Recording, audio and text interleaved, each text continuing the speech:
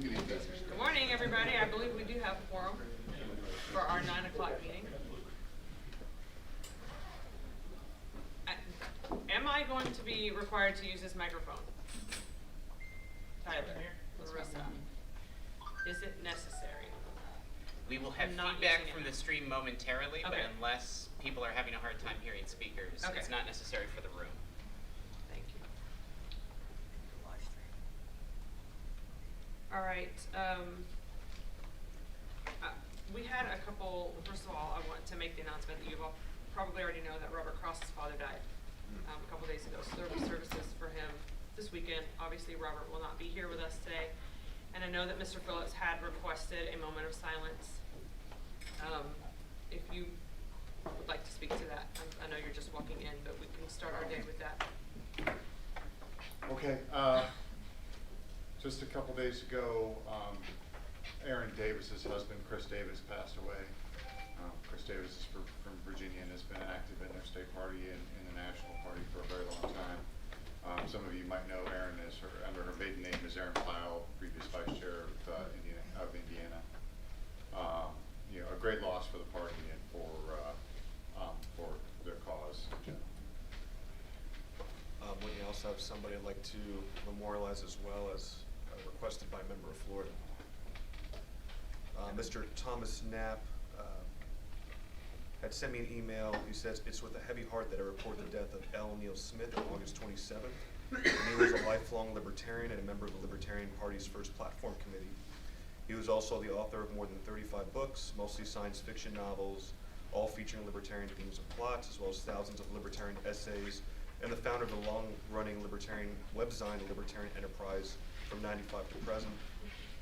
His accomplishments are simply too numerous to recount here. Most of all, Neil was a friend and mentor to more libertarians than we'll ever know, including me. It was at his personal urging that I joined the Libertarian Party in 1996. I hope the Libertarian National Committee will set aside a moment of respectful silence in L. Neil Smith's memory at its meeting this weekend in Louisville. Best regards, Thomas L. Knapp, Florida Libertarian." Thank you.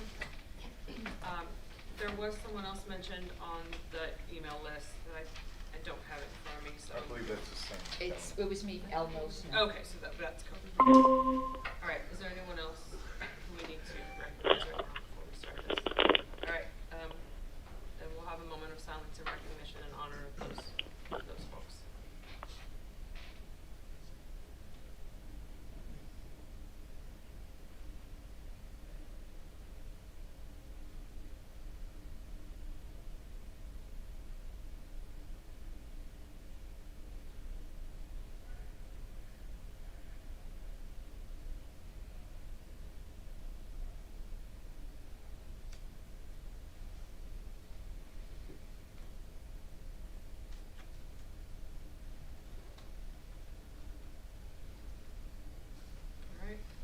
Thank you.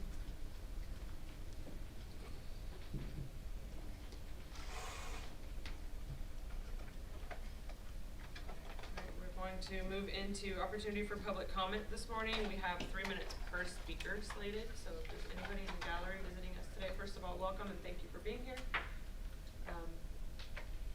Anyone?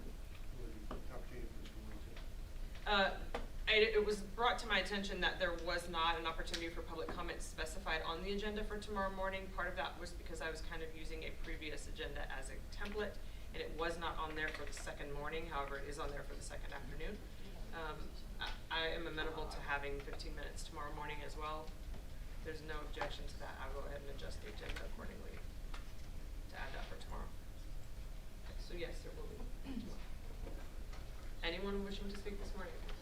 More of an announcement, really. If anybody would like coffee or sustenance, such as it is anyway, I'm going to run over to McDonald's. And if somebody wants to make a sheet and maybe pass it down, I'm sure there's some people that need some caffeine and be happy to help on that front. So.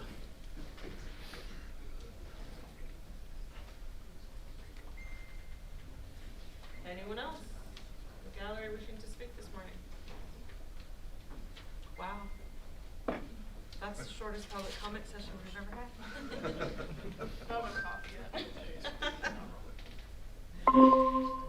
All right, Madam Secretary, if you're ready, we're rolling into roll call.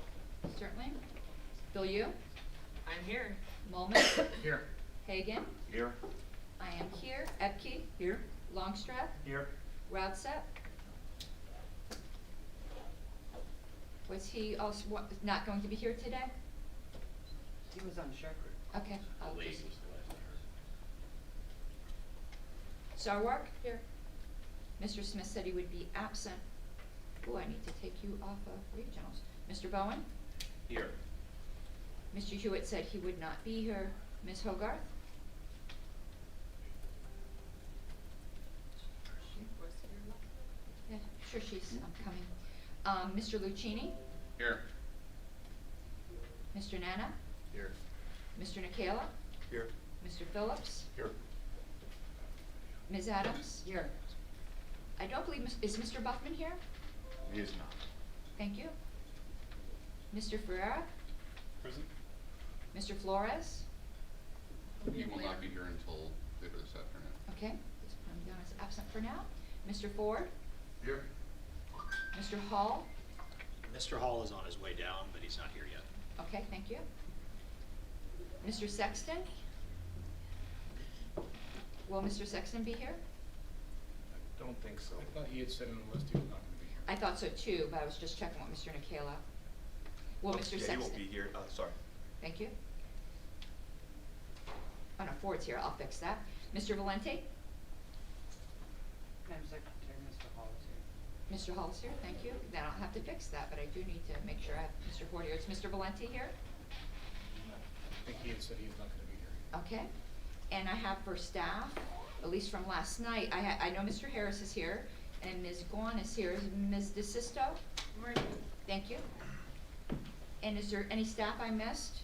Ms. Congdon is in the gallery. Okay, thank you. Madam Secretary, Mr. Wilford is present.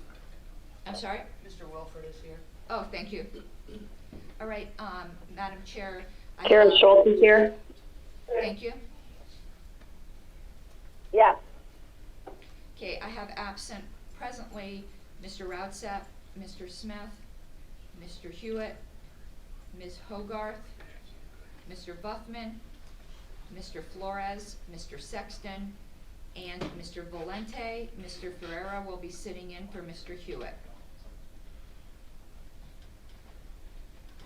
Thank you.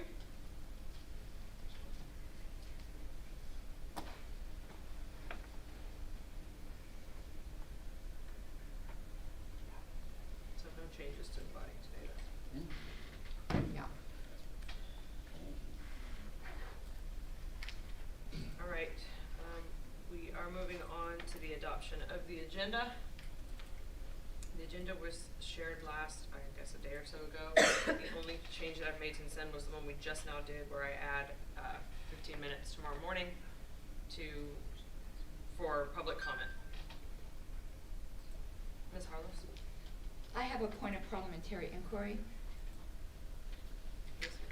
I'm informed that there will be several people, well, we know Mr. Smith, but I believe Mr. Nikela is going to be absent tomorrow. That might be correct, yes. For the one item that's of extreme importance to the body, and I consulted with my parliamentarian who said that the rule against electronic participation, in his opinion, is suspendable. And I didn't know when would be appropriate to introduce a motion to suspend the rules to allow the electronic participation of Mr. Nikela, Mr. Smith, and if necessary, Mr. Roudset, for only the motion of concerning suspension.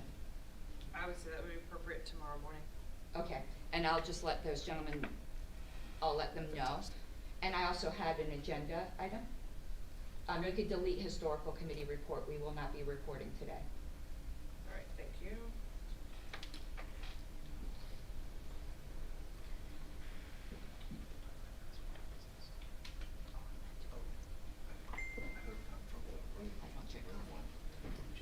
Any other discussion about the agenda? All right, so the two amendments that were proposed is adding opportunity for public comment tomorrow morning, first thing in 15 minutes, and removing historical committee report from today. Any objections to those? All right, that's done. Thank you. The agenda has been adopted. Madam Chair? Yes, sir. Point of information. Yes, sir. Mr. Nikela, did I see on the Facebook last night get you that engaged? I did, yes. Congratulations. Thank you.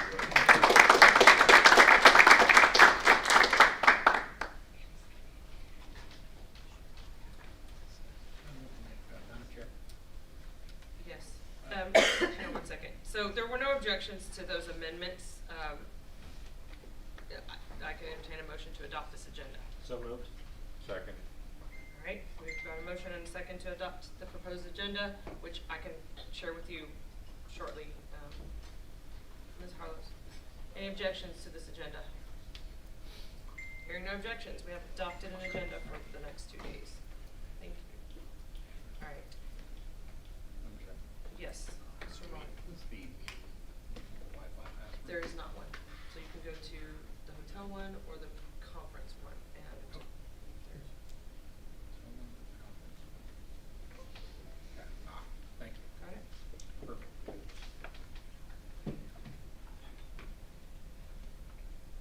Ms. Harlow, I'm sending you the Okay. updated agenda. I'll stick it in the OneNote. Oh, great.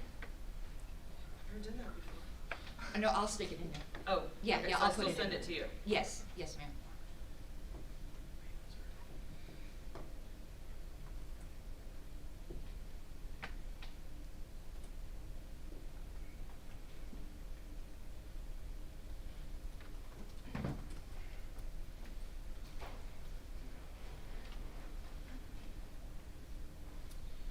Okay.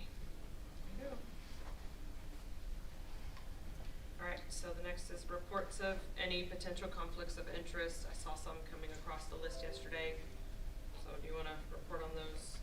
Well, they are the updated list from the ones that were sent to me, and the old ones are in the OneNote. So if anyone would like to advise me of any other corrections.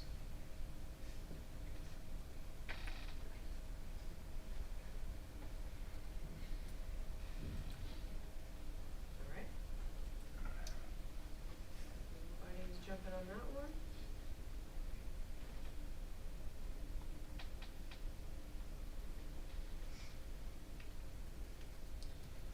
Okay, rolling right along into officer reports. Let me find mine.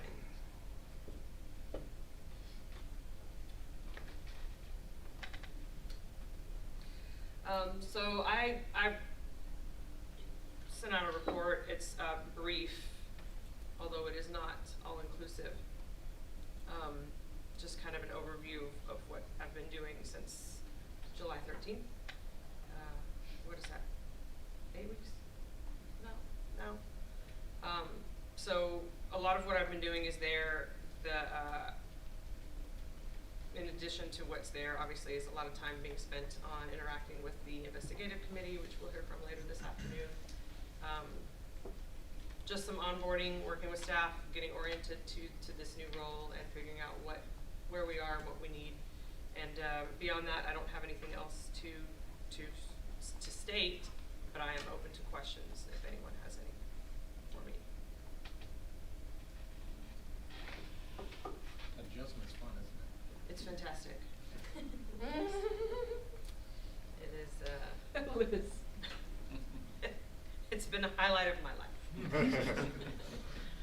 In your life. That's true. Anybody? Nobody wants to know anything? Yes, Mr. Phillips. I don't have a question. I just want to express our appreciation for you taking on the role, and that I believe that you're doing a fine job. Thank you. I appreciate that. Although I'm not tweeting. Apparently that's a big problem for some people. That's a feature, not a bug. Yes, that's how we gotta get. All right. Nothing else then. Great. Thank you. Mr. Moman, you're up. Yeah, I can't get the internet to come up, so that's good times. So I'm gonna try to do this from memory. You want to stand here and? Oh, do I have my report Your there? report's here. Hey, that's Just- excellent. That'll it's work. blurry and Oh, small. gosh. You're welcome That's to- all right.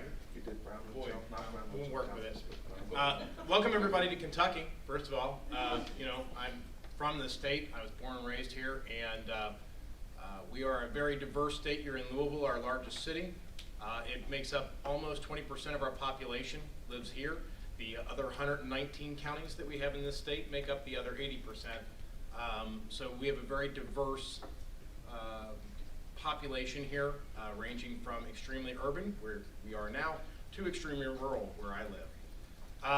I hope that you all enjoy yourselves while you're here. I thank you all for coming. And so I guess with that, I'll get into my actual report. As you all know, and as kind of alluded to, I was temporarily the acting chair for about 3 weeks. During that time, I assisted the investigative committee and worked with the LNC, and we had that whole back and forth, and we now have the result of that report, or a report from that committee today. So I'm excited to hear that. I know there are a number of questions. Let's see. Now that I'm not the acting chair, this is really small. Now that I'm not the acting chair, I took a couple of weeks of recovery from being the acting chair, and that's not even a joke. And then got back to doing what I tend to do the most, which is the CRM project, as most of you know. We do have a brand new importer, some new things going on there. I do have a report for that later. Region 0, I represent the 2 states that do not fall into regions today. Idaho sends word that liberty is alive and well in Idaho. They are currently placing a priority on finding candidates, that the number of registered libertarians and party membership continue to trend upward. They are currently working on spinning up county parties, which is excellent, passion of mine. And they have volunteers queued up, so once they're ready to spin up, they already have some people ready to hit the ground and start. So pretty excited about that. I'm sure that we'll, on the affiliate support, we'll be doing stuff there. In Mississippi, they did have a successful second half of their convention. For those that don't know, they had a business and then a fun. I went to the fun. It was definitely worth going to the fun. The fun is a lot better than the business.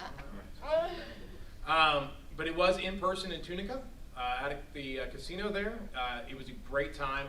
We got to see a lot of new and old faces, and they had a live podcast going on from there.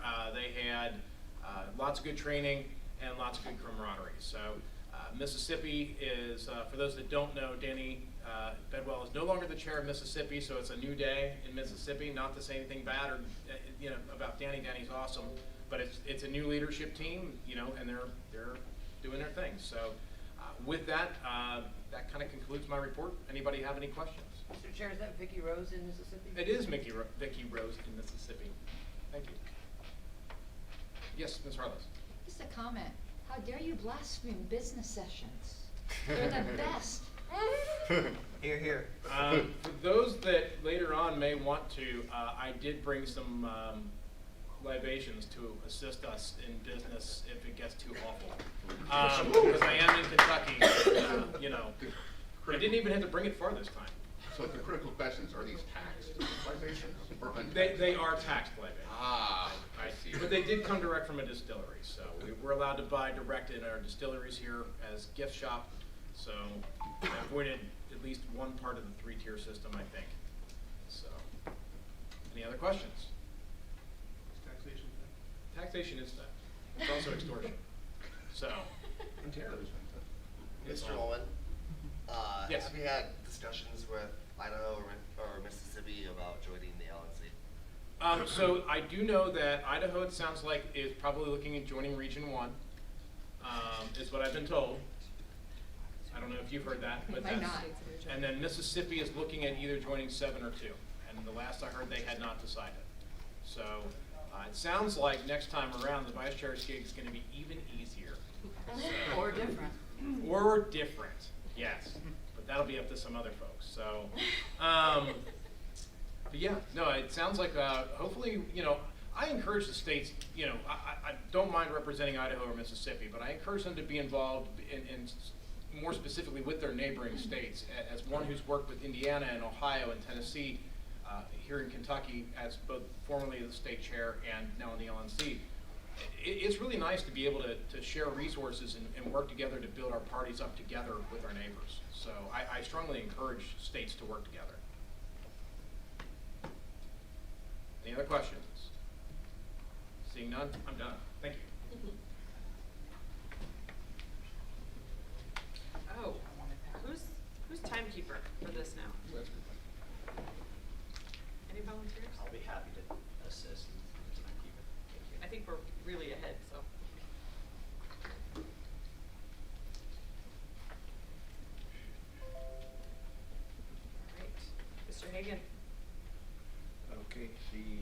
July end of month financial reports, our latest reports that went out. We're doing pretty good financially. We're above the target reserve by almost triple. Revenues are above, heading above our budget for the year. In fact, as far as recurring gifts, monthly donations, in September, when they were the recurring gifts have increased every month since 2020. Mr. Higgin, can you hold on just a second? Is that someone new logging in? And Yes, is that what that was? it's Okay. been muted. It was Mr. Brown's microphone. Okay. Can you say that about like more revenues again? I like that. No, really. Since we had the interference. Right. Except for September when they were flat, our monthly recurring gifts, which is people pledge, put in their credit cards to pledge every month. They've increased every month since May 2020, and in July they crossed over 50,000. Was $50,260 for that month. So that's recurring, or is that? Pardon? And you said that's total? Total for the month. Monthly. Monthly Recurring. Yeah, monthly pledges.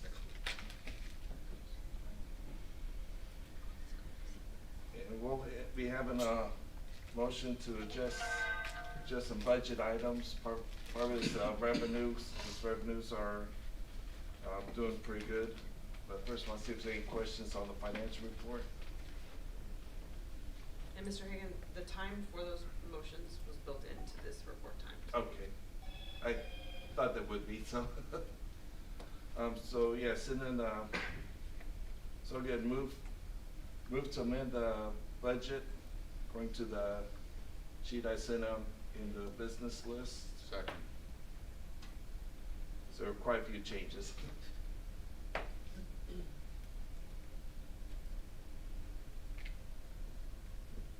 So we have a motion to amend the budget as proposed by Mr. Hagan on the list. Few options. It's been seconded. Any? Mr. Hagan, can you re-forward me that language? Because I do need to get it on the screen so everyone knows what they're voting on. Oh, I think you had it under, it's in the OneNote under new business. I thought so too, but I don't see it now. I put it in there, I swore. Amend budget Hagan. Oh. Where's that? New business with previous notice. Do I have new business with previous notice in here twice? Because I am looking at new business with previous notice. The yellow tag on what I show. I'm Third item seeing is it. Hogarth. Well, third It's item. under that. Then it's number 4. Under Hogarth, Hagan, Oh. amended budget Hagan. That's not on my screen. That's weird. Yeah, because you built it. However, this does not have the attachment, PDF showing what the changes are. Look, that's very weird. Could you paste it into an email for me and I'll get it on the screen? I'm actually. I don't know what's. It's there, but it's missing the attachment. Oh, yeah. Just sent it to your email. I see. Okay, thank you. I'll take care of it. I think I have to. So I'm seeing the notes about it, but I'm not seeing the attachment with the actual motions. So maybe you do still need those. Just waiting for it to come here and I'm gonna stick it on on the screen. Mr. Hagan, it's the one from the August 23rd titled amend budget agenda item, correct?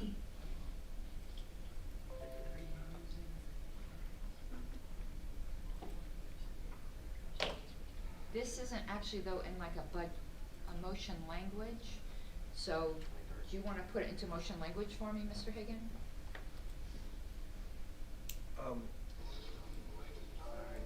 Yeah, do you need me to read out each one of those changes? Hold on.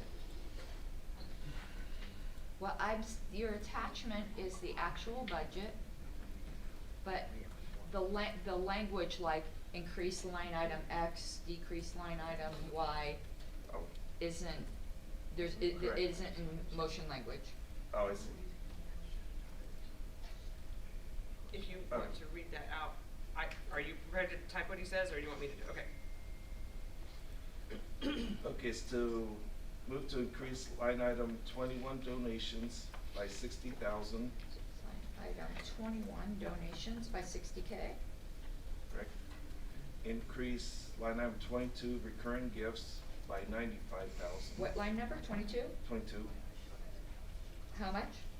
95,000.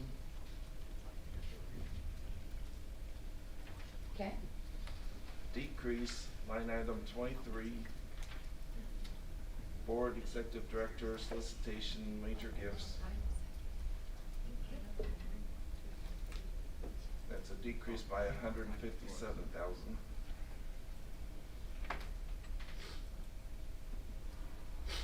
Increase 25 project programs revenues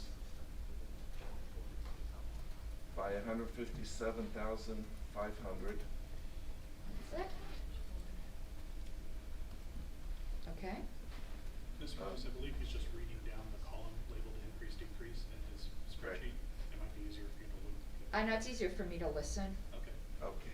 Thank you. Decrease 26 brand development political materials by 20,000.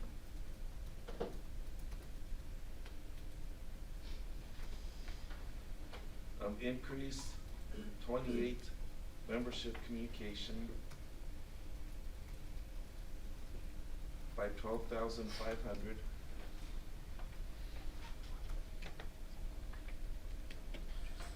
Decrease decrease 32 fundraising costs by 55,000. Decrease 33 membership fundraising costs by 20,000.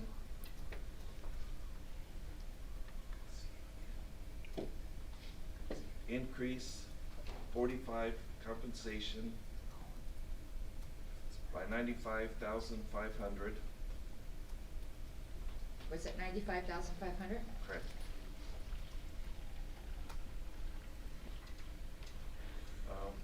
Decrease 55 brand development political materials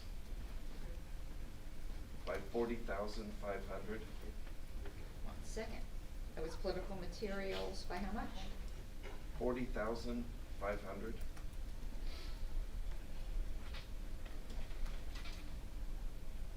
And decrease 58 campus outreach by $750.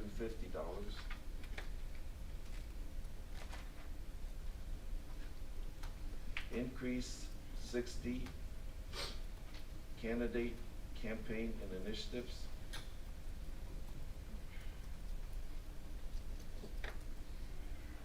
by 80,600. Increase 80 media by 5,500. Increase 85 member communication. 1 second, 85, member communication? Correct. 30,000. And decrease 88 outreach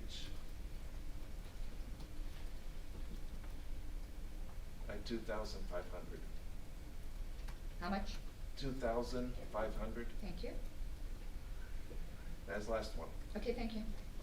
Point of personal privilege. Could we, would it be possible for the secretary to scroll in a little bit so that's a little bit bigger on the screen? Oh, yeah, certainly. Let me see what I can do about that. So maybe, 1 second. Is that better? That's much better. We could probably do a little more if, That was one more step, one more? I think one more, at least for me. That's much better. for me. Okay, much better for me too, actually. I know I had one misspelling here, I gotta find it again. I'll find it later. I'll second. Alright, so we've got the motion to amend the budget as you see there on the screen, and as you just heard, it's been seconded. Are there any objections to these amendments? Hearing no objections, the budget is amended accordingly.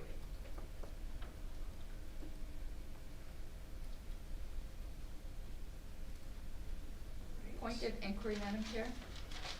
Yes. I thought I heard, is Richard Brown online now? He is. Okay, I'll let him know, thank you. Oh, thanks. That's correct, Mr. Harris, you confirmed he is online now? And Mr. Brown is on the Polycom. Okay. Did you capture that, Ms. O'Brien as well? Oh, thank you. Did anyone else appear since roll call that we need to account for? All right, Madam Secretary, it is your turn. Just give me one moment to just note this arrival. Mr. Hagan, were you done? Yeah. And 1 second. Let's pull my report up in OneNote.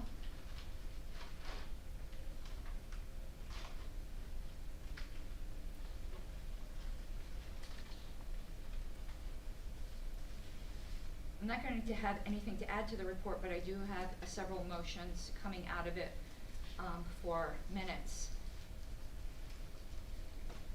The first one would be to approve version 3 of the June 5th through 6th, 2021 meeting in Chicago that had been distributed to the LNC list about 2 weeks ago. So I was moving to approve those. So moved. Second. Any objection to approving the minutes from the Chicago meeting? Hearing no objection, the minutes are. I would like to expressly abstain since I was not at the Chicago meeting. I would like to be marked down as abstain. Okay. If there are no objections to the minutes, they'll just be approved, so there won't be a vote, but thank you for that. All right, hearing no objection, the minutes are approved. Okay, I have one other motion to approve version 2 of the July 11th, 2021 minutes.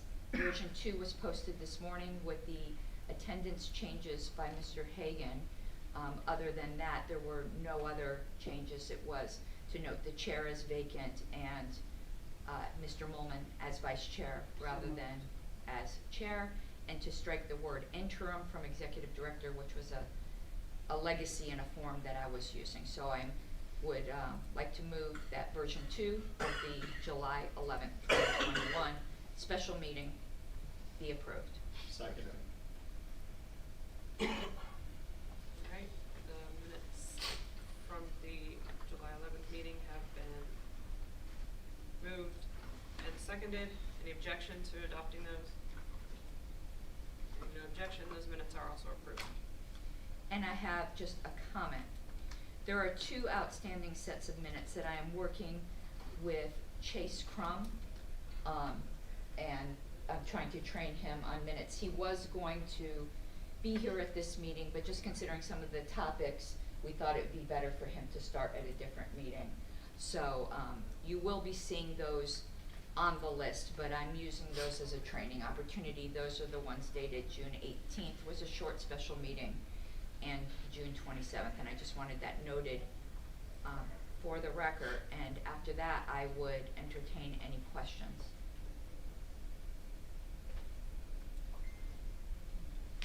Madam Secretary, you have those being listed on the OneNote as needing approval at the moment. Is that not the case right now? We expected to have them done, but the events of last week caused a delay. All right, thank you.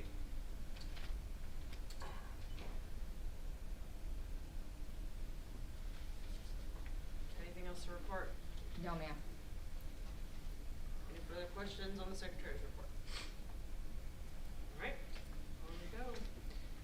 Mr. Harris, we are early for your staff reports. Are they all available and ready? They're on OneNote. And anybody who needs to speak, are they available? Those who are available, and Okay. I can prattle on for a while and we'll see who becomes available. Sorry about that. Sorry for possibly finishing the meeting early. All right, never an apology required for that, and I will try to not derail us. So it would probably be remiss of me not to start any staff report for this quarter by noting that it has been an atypical 3 months in terms of the environment that we've been operating in. Staff has performed tremendously and flexibly. We've worked with 3 different people in the office of chair over the last 3 months. And I think all of those transitions we have facilitated on the operational side as smoothly as could possibly be expected.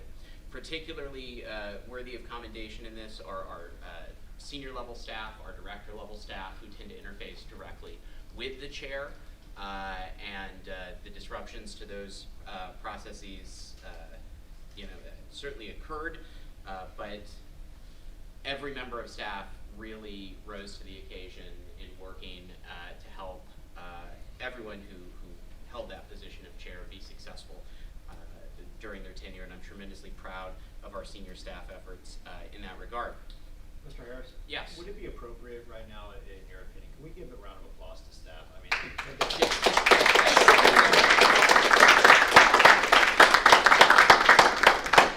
whenever I'm at a podium, Mr. Longstreth, applause is always appropriate. And applause for staff is certainly always appropriate at any time. Of course, staff is not directly involved in the political side in terms of party business that the LNC conducts, and that has allowed us to move forward with all of the projects that are a tremendous priority for this body. And staff has been diligently working, if not in the spotlight, in the background this past 3 months to continue moving all the priorities of this party forward. As Mr. Hagan noted, we are in a tremendously good financial position. We are on track for the what I believe is the best off year of the last 20 years for the Libertarian Party. We've begun surpassing election years in terms of gross revenue that we have brought in. And of course, that revenue allows us to support and even expand our support for the ongoing efforts that were set as priorities at the start of the year. We've been able to get canvassers in the field earlier to capture momentum that we have behind ballot initiatives that are currently underway in Wyoming, and I'm told more likely to come in other places as well. Those will roll into laying the groundwork for some of our targeted campaigns both this year in terms of local races that we are running, and also in 2022, where it is of course very important that we lay a solid foundation for a lot of competitive races that we're going to be pursuing next year. We've been able to step up our messaging efforts. We're working on getting our communications director, Larissa Gahn, more tools and resources that she needs. I would like to thank everyone who helped contribute to that effort last night at our fundraising event. We raised a few $1,000s towards that last night, and that is much appreciated.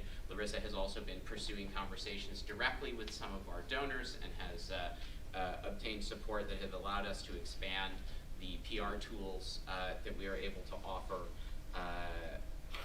to put at her disposal so that she can be more effective in spreading our libertarian message. We are running a great slate of candidates this year, of course. We are the candidates that have had early elections in the cycle. More than 50% of the candidates whose elections they have already passed have been elected to office. So it's a small number, but we are at an over 50% win rate. We're not shy on ambition, and the way I view it, I think we are on track to elect over 100 libertarians to office this year, and that is the goal for staff, and that is what we are pursuing. We've also hosted a number of successful events and trainings. We're about midway through our regional training cycle. We have brought these trainings around the region, combining candidate and affiliate support. Staff has been a large part of the base of trainers for those. We've also hosted a number of successful fundraising events as I gesture to our development team that's in the room. And of course, just last week, we celebrated the party's 50th anniversary with an awesome party in Denver, Colorado. That is something that we're still waiting on final numbers. Looks like it will have been a profitable event for the party, as well as from everything I've heard from everyone in attendance, a very good time had by the folks there. Of course, there are challenges that lie ahead of us. I don't want to paint an overly rosy picture, especially in light of the environment we're operating in. That said, you know, those successful events have involved a very heavy travel schedule for staff. We've got a lot of people who are operating at or even temporarily beyond their capacities right now. We will be coming through that in the next couple of months and get staff back in a place that resembles more normal operations. For now, many of our senior staff members are spending a lot of time on the road making those events and trainings successful. Those who have been watching our membership numbers know that we are in that off-cycle period of time in our 4-year sort of business cycle, election cycle, where we see membership numbers drop. And we have been seeing membership numbers drop. We are ahead of where we were in 2017, the most recent comparable year, and one coming off a very successful presidential election. We're ahead of pace in terms of revenue. We're ahead of pace in terms of where we are on membership. Of course, the great unknown this year that we have the benefit of hindsight on 2017 is 2017 we know where the floor was. We know where membership fell to in 2017. We're still on that downward slope now, and our membership team is, of course, working hard to make sure that we reach that plateau sooner and higher and in a better position than 4 years ago. Every indicator is that we will, but we're not there yet, and so that is still an ongoing challenge and effort. And of course, it's tremendously hard work for staff to continue all of the positive trends that we've established this year. And I don't want to take for granted the revenue growth that we've seen. I don't want to take for granted the pledge member growth that we've seen. The number that Tim said earlier is an important one, that we now have monthly pledge revenue coming in that exceeds our monthly reserve requirement, which means on the first of the month, we have already met the expenses that this body requires us to reserve.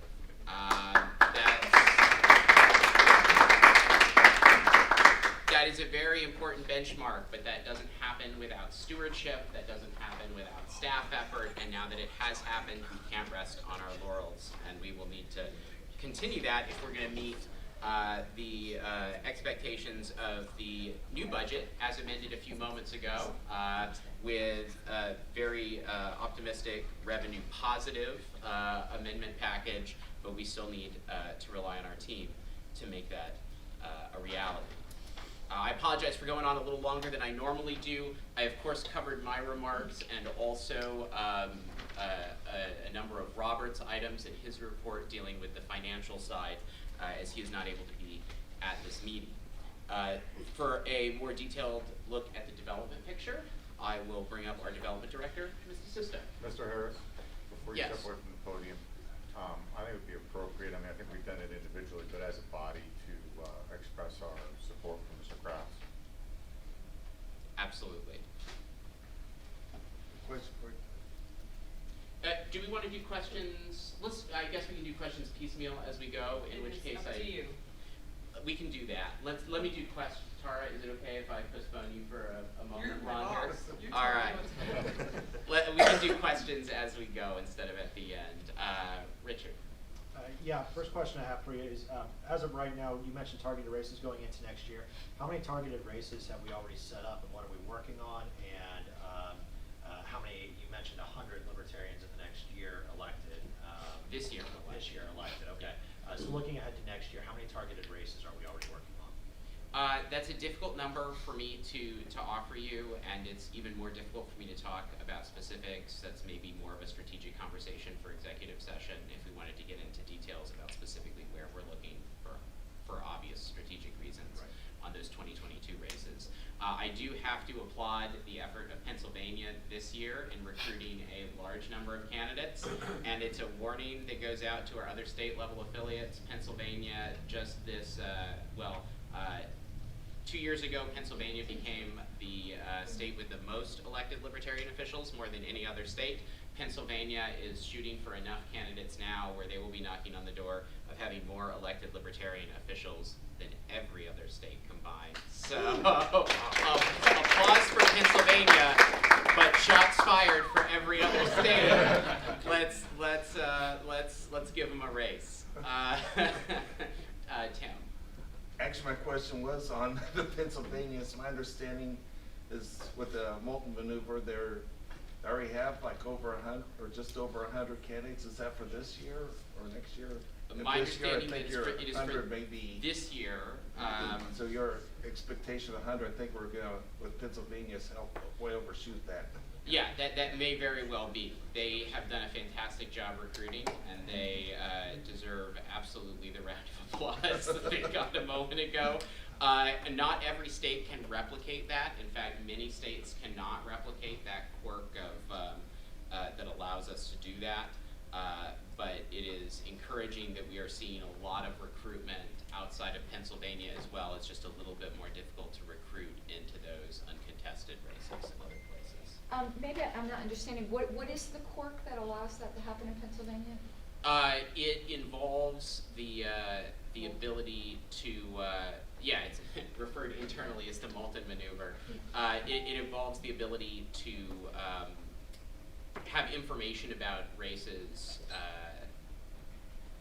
where major candidates are competitive prior to having to file signatures. So it allows us to get more information in advance. Because I was just curious if it's something we could do in Colorado with our good ballot access, that's why.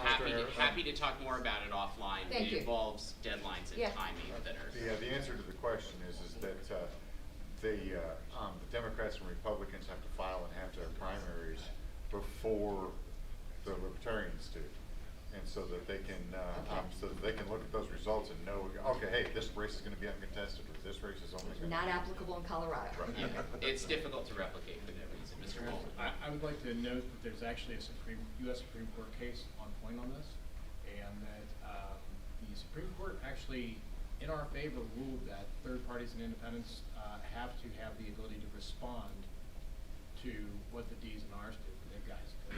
Put that as a check and balance, supposedly. It's a weird ruling. I can't remember which one it was, but I remember it from a lawsuit we did in 2014 in Kentucky. So, and as far as I know, it's still valid. I don't think it's been overturned. So we may actually want to look at expanding that. So. Mr. Nicola. I just wanted to be on record that Florida is putting Pennsylvania on watch. And There we go. for that top spot. I like to hear it. Get a little healthy competition, Mr. Lucchini. So for those of you that don't have the advantage of the rules in Pennsylvania, something that's going on in New Mexico is there is a time period after the filing deadline for nonpartisan races where you can run as a write-in. Secretary of State helpfully gives you the candidates, but not the positions that nobody has applied for. So we didn't manage to do this thoroughly, but in the future, we're going to find every seat by process of elimination that has no one filed for it, simply get somebody to run as a write-in, and then if you vote for yourself, you win. It's very simple. Mr. Ford. Yeah, for those who haven't met me, my name is Pat Ford. I'm the new alternate to Region 8. Perhaps you could give me some detail specifically, and I think we're all very proud of Pennsylvania.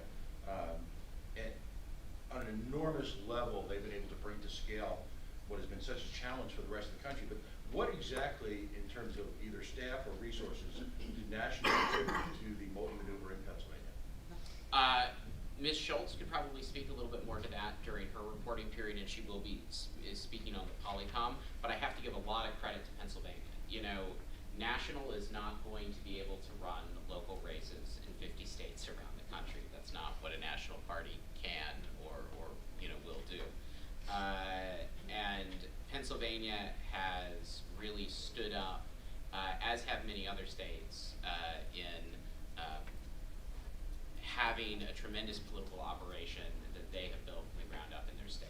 Where national can play a role is states that need help doing that, states that need help recreating that. They may not be able to recapture the eccentricities of Pennsylvania's election landscape, but who need help standing up political directors, standing up political departments. The role national has been playing is in training and helping those affiliates close those gaps.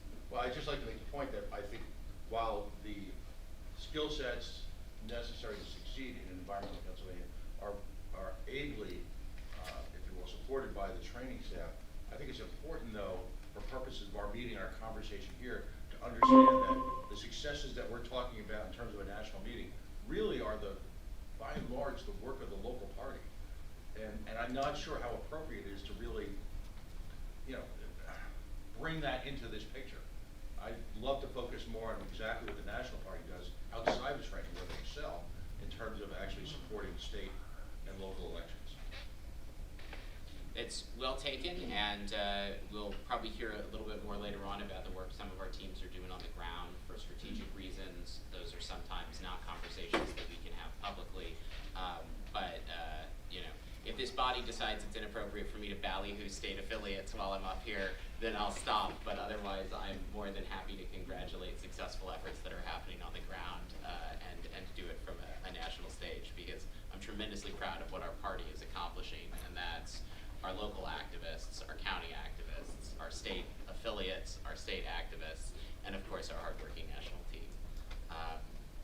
And we all want to support each other's efforts, for sure. I'm not seeing any other questions, so I will turn it over to Ms. DeSisto. Thank you, Tyler, and thank you for your leadership through the changes that have taken place over the last few months. You've been a really great leader and mentor, and staff definitely appreciates it. I'm sorry? He's a good boss for me too. I'll leave that between you two. Very exciting time for development. We are growing, and unfortunately we don't have the charts that I have put into the staff report up here. I can do that. You can do that. Oh, thank you, Ms. Secretary. Just one moment, pull up the OneNote and I'll have that for you. Sure. We've made many new discoveries in our data. We're taking deeper dives into age demographics and giving interests. We see that our youngest donors are giving to affiliate support, but are no younger than 25 at this point, which makes sense. Our key consistent donors are over the age of 65 and best targeted for single contributions through our direct mail programs. Our pledgers are still a solid base, with a majority coming in at $100 a month. Our Gen Xers are giving to candidate training, ballot access, and respond better with direct access to leadership, like myself, Tyler, Whitney. Our largest donors have supported the building fund, candidate support, and I'm happy to say that we received a maximum contribution for the Association for Libertarian Educators, which we'll be putting on this November, which is a pilot program. We've made great strides recapturing 1,115 donors who had previously fallen away, and we continue to improve these opportunities with a strong stewardship program. So this chart right here, you can see where people are giving by age demographic. You want me to just tell me where to go? Yep. If you can blow this up just a little bit, this chart. See if I can without losing, because I have to scroll to the side. So I explained a lot of this in the report, but you see candidate training here does come with the 45 to 54 age range. We have a lot of data capturing that we're still working on.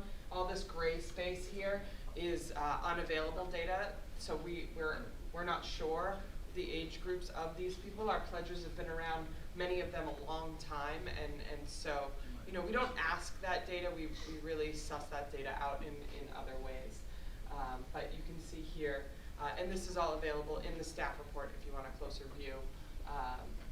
So candidate training, our executive director, our fundraising goes right in here collectively. So I fall under executive director fundraising as well. Association of Libertarian Educators also came in at above 65. Our bequests are thankfully over 65. And we did launch the legacy program by presenting an award to Elizabeth Nolan at the 50th anniversary on behalf of David Nolan, which we were able to introduce our Eternal Flame of Liberty for those individuals who leave a bequest to the party over $10,000, this award will go to their next of kin engraved with their name on it to signify their commitment to keeping the eternal flame of liberty lit. Our stewardship program has really taken off, with Michelle McCutcheon moving over to our activism coordinator role. We hired Andrew Rhea to join our team, focusing on membership programs, including the Association of Libertarian Educators Project, renewal and pledge maintenance calls, and of course our appreciation responses, those thank you calls that we desperately need to stay on top of. And I would invite you all to get in touch with me. I've been on the road for the past 5 months, almost non-stop, and so call time has really dwindled down for everyone who was involved with me. But I'm happy to say, after this meeting today, I will be going home and I will not need to be on the road for the remainder of the year. So I am very excited about that. So I'm excited to get back on the phone with our donors. I'm excited to help all of you with our fundraising strategies. I've even reached out to our former congressman to ask if he would be willing to do some call time with us, and I'm looking forward to growing that program out. Becca Congdon has been building our appeals program with a higher qualitative analysis, showcasing our best performing asks, which I will cover more in depth a little bit later. Chris Clements assisted on the 50th anniversary coordination, training Andrew on standard operating procedures for our development department. He's also involved with heavy editing support for our appeals program and our pledge and LP news.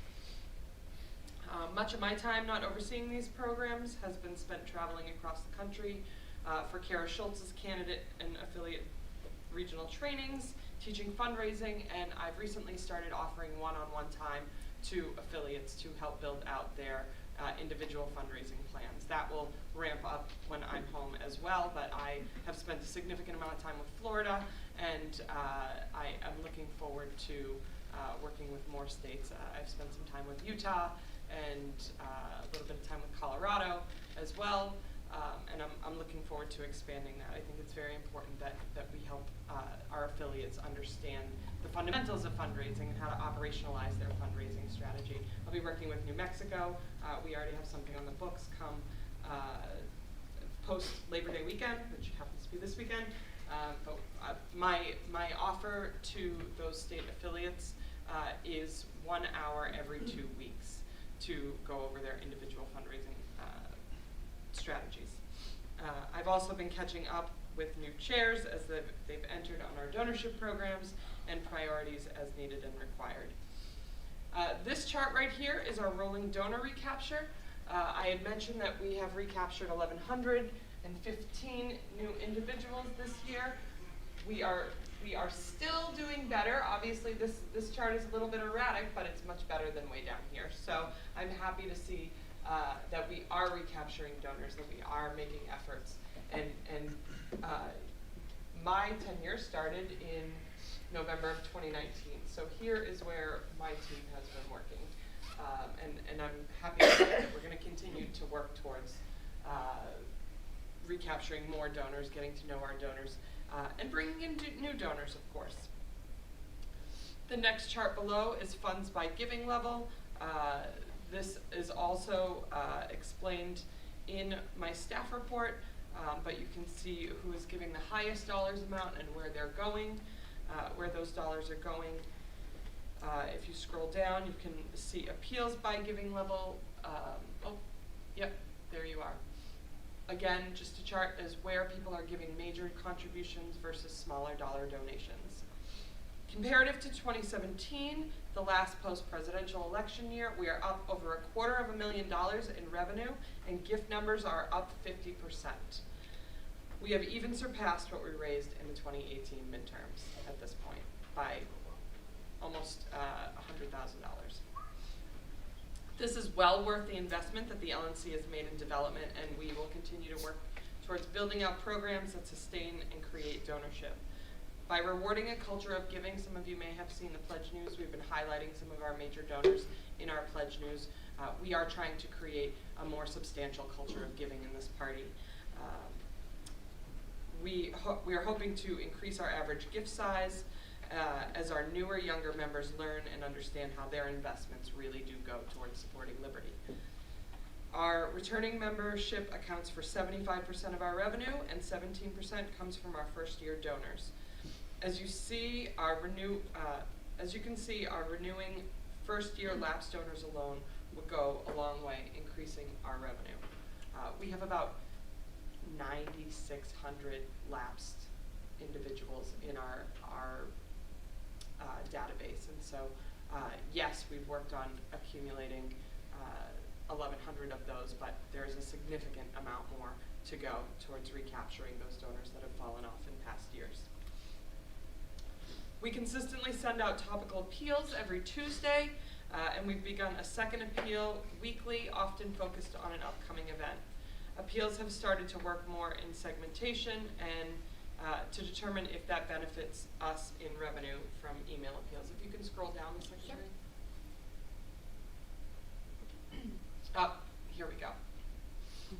And I would like to say thank you to Larissa Gahn, who had helped us and put out an appeal towards communication strategy. That appeal brought in $14,000, which was phenomenal. We had a major giver who decided that this was an appropriate area to place his money. It came in at the $10,000 level, and we had a number of smaller dollar contributions that have come in as well. Also, our ballot access appeal did $10,000. Our ballot access right now, last I checked, was around $40,000 for the year, and I know we have a mandate to hit $85,000. So we are working towards that. We had a little bit of a late start in the year, so we didn't start working on ballot access till around March, and I'm hoping to really accelerate that program. Chris Thrasher has offered to write an appeal as well, and I will be on top of him this month to make sure that that gets completed. Also, Bill Redpath will be getting back on the phone with us to do call time.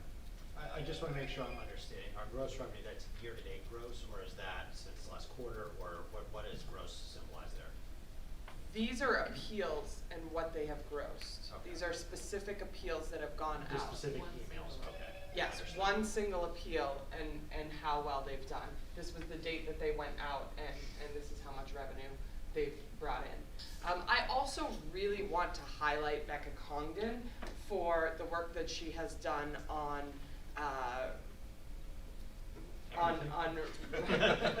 our Lifetime program. She did an appeal on renewing your Lifetime appeal, and it was wildly successful in the 50th anniversary year. It's done over $40,000, and that's just for a pin, an extra pin that she also designed. So reaffirmation of your lifetime. If you haven't done it yet, please do it. It's a really wonderful opportunity to show your love towards the party, especially in our golden anniversary. Out of curiosity, the Larissa and Becca's direct mail, was that the appeal that was sent that raised the $14,000? Yes. That was the appeal. It was the Okay. direct mail piece that raised $14,000. Awesome. Yes, yes. And we had a contributor from Washington State who gave $10,000 towards that in that appeal. That's awesome. Is that 14,000 net or gross? You spent money to send out the mail. Right, I know. We did gross that, yes. And we actually only sent that out to a population of 2,000. And so to have that much generated from just that small batch was pretty substantial. Is it appropriate to ask questions now? Sure. We had one, and I'm very interested in this as well, that asked, what are we doing to market to 25 to 40-year-olds? Because a question in the YouTube chat was that, we can't only have older, the older demographic be donors, so I was very curious about that as well. So I'm going to let Larissa talk about marketing when she comes up to speak. Okay. But really, we do concentrate on messaging in general, and not necessarily towards the younger population. Our donorship, our largest donorship does come from aging. Isn't that pretty individuals. typical, though? It's very, very, very typical. 25-year-olds are still Building. Oftentimes Building their life. Yes, working towards their career, getting settled. Both direct mail appeals above, they were written by a specific member of the party known for their work on an issue, or a member of staff focused on the topic at hand. The letters gave specific amounts of money needing to be raised and laid out how that money would be used. This is a model we can continue to replicate. And so I invite you all to think about the topics that really resonate with you in Liberty. Please match them with a program that we are actively working towards, because one thing that's really important to understand is we can't raise money off of having mutually common ideas with individuals so much. We have to actually be demonstrating that we have a product that we can offer.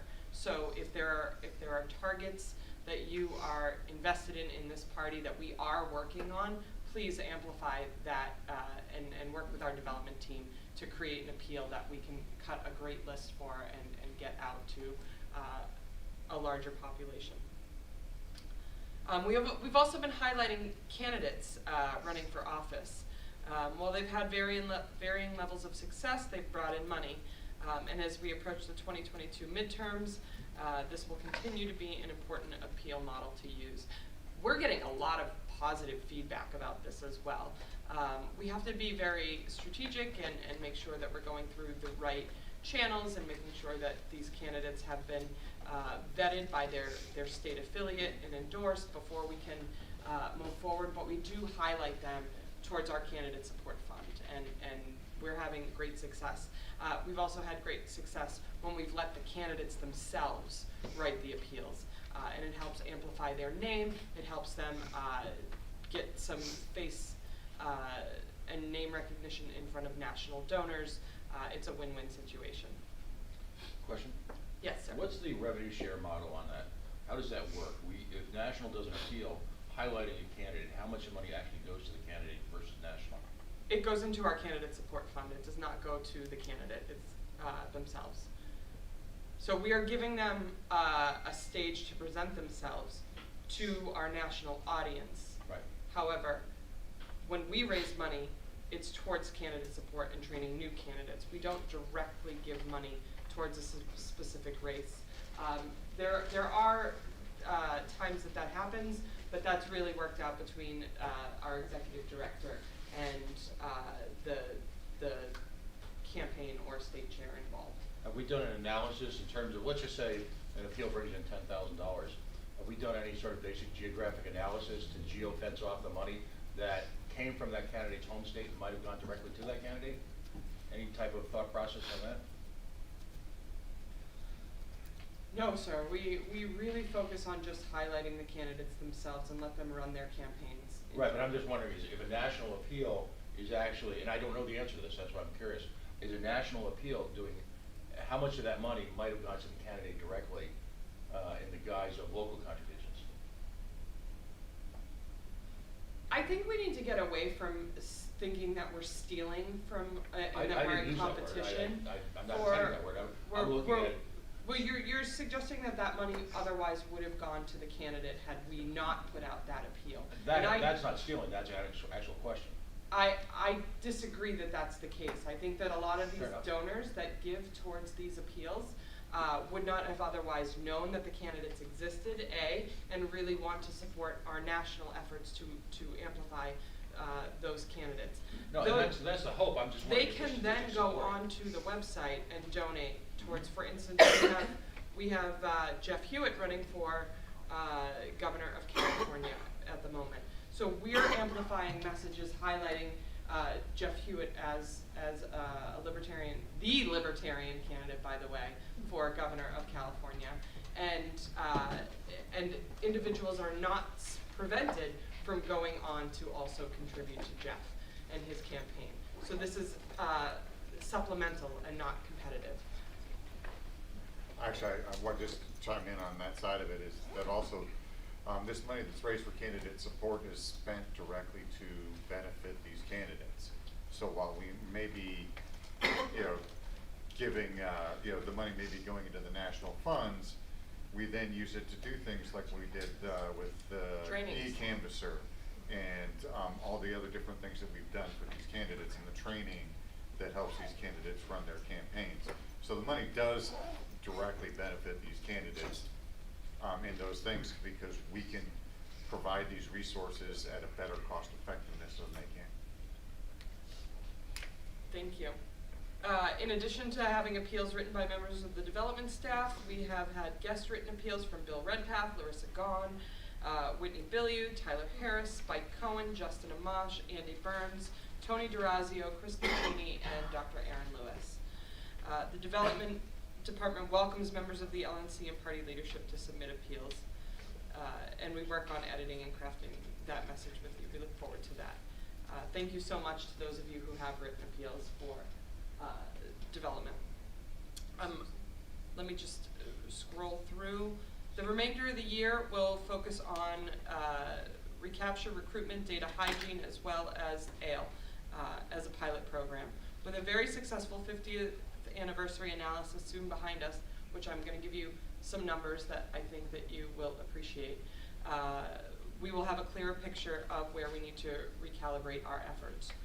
We did $73,977 in ticket sales for the 50th, which put us in the black from the beginning.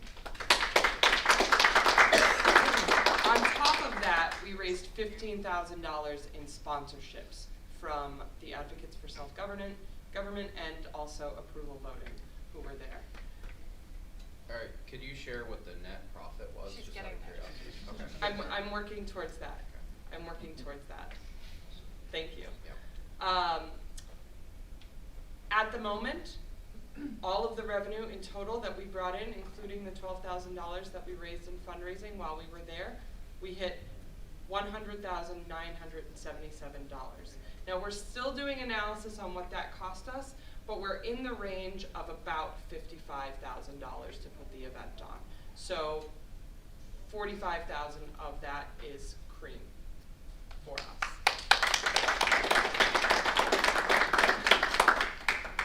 Does anyone have any questions for me before I move on? So your cost estimate is direct cost, or does it include staff?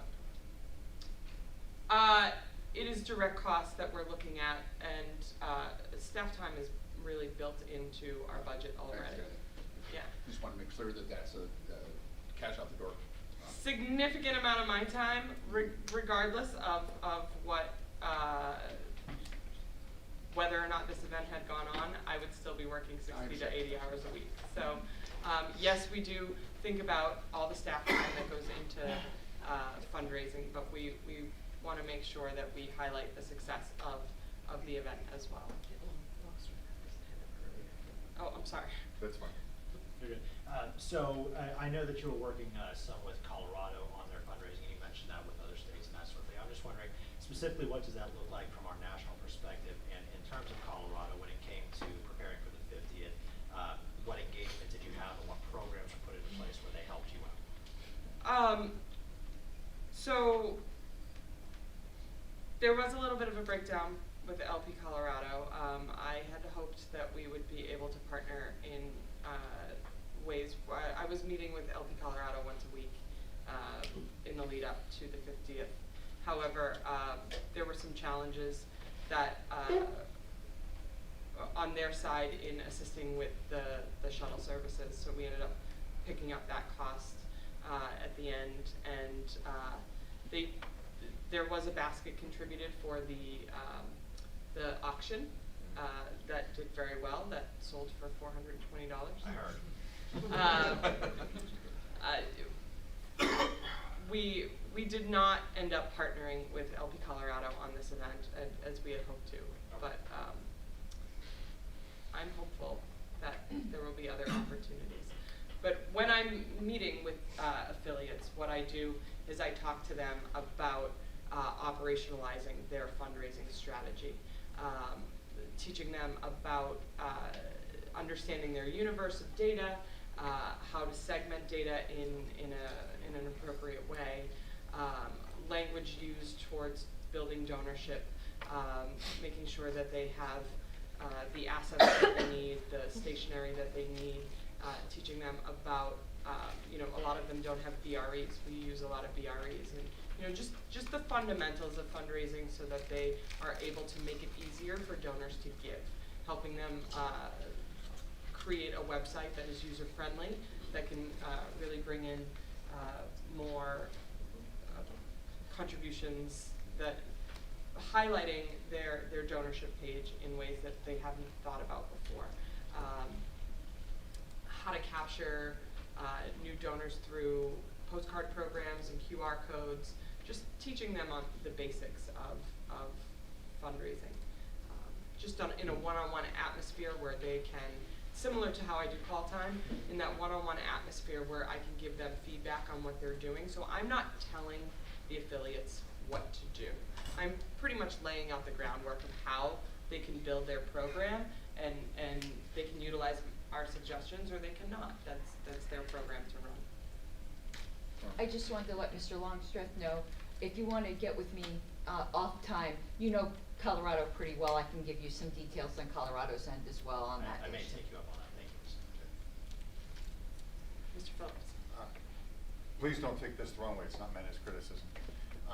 In all the numbers we've talked about today, we talked about the fundraising doing well, and that's.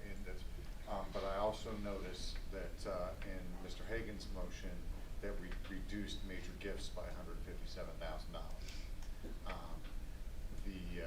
Is that an intentional shift in fundraising, or is there some kind of? I'm just curious as to. We did lose bequests, which are major gifts. We had two major bequests that came in the year before that are no longer part of our fundraising. That was a significant. Thank you. That clarifies that for everybody. Thank you. I assumed it was something like that. So you have something in here about $32,000 from the 50th anniversary event. How many new members, or how many new lifetime members have we achieved this year, and how many did we get actually in Denver? Oh, we got 7 or 8 in Denver. 7 in Denver. New or reaffirmed? Both. Both coming in. I don't know how many exactly we have brought in for reaffirming versus new this year. Yeah, I can get that number to you, Mr. Hall. We don't have that exact breakdown. That's fine. Thank you. Mr. Ferreira. Wasn't sure. I have a 3-part question for you. Okay. 26 subparts. Would you do the 50th anniversary again?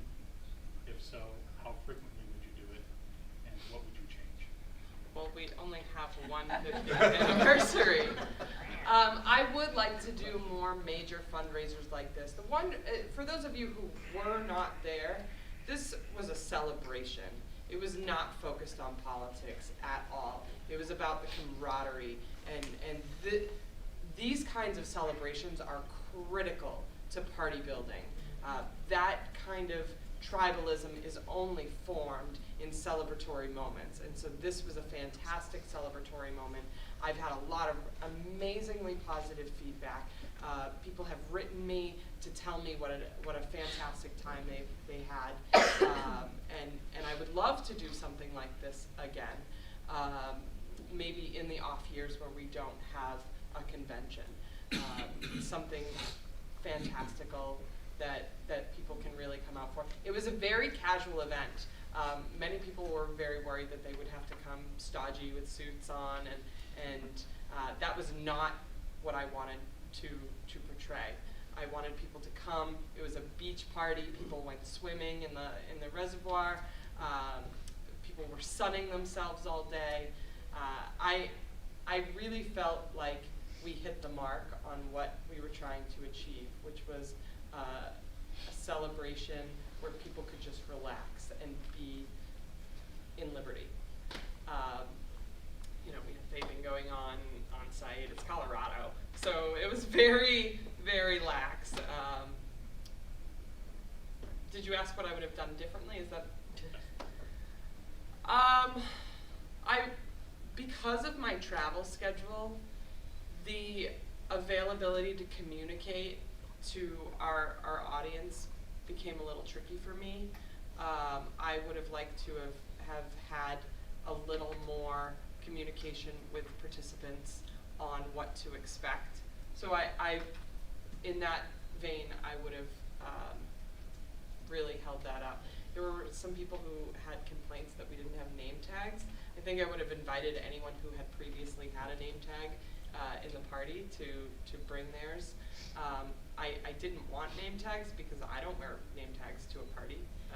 Like it's not something you do at a casual party, but there were a lot of people who had returned that had not been involved in the party for many years, who were very, very active in the 70s and 80s, that were like, well, where's my name tag?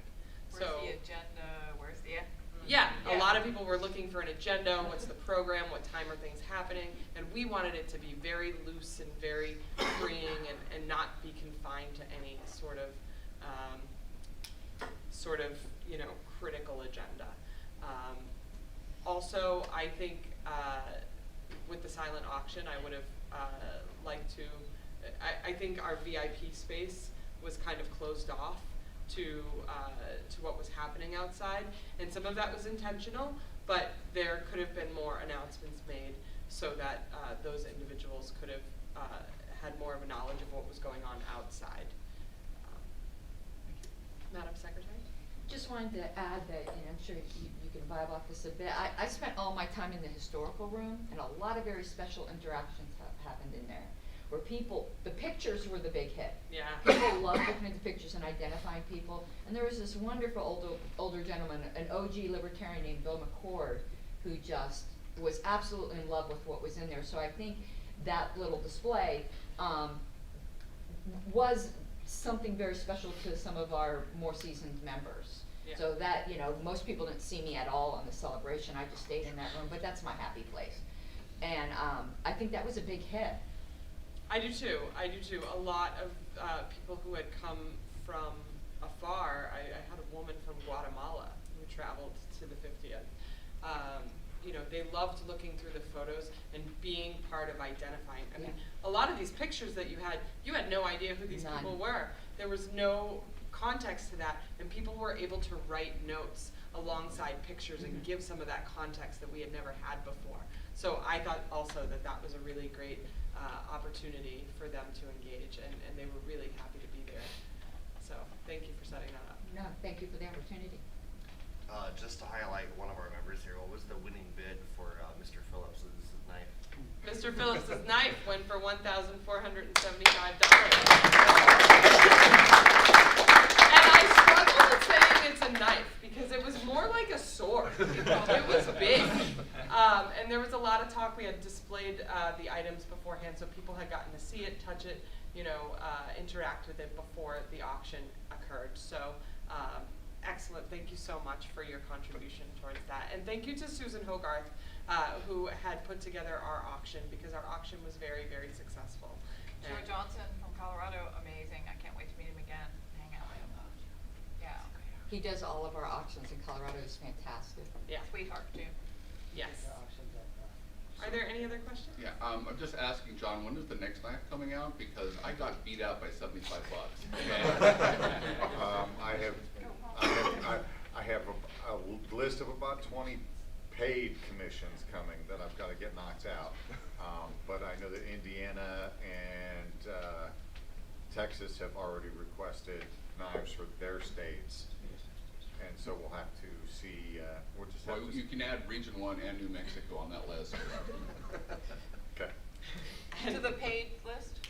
Just, I think he might know someone involved with the next convention cycle, so there may, I think, probably be something that comes out of that for us. There will probably be something special for the national convention, yes.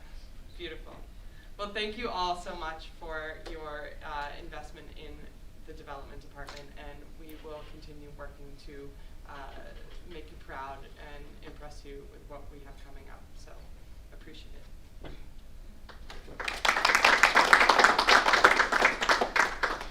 Thank you so much to Tara and Becca and the rest of our development team.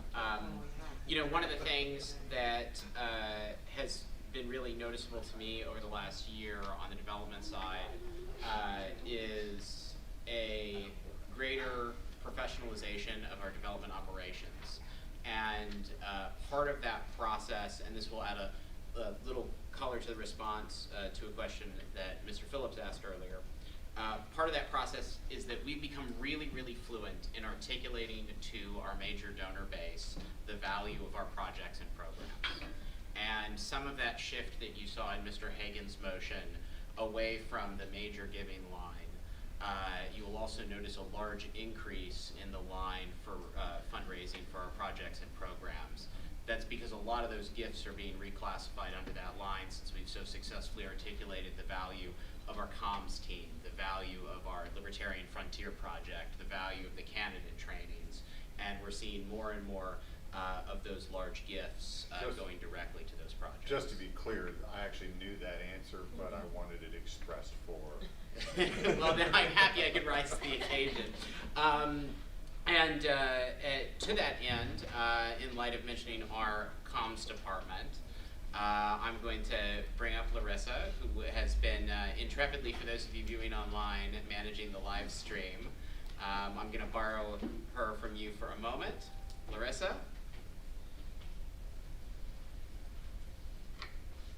Thank you.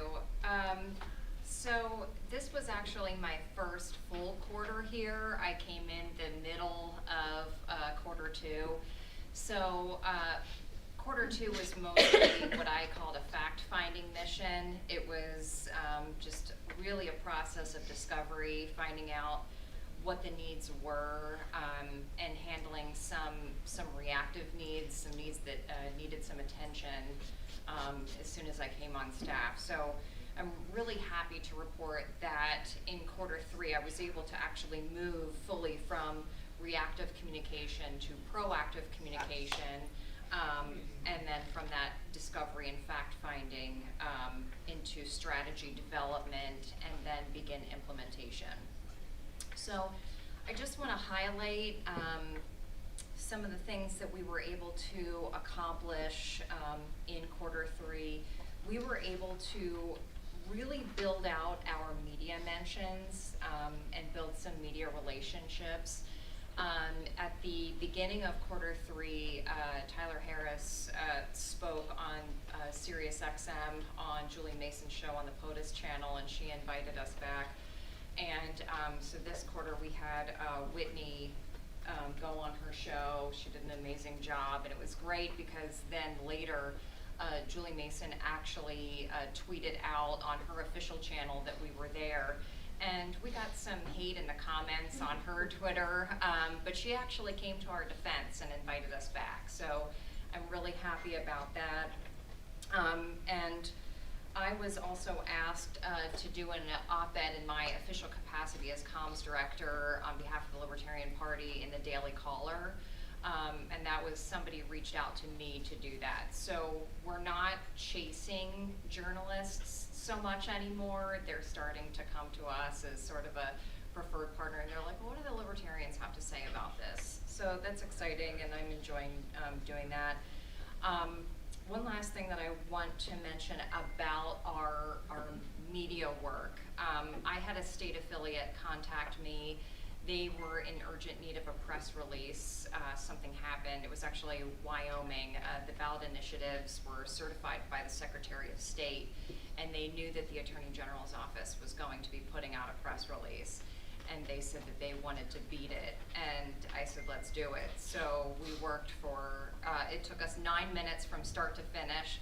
It was, I'm sure you've seen the animated image of the cat that's, feverishly typing on the keyboard. That's what we were doing. We were able to get it over. They were able to send it out to their media contacts, and they beat the Attorney General's office. So our press release was picked up then in national media, and they reached out to the Wyoming state affiliate for comment instead of anyone else. So that was really exciting. Moving down to internal party communications, I've fully taken over as managing editor for LP News and for Pledge News. So I'm sure you remember Gideon left the party in June, but we were able to get Matt Hudson over to do our graphic design and layout work, and I just can't sing his praises enough. He is just a phenomenal graphic designer. He's just a guru, and he's been a pleasure to work with. So we were kind of both holding hands and walking through the Q3 issue of LP News together and learning together, but I think, I hope that you're happy with it. I know that I certainly am, so I'm excited about that. As for internal communications, I developed an internal communications plan. It's quite comprehensive. It's about 10 to 14 pages. And I know crisis communication plan can sound a little scary. We don't really have crises here, maybe some paracrises once in a while, but what I did was I wanted to take what we learned from the shift in leadership and how we messaged that and quick take down those best practices on paper, so we can handle those sorts of issues where it's like, okay, how do we get ahead of something? How do we, handle this? So I just worked with a few members of staff. We were able to get down our best practices. So if something unfortunate were to come up, we now have a protocol in place that we can move a timeline, when to get things out on Twitter, when to get things out on Facebook, things like that. We touched a little bit about the development appeal that I did for comms. I was really excited about that, and was able to thank all of those donors individually. So I'm just really pleased with how that appeal went, and I have some ideas for appeals moving forward on some issues that we expect to hear in the news coming up, particularly foreign affairs, immigration, and criminal justice reform. So that's something that I'm thinking about doing. Social media.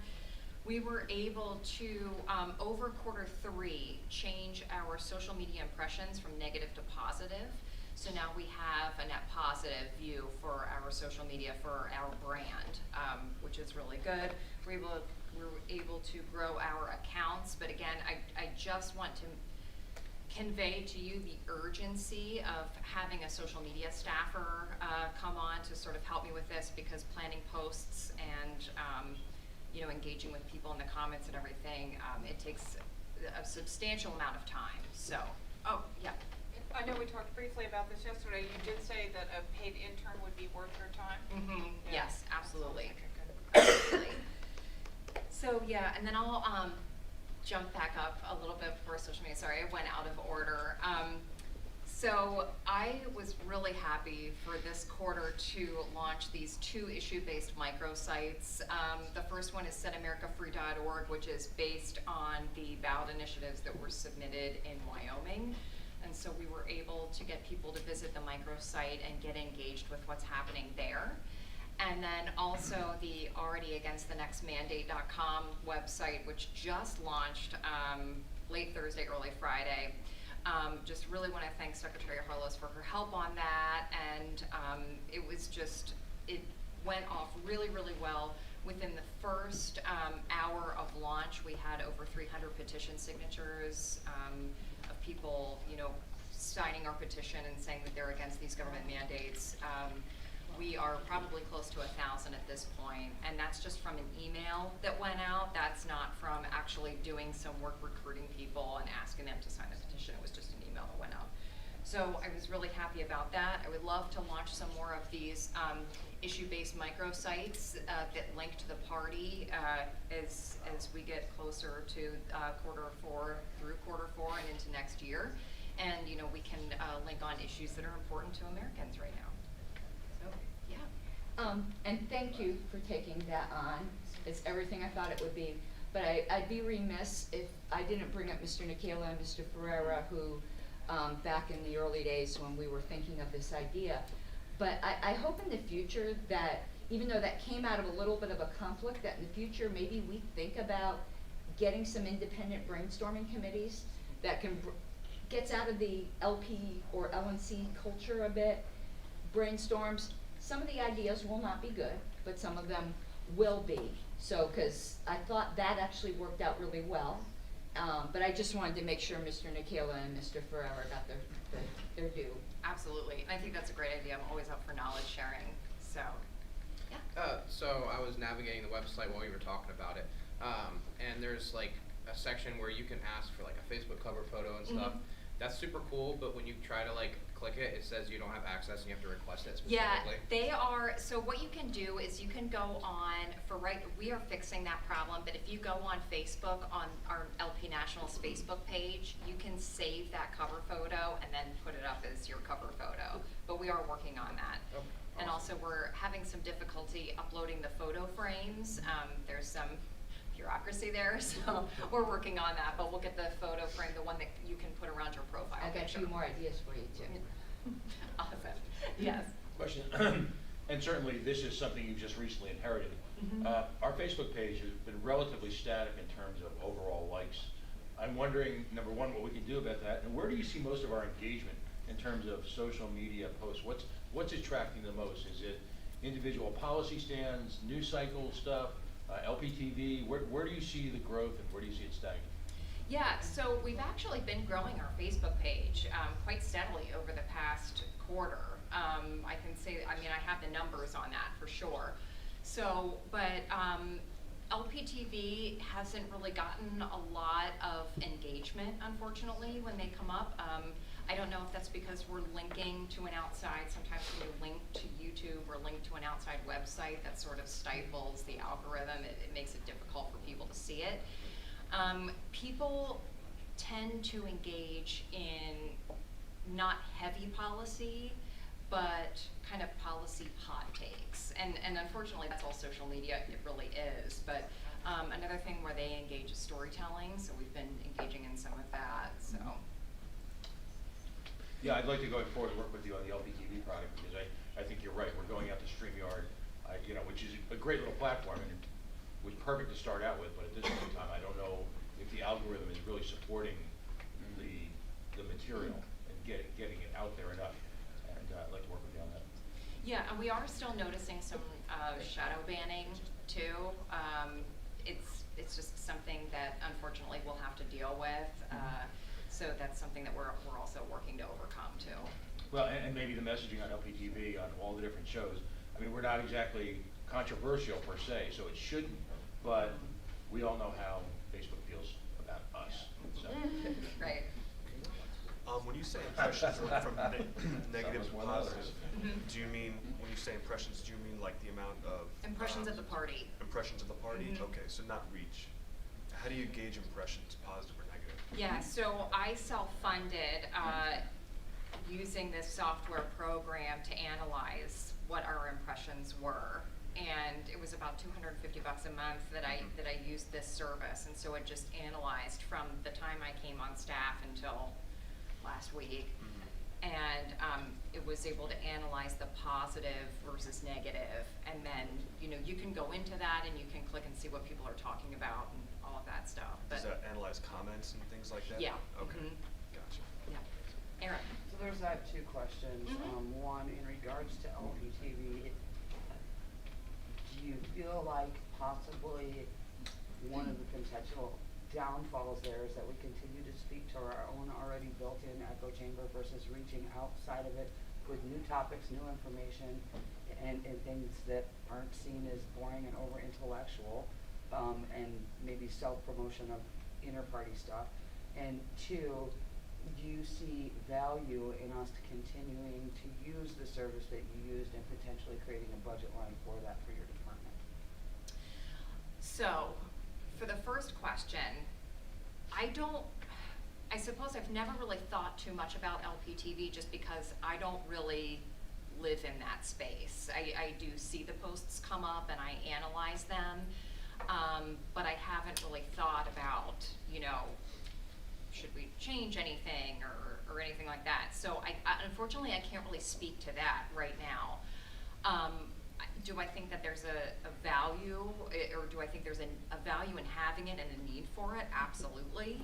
I just don't think that I'm the best person to answer that question. But I would be happy from being in the comms department and being somebody who's on the Facebook page that, we can always have a place for it on our social media page. The second question is the budget adjustment today for adding some money to comms was actually for a better software program. So we will get better impressions and just a much better service, and it also helps with media relations and, you know, with press release, it has a newswire service, so it's gonna be head and shoulders above what I had before, so we're there. I have a couple things. First of all, you said going back to you said you self-funded that. That means you paid for it out of your own pocket? Yes, I did.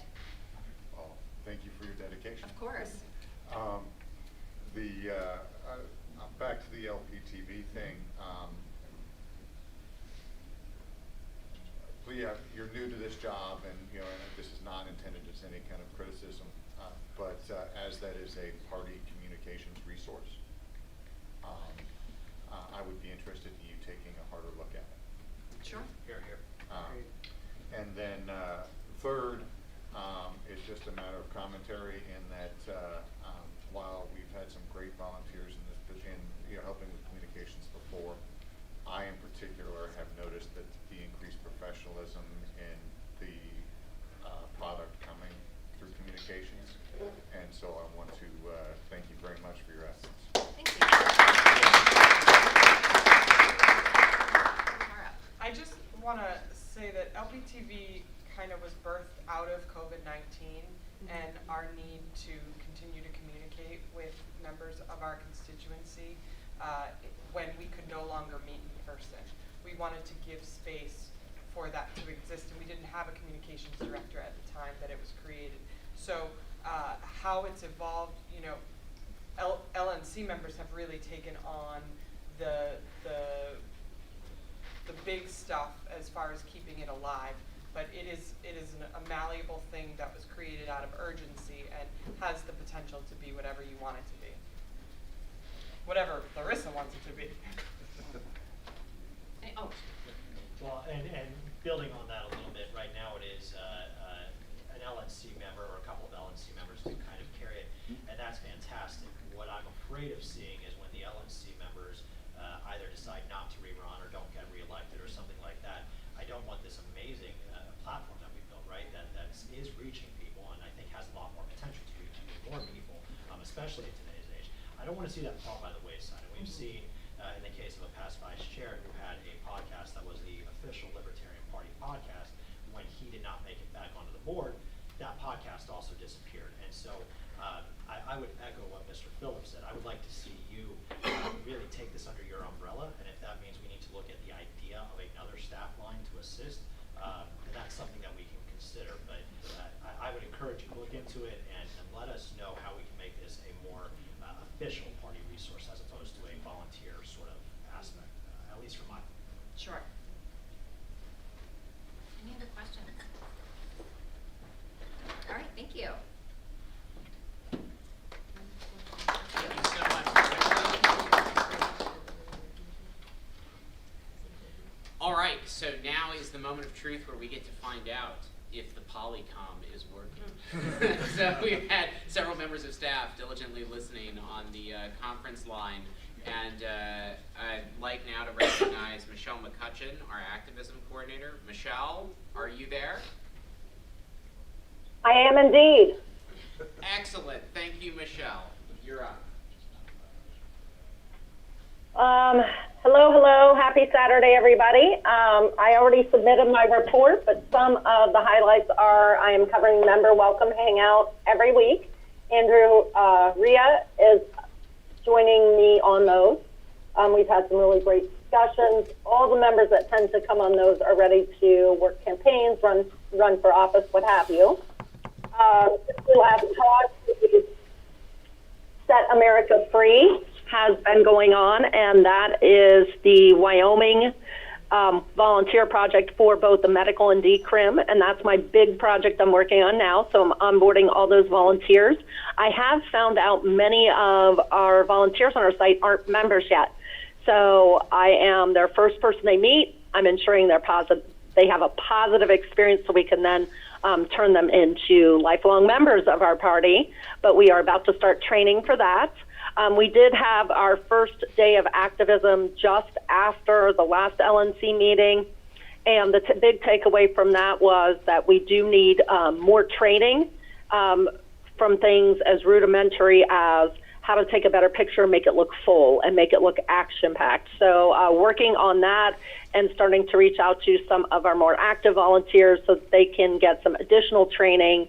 AFP's course was recommended to me, so I did take that to improve my skills. And the first level is really teaching people about their why. So I think that's really important for outreach and messaging outside of our circles. Andy has been phenomenal in all he's done on the back end for Civi, so that makes it more efficient for me to contact our volunteers. And I am doing all the trainings. I've got 4 under my belt. I have 4 more to go. I really enjoyed Colorado and being able to be the registration person who didn't initially recognize Justin Amash. So that was fun. That is really, we're getting more active in Slack. The volunteers right now that we have for the Wyoming project have actually upped since my report. We have a total of 72 volunteers from 21 different states so far, and I have about 25 more people because they keep pouring in to reach out to and contact. So you can send folks to me if they are interested in volunteering. Please do so. That's really about it. We are, the Activism repository. Kara and I have reached out several times about any kind of SOPs, job descriptions, process flows, what have you, printables. Please get those to us. We want to make sure that we are retaining our institutional knowledge so people don't have to reinvent the wheel. And that is really about it. Does anyone have any questions for me? All right, thank you, Michelle. I will help you field questions since you're not here to do it. Mr. Phillips.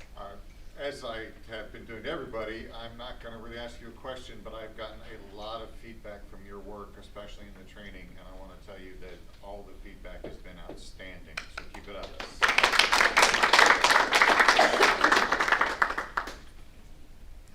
I love it. Apparently my dog. You let the dogs out. But I really enjoy being on the training team, and really want to appreciate Kara, all our regionals, and the staff in the states that we're going to for helping us coordinate that. We are getting really good feedback, and it's very inspiring for me to meet our leadership and our doers out in the field. Mr. Hall. Thank you, Michelle. Is there anything that you want or need from us? I could always use more volunteers. I would like to also offer it up if you have membership, volunteer coordinators, or an activism coordinator at the state level, the same offer that Tara's doing for fundraising. I would like to say that I can commit an hour a week until it gets, kind of crazy to your teams to help with that. I've already reached out to Washington State for their onboarding team, but even just like a welcoming committee, whatever I can be of help with, finding a good spot for your volunteers in your state. If there's somebody you can't quite peg, I'm happy to be that person and have a phone interview with them so that I can help you place them in the best spot for them. All right, any other questions for Michelle? Thank you so much, Michelle. One of the tremendous things that Michelle has done is really revitalize our national volunteer pipeline so that folks who, we all have different entry points into the Libertarian Party, and we all have different entry points into greater activism through the Libertarian Party.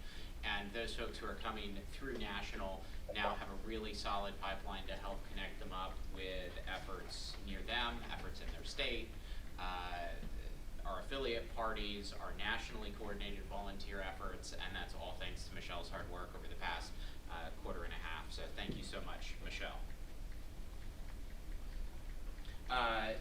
Next up, I'm going to recognize Andy Burns. Andy, as many of you know, is our affiliate support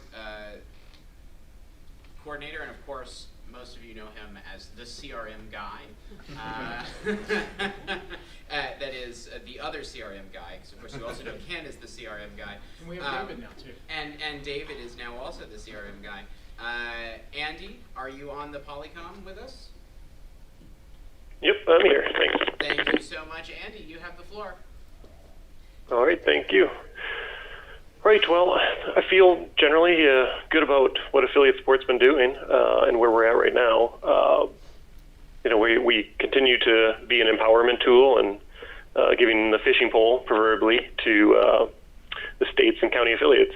And so, with that said, going into the details, we brought on Louisiana to the CRM this past week, so that brings us to 29. Obviously, we lost New Hampshire, so that was lost one and gained one recently. And Ken and everyone knows about that, so I won't speak on it. Texas and Washington State were two that paused because of the New Hampshire fallout.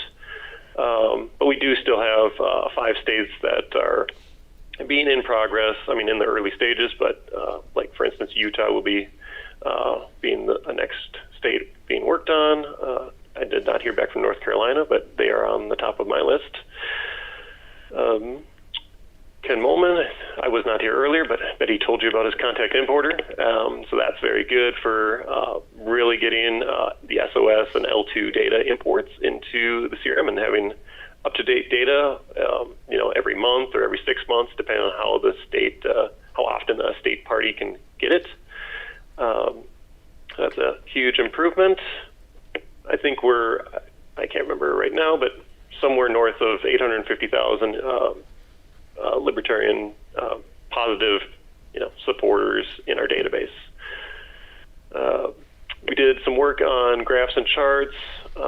Basically, just installed an extension that does graphing and charting. So that's for obviously national and state affiliates. So you can do various ways of tracking total contributions by month, by day, in different graphical ways. I did, appeals coming in, so Becca can clearly see what appeals are doing in the most, in a recent time frame.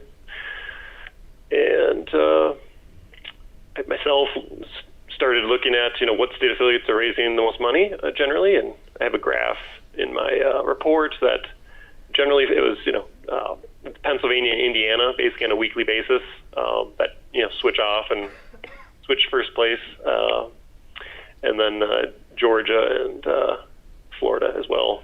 But that's something I kind of want to, focus more on is showcasing what states are doing best and promoting a competitive atmosphere. So state affiliates, want to level up their game and try to be like Pennsylvania and Indiana and some of these other states. Obviously, I don't know states that aren't on the CRM, so I don't really, I can't track that. It's not efficient to do it. But I'm totally welcome if a state is raising a lot of money to let me know about it, so I can, so we have that info as well. Doing a lot of work with a lot of other staff. The 50th website, the National Convention website, the regional trainings, making sure all that data is coming in, so states and counties have access to it immediately. That's all. It's all going to be more powerful for the states to know these people coming in, getting engaged, and making sure that the state affiliate then engages them and the county affiliate engages them if they're interacting with national. Did some work on, obviously, that contact form on lp.org, worked on that, and then also kind of had a synergy with giving LNC region reps access to the CRM. So Chris Lucchini has that and a few others. Super easy for me to set anyone else up, so please let me know if you want that. Gives access to your region. As Michelle said, I've worked on the volunteer follow-up process, so it's all being assigned to her, and she's notified, and we have a queue that is processed, so no one gets missed. In the already the next mandate site, worked on that with Matt Hudson and Larissa, of course, and the petition signatures are coming in basically almost every minute, at least for the first 24 hours that was going on, so that's very good. Again, more data for the states, and we need to build up our universe of libertarians and warm libertarians that maybe aren't members. Worked on SMS integration and the opt-out process, so we're in compliance with FCC law. So Indiana and Pennsylvania are set up. Obviously, national also we've been set up, and we use it sometimes. We can start to use it more for national. Let's see. David Atkin obviously has been very instrumental in training states, helping with the migrations. But definitely, I've been really the number one thing has been the training and scheduling meetings with states and making sure that the new people that are in charge of the state understand the tool and provide them a sure footing of what to do with it. Also, he helps with data cleanup a lot, and anyway, usually the first person to find an issue with the system and lets me know. So that's really good. I think we have a really solid product. Unified membership rollout. We have 3 states on it: California, New Mexico, and Kansas. And mainly it's been California that's been driving the revenue from that. And obviously that's really, I have to give definitely 2 thumbs up on that, how they are highlighting it on their state website page. And I think it's a great synergy that's going on. I've been to 2 regional trainings currently, and going to be going to the Region 6 training in Louisiana, cover state affiliate basics and executive director, how it works to have an ED, and then CRM user training, of course. So going forward, what's the goals and immediate priorities?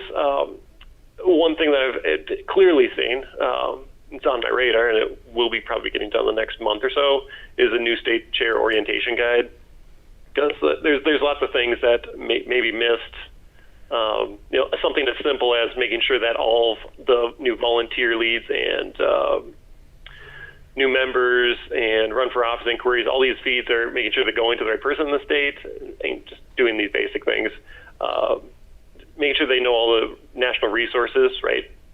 Contacting Kara Schultz about candidate support, and Larissa about communications, and Tara if we want fundraising help. So just really giving them a head start on becoming a chair. And I'm thinking this might be something that I also just have a county chair orientation guide as well, as it relates to some national resources.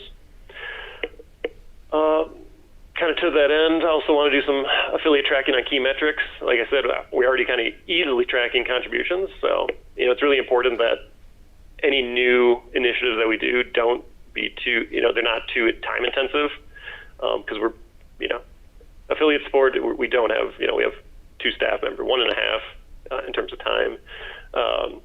Obviously other staff helps with it in certain areas, but we can't just continue to expand in the same budget and same staff levels. So automation is the key. So we track the contributions. I want to start, fostering this tracking, and for me, obviously, I want to know.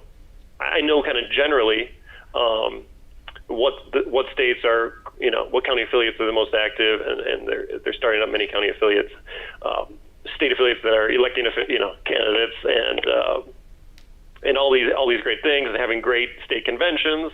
Pennsylvania had almost 500 or so. So again, want to be a little more transparent on that, but also do it in a way that doesn't take much of my time. Also looking at doing a weekly affiliate support and strategy session. That's 1 hour, with the goal of having the states actually run it more than me. But I want to be there, but I also want it to be something that they are invested in, and that it's a cross collaboration tool where the states that are having great success are helping the states that are wanting to be more successful. Again, affiliate survey. So we want to do a survey to make sure that we're covering the top needs of states.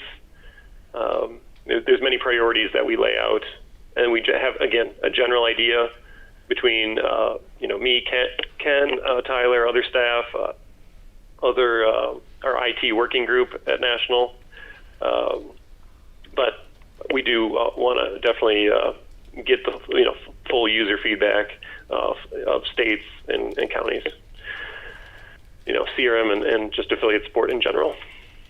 I think that's generally all I need to cover here. Again, report has a lot of details. Any questions? Mr. Lucchini. Just one on the SMS. Is that something we have to request to get turned on, or is that already part of the CRM for us? It's an extension that we have. So basically, you set up a Twilio account, and then we just integrate it. So process would start with you having a Twilio account and then sending me access, and then we do the integration, and which is not that hard. Doesn't take much time, and away we go. Mr. Molman. I'd actually like to add a little bit more to that, to clarify. There's unsolicited text blasting, and then there's contacting people who have opted into texting. And the CRM today is only for opting in, people who have opted in. And we've been collecting that data going forward. If you look at any of the contact forms, the sign-up forms, they actually have a how would you like to be contacted? And one of the options is SMS. There are other services that are available out there, and if anybody's interested in hearing about those, for unsolicited text blasts, but they come with their own caveats, they come with their own, they have to do a lot of extra work to make that comply. You'll see that reflected in the cost per text. So Twilio actually bans doing unsolicited texting, right? I think the cost per text is less than a penny a text. By contrast, if you go to a service that allows for unsolicited texting, they're going to charge you more in the neighborhood of 3 to 5 cents a text. That's because there's a whole lot more regulatory garbage that goes on behind unrestricted texting. So I just want to make sure it's clear that the CRM today, as we've built it, is not built to do, hey, I bought a voter list that had phone numbers. Let's text them all. That is not what we do here. If you want to do that, there are services, and I'm more than happy to, and there's plenty of institutional knowledge around for that, but that's not what we do. I just want to make sure everybody understands solicited opt-in versus unsolicited. We do solicited opt-in on the CRM. We do not do unsolicited. That's all. Just to be clear, I went down this rabbit hole. The regulations regarding unsolicited text messages has an explicit exemption for political organizations. The problem is that commercial providers don't want to deal with it. Right. So despite the fact that we don't have to obey that as a political organization, your provider is not going to care. Right. Sounds like a free market opportunity. Now, there are a handful of providers that actually are already doing that. So I know the Jorgensen campaign used one. There's been continued conversations with that group. I've been included in some of those, and actually we're talking about trying to be able to send the unsolicited text through the one organization, take that positive feedback that comes back and says, yeah, that's awesome, sign me up, and pulling that into the CRM as an opt-in. We'll note, I think I saw an article recently this week that it was at the CRM, there's Australian Greens, I think it was, have set it up to do, the unsolicited text, the one, having people send individual texts, right, not mass text. So just wanted to bring that up. That I'm pretty sure I saw that. Not something we're doing today, though. So. Ms. Adams, was that a question for Mr. Burns? Yeah, Andy, I know when we're talking about this potentially being on the horizon at some point in some form, what do you think is a reasonable time frame and budget to be able to accomplish that? This question regarding to unsolicited SMS? Yes. Yeah, I mean, it was something I just recently saw out of the corner out of my eye, so I don't really have a really full answer on it, to be honest, but I have to get back to you on it. Thank you. So if anybody has any questions about this unsolicited SMS, we do it. Please contact me directly, and I will tell you what our experience is, but we don't actually pay anything for it because it's integrated into one of our other phone apps, essentially. So we can send out 7,000 text messages in a matter of hours and not pay for it, or not pay extra for it. We still have time in this, we don't have time left in this item, and I just kind of want to lay out how I expect agendas to work while I'm in this position. When I put an agenda out, I do specify the times, in minutes, for how long that item should be. And though I consider those hard times, any times of day associated with those frames are soft. However, time on this particular item, which is staff reports, has expired. We are not done, and we're about 40 minutes ahead of schedule anyway. Motion. So, I'd like to move to extend staff reports for Second. All right, we've had a motion to extend time for staff reports for 30 minutes or less, and if they conclude sooner. It's been seconded. Any objection to extending time for that purpose? Hearing no objections, we are extended. Thank Madam you. Chair, point of personal Yes. privilege, can we turn the air conditioning to a little bit warmer? Yes, please. I was in charge of that. I think it's shivering. It's right above us. This is the issue. This is normally where I would spring into action, but I'm up That's here, where I got so it. we've got a wonderful staff team who'll take a look at it. Thank you all for your engagement and questions. It's really appreciated. Any further questions for Mr. Burns? All right, thank you so much, Andy. I appreciate all the hard work that you and David do on the CRM and to support our affiliates in so many other ways. Kara, are you on the conference line? I am. Can you hear me? I can hear you loud and clear. Thank you, Ms. Schultz. The floor is yours. All right. Let me hop into another room. Okay, so my area divides up into two main areas, which is looking at campaigns for 2021 and 22, and then also for the regional trainings.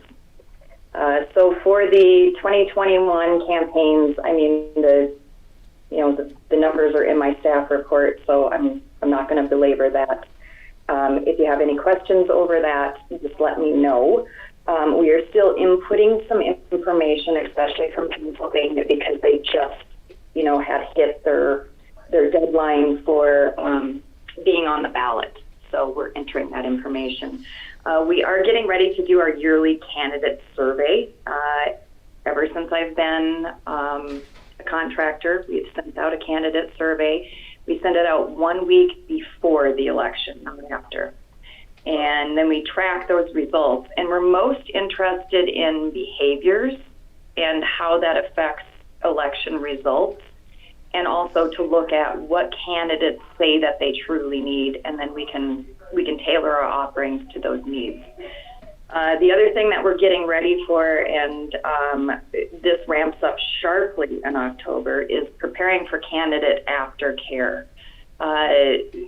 Big thing that we're doing right now is we're making sure that we have all the candidates' contact information, both phone, email, also physical address.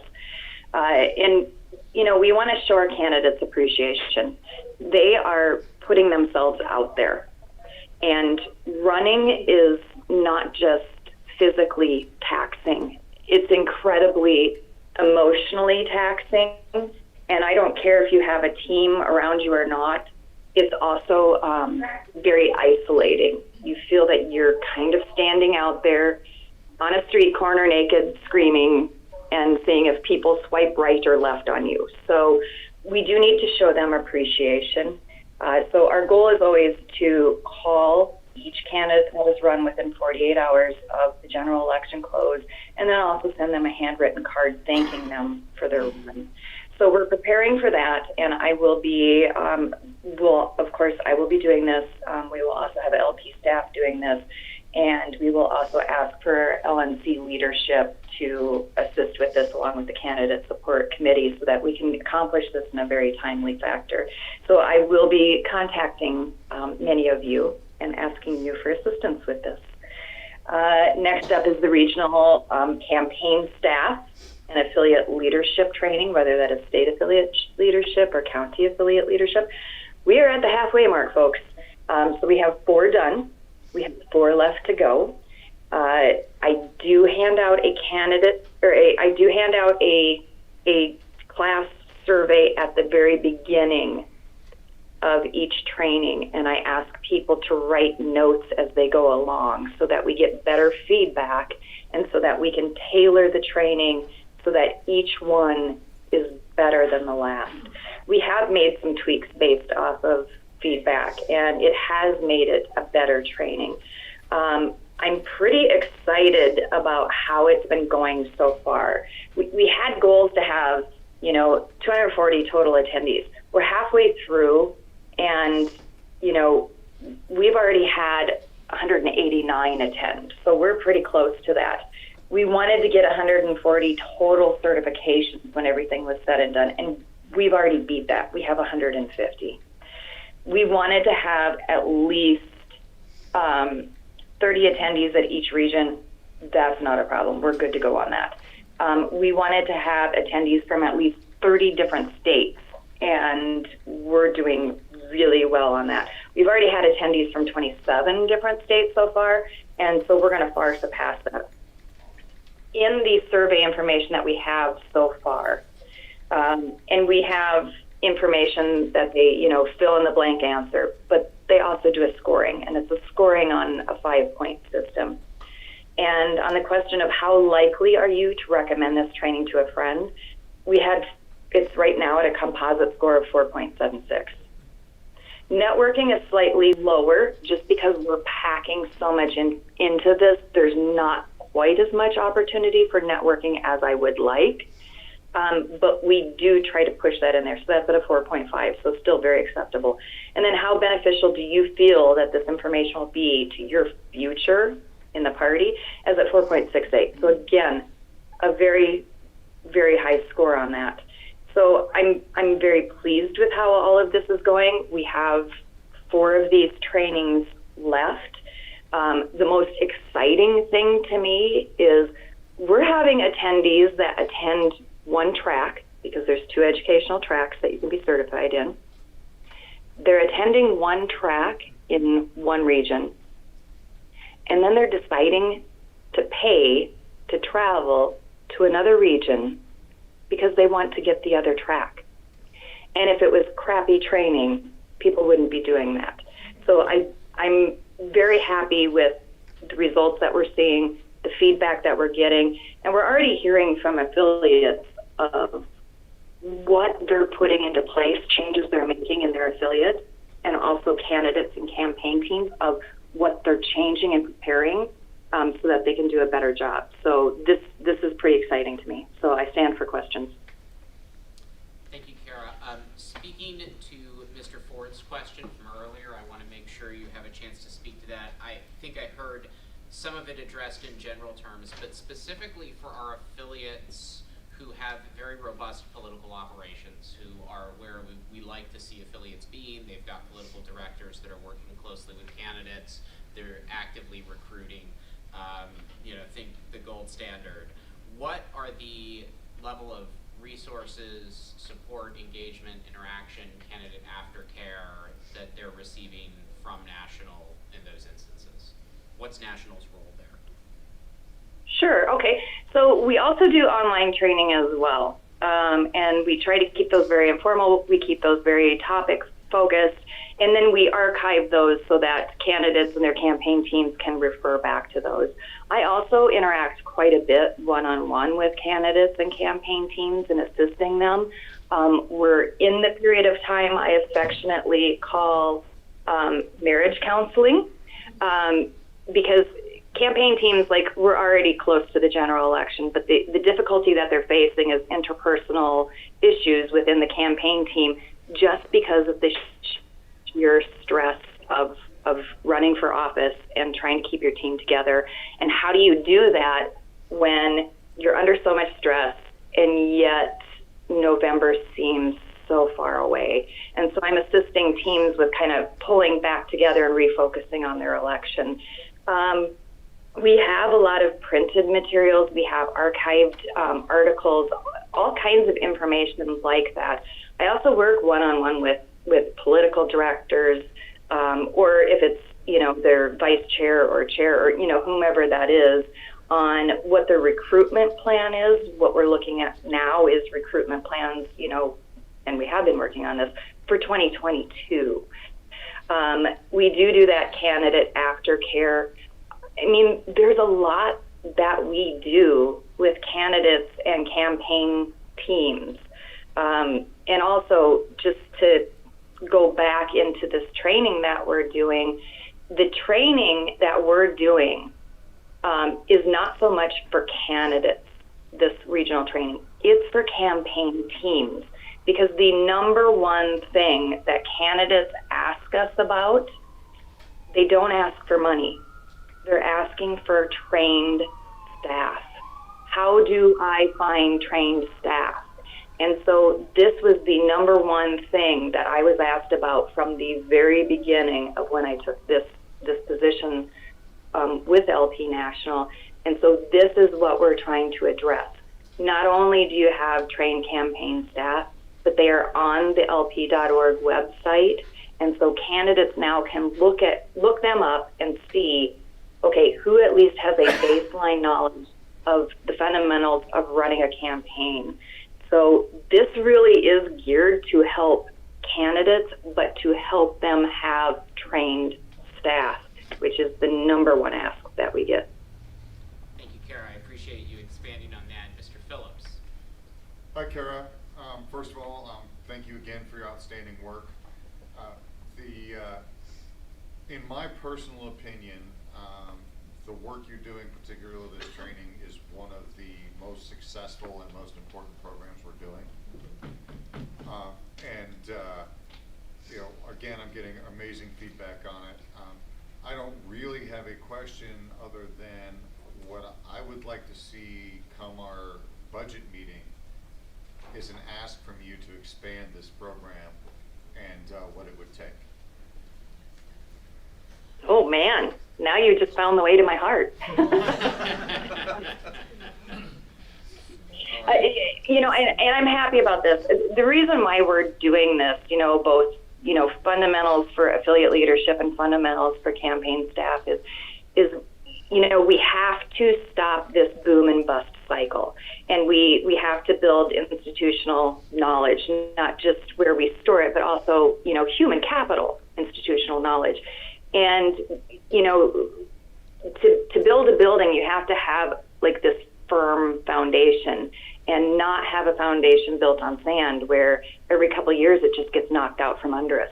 So I'm hopeful that this is something that we do every off year. This is something we do in the off year. And then at the LNC convention, we have classes, you know, so the fundamentals class is wide but shallow, right?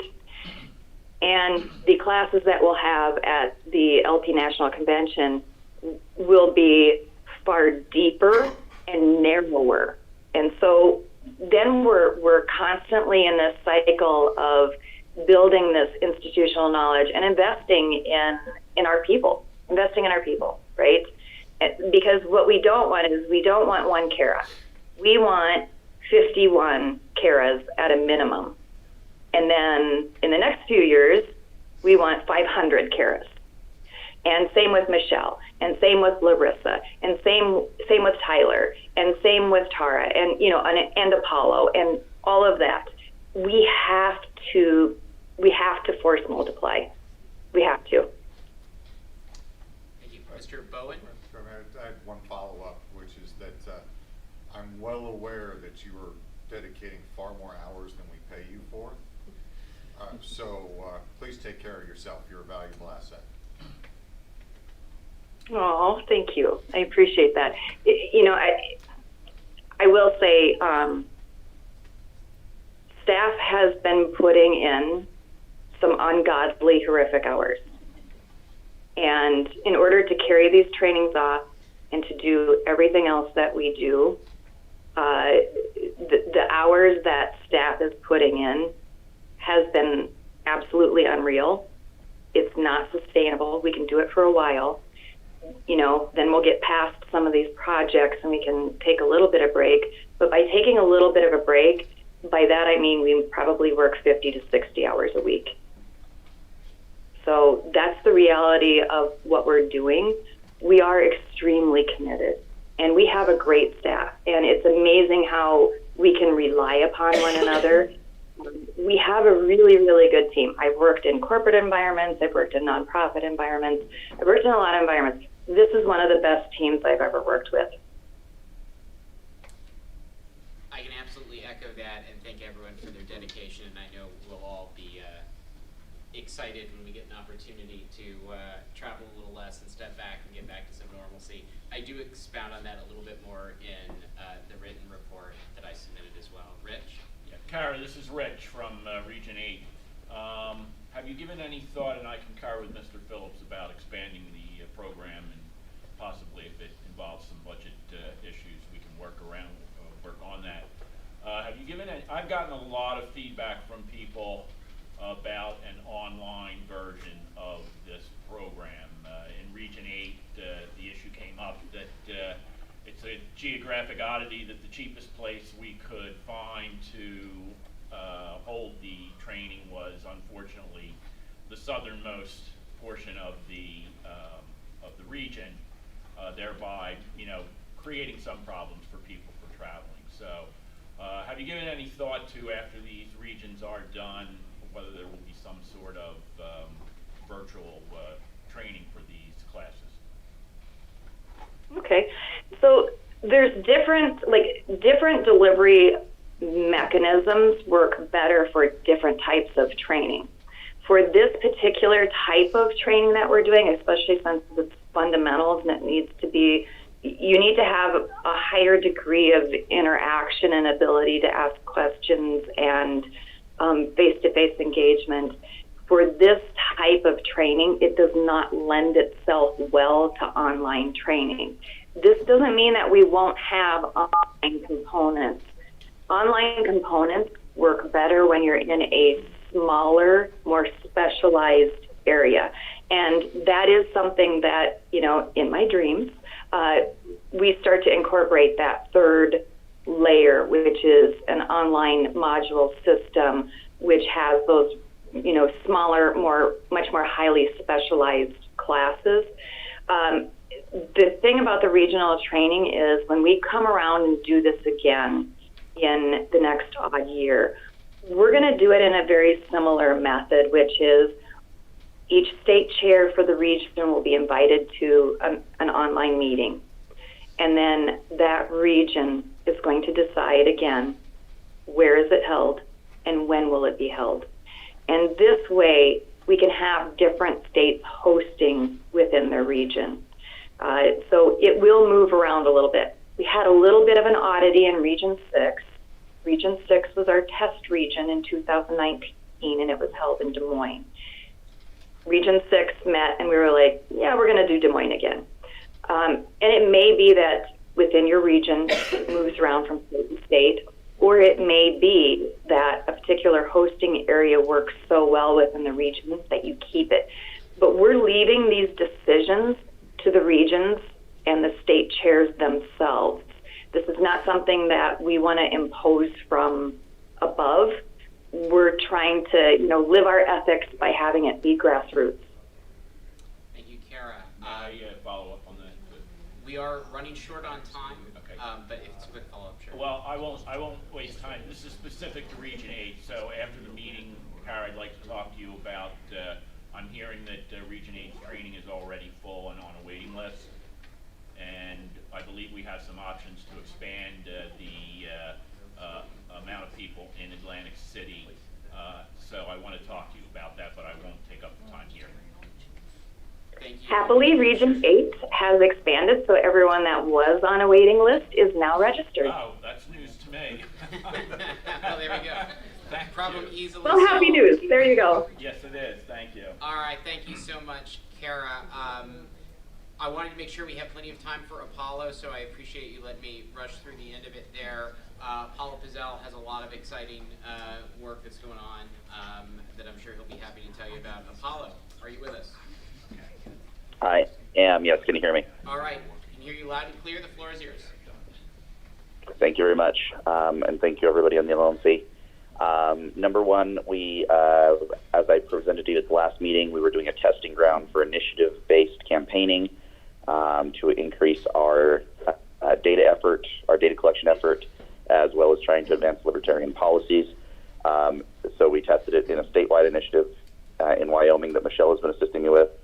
This is the first time, according to Marijuana Policy Project, who is working with us on this, as well as Normal and a number of other locations. This was a speed record for certification. If there's one thing the Libertarian Party does well, it's collecting signatures. And we broke the record for turning in the certification. Since then, which has only been a few weeks, we have been the dominant media, or the dominant news, dominated the news cycles for 4 of the last 4 weeks. Registration growth has been 400% since the announcement, 400% increase since the announcement of these initiatives. That's on top of a 700% increase since the election of Marshall Burt. And we are opening doors to a number of new donor opportunities and activist opportunities. So much so that Michelle was helping me field volunteer calls, and she's constantly telling me how it's nearly overwhelming and how much interest there is, not just there but nationwide. So, with that success, we decided to rapidly expand to other states so that it appears like something that we can accomplish, especially with strong party affiliates in each state. So we are expanding to other states and other areas. Particularly, we are looking to expand to a number of municipal initiatives that are friendly to us. A psilocybin legalization or decriminalization initiative in Lincoln, Nebraska, a Second Amendment protection initiative, and ballot integrity initiatives we're calling them ballot integrity intentionally. I imagine you probably can figure out why, but really what it is us trying to make it easier for libertarians to get on the ballot, and for when they're on the ballot for them to be treated more fairly. Number two, we do have door knocking teams in the field. We are closing in on, we'll have 12,000 doors knocked by the end of the day today. We have a 65% unique contact point. We are knocking for candidates prior to going in for initiatives. I can't read my notes on this next portion, so I apologize. We are increasing our micro-targeting more than we ever have, and I'm teaching people actively who are libertarians. We did not recruit canvassers who are outside of the Libertarian Party. These are all in-party canvassers who have track records of being with the party for a while, so that it's likely that they will stay with the party once they are finished with us. And they are learning how to micro-target, how to build coalitions, how to identify super voters, all of those things in a more in-depth and direct way than we have in the past. Number three, I've been working directly with 6 states. I can't do much more than that. That's pretty much is my tipping point at that point. But I'm working directly with 6 state legislatures on redistricting. As many of you are already aware, redistricting is happening across the country from the state level all the way down to the municipal level. And we are working very hard to be actually in the room on those discussions. We have been successful. I'm not going to be, unless done in the executive session, I'm not going to say too publicly which states and what we're doing to work on them, but I will say that in one of these particular states, they go into September 1st with 2 plans that they're working off of after months of discussions and meetings. And the 2 plans of this particular state are going off of, one is called the Libertarian Plan and one is called the Republican Plan.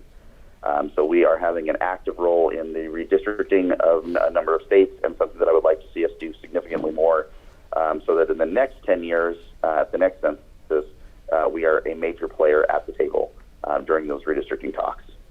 Number 4, aside from the national trainings that I've participated in and will continue to participate in, I'm also doing extensive weekly trainings when I can. There has been we were knocked off schedule when the initiative was going through, but otherwise we've been doing weekly calls with Alaska. I've done extensive in-person trainings in Nebraska, Utah, Montana, and a number of other locations. 5, individual candidate work. Aside from the candidates that I'm working on this year to try to advance. The candidates we're working this year were elected by the Frontier Project to lower offices, and we're now trying to get them elected to higher offices in this next cycle. City council to mayor, county commissioner to county mayor, things like that. Some states where I work directly with individual candidates: Texas, Utah, Montana, Washington, South Dakota. Texas special election, I've only had 1 call with them, so I shouldn't say I'm working with them too much. I just gave them advice. But that is my report, and I'm happy to answer any questions. Thank you, Apollo. Mr. Molman? Hey, Apollo. I have a candidate in Kentucky that's already gearing up for 2022 elections, which I applaud, by the way, that he's getting an earlier start. But he has specifically asked if we are able to, if he's able to get into eCanvasser yet for next year, or what's the status of eCanvasser for 2022? Yes, he is able to secure his account through National with eCanvasser. He just has to contact staffers at National. Frankly, it's still Tyler that manages that directly, so I suppose Tyler would be the person to talk to about getting an account.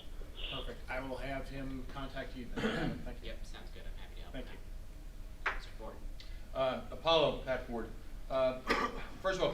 congratulations on coalition building. Coalitions are a critical part of practical politics. I've found that libertarian participation in coalitions often amplify and bring to us people who may have never even heard the libertarian message. So that's wonderful to hear. My question though, with regard to the Marijuana Policy Project in particular, whom I've worked with, what kind of, by our participation, what kind of impact are we, if you will, on moving the curve in favor of a more free market approach to legalization and or decriminalization, as opposed to, typically MPP is very big on tax and regulation. Is that an aspect that we're starting to engage with? Absolutely. So unfortunately, initiatives in most states are actually shockingly restrictive. Single issue rules, incrementalism, having to cooperate with multiple different sponsors, and that was no different with these. Our initial effort was going to be just a total decriminalization, wipe it from the code entirely, kind of language. But when you're dealing with partnerships with people like the Marijuana Policy Project or Normal, you do have, they come in and they operate more as a moderating force, which I understand they have more experience than we do in these situations. But in the drafting process, where we were all part of it, things like licensing fees, the Libertarian Party insisted that there be no licensing fees and no limit on licenses, making Wyoming the first initiative that actually has that moving forward. Unfortunately, the Attorney General's office came back and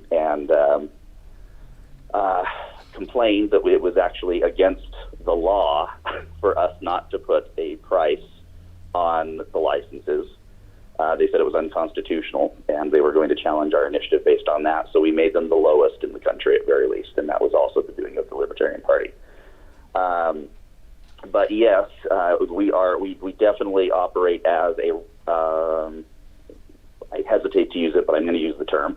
We operate as a radicalizing force in these efforts. We take everyone's dreams and we hold on to them and we make them live up to their dreams, whereas if they work alone with lobbyists, they tend to give up a lot of it. So, yes, we're operating as they love working with us because we're willing to take on the fights that their organization is not willing to do, and we have a little bit more protection in doing that as a political party. That's outstanding. Congratulations. And quick question, was expungement part of that conversation? Our initial decriminalization bill was just complete. Everybody who is in jail is released. Everyone who has it on their record is expunged. No fines, no jail time. I mean, it was just a total wipe, and we were challenged on that as well. So it's as far down as we possibly could go, but expungement would have challenged they were able to get us on the single issue rule by including expungement. Well, congratulations. You're keeping people out of cages for something that's not a crime, so congratulations. Ms. Harless, is that a question? Yes, well, an interaction with Apollo. All right. Yep. Mr. Bazell, not referring to the term like within the way we would in the party, but I certainly wouldn't shy away from the fact calling yourself a radicalizing force, because to the outside world, everyone in this party is a radical, to the outside world, not using that as an internal politics thing. And I think that's kind of our role, isn't it, to push the envelope. So I'd embrace that. I agree with you, and I was speaking about internal politics when I said the radicalization. Yeah. I have no problem being called a radical independently because I am clearly a radical. We all are to the outside world. And that seems like a fantastic note to include staff reporting on. I've been given the high sign from Mr. Longstreth. I just want to thank this committee for the level of engagement with staff today. Everybody works very, very hard. We take our reporting commitment to this body very, very seriously. I would refer you all to our written report as well for additional detail on a lot of these topic areas. I'm available to everybody through the weekend if you have any further questions that you want to pull me aside for. Thank you so much for your time. Thank you.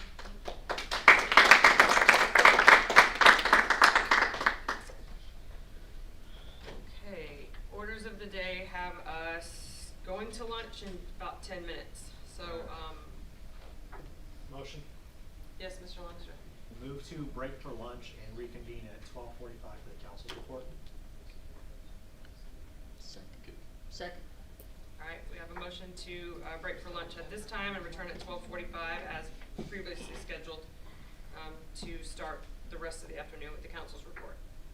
Any objections to that motion? I mean, it's not an objection. Can we do one instead? Would you be amenable to just make it straight one? Just for a little extra time, just in case folks want to go a little bit farther away. We're libertarians. My concern on that is the agenda. I don't know what Mr. Hall has been told as far as. Mr. Hall is prepared for 12:45. Okay, that's fine then. Okay, hearing no objections to that motion, we are recessed for lunch. 12:45.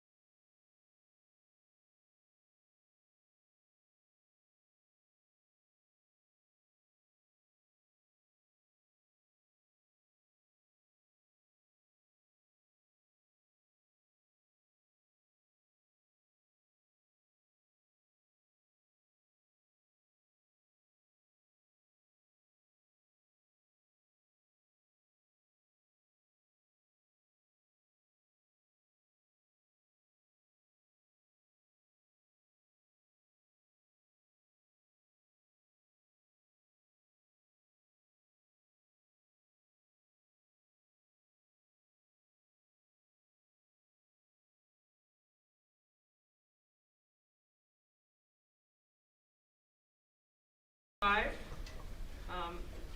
The next, do we have everybody? We do not, Madam Chair. Missing the secretary. And the Oh, thank God I'm not late for something. Treasurer's over here. This is make up for me being late.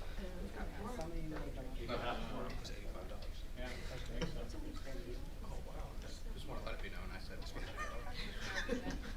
That's all right. Let's go. No, I think it's just Karen Ann, right? Yeah. So, Yeah, TJ. Oh, The- and Ebke as well.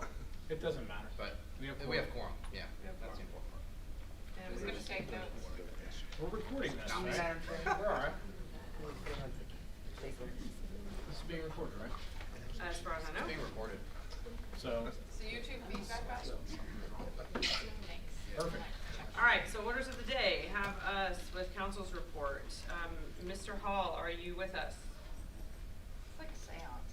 Mr. Hall is not on the conference line yet, though he does have it.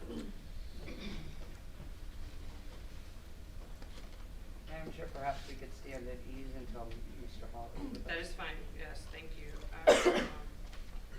Abstain, consider Committee, region report. You're a libertarian. I mean, do we want? well, He if we confirmed can't- with me that he would be available. Yeah, but I'm not Okay. authoritarian. Can't say if he's not. You may just-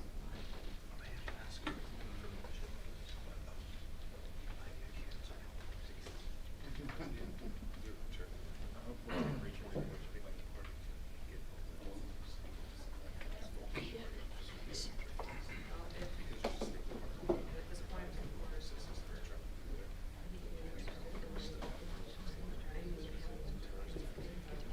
That'd be great. That'll help us get everything set up at LPTv.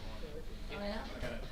We gotta pick up at the last 15, I'm worried that, should screw us on substitutions. Which means I'll have to drive because of one. They better not. I might have to. Right. No, I'm saying they better not. Mr. mess- Harris, do you need better not me to screw do us. anything to get? I believe that may be Mr. Hall Mr. now. Hall, are you with us? Yes, I am. Hi. Hi, thank you for being here this afternoon. I just want to let you know that you are here with the LNC in open session. And Great, whenever- thank you. Whenever you're ready, you can go ahead. Okay, thanks. Hi, everybody. Thanks for the opportunity to provide an update on the work I've been doing. I hope everybody received the report that I submitted. I think the report, as usual, largely speaks for itself. As you can see, a lot of what I've been doing is kind of the usual contract review and approval.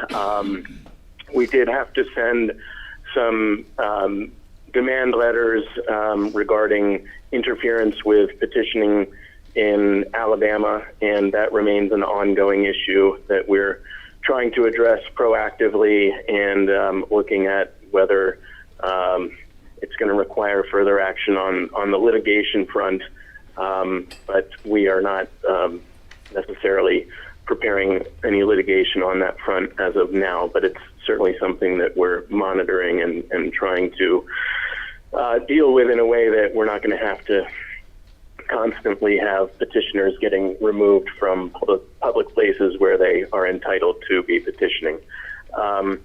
I've also been working on an ongoing issue with an entity in Virginia that is or was using intellectual property of the LNC, including the logo and various text from the LNC website, the lp.org website, and elsewhere, and holding itself out as an authorized affiliate of the Libertarian Party when it's neither recognized by the Virginia State Party nor the National Party.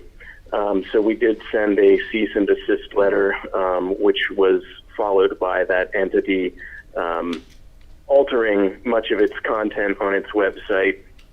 It still is calling itself the Tidewater Libertarian Party, but it's no longer using the Libertarian Party's intellectual property, at least as far as I know at this point. So again, a situation that we are monitoring closely. Also, this last period, obviously, I've been dealing with several internal LNC matters, which are also reflected in the report. And then finally, I wanted to mention one case that has been ongoing in Texas, Miller v. Doe, which I filed through the nonprofit Center for Competitive Democracy in partnership with my co-counsel, the law firm Sherman and Sterling. And the Libertarian Party of Texas is a plaintiff, along with 2 other minor parties in Texas and several individuals. And that lawsuit is a comprehensive challenge to Texas's ballot access laws, both for independent candidates and for minor parties. One of the main bases for the complaint is simply the cost of complying with Texas's ballot access laws. We submitted evidence that in 2022, a statewide petition drive is going to cost $1 million or more for an independent candidate or a party that is not ballot qualified. And we're arguing, of course, that that's an unconstitutional burden on First Amendment rights, not to mention an equal protection violation, since the Republicans and Democrats get on the ballot automatically by means of taxpayer-funded primaries. And that case has been pending for a couple of years now.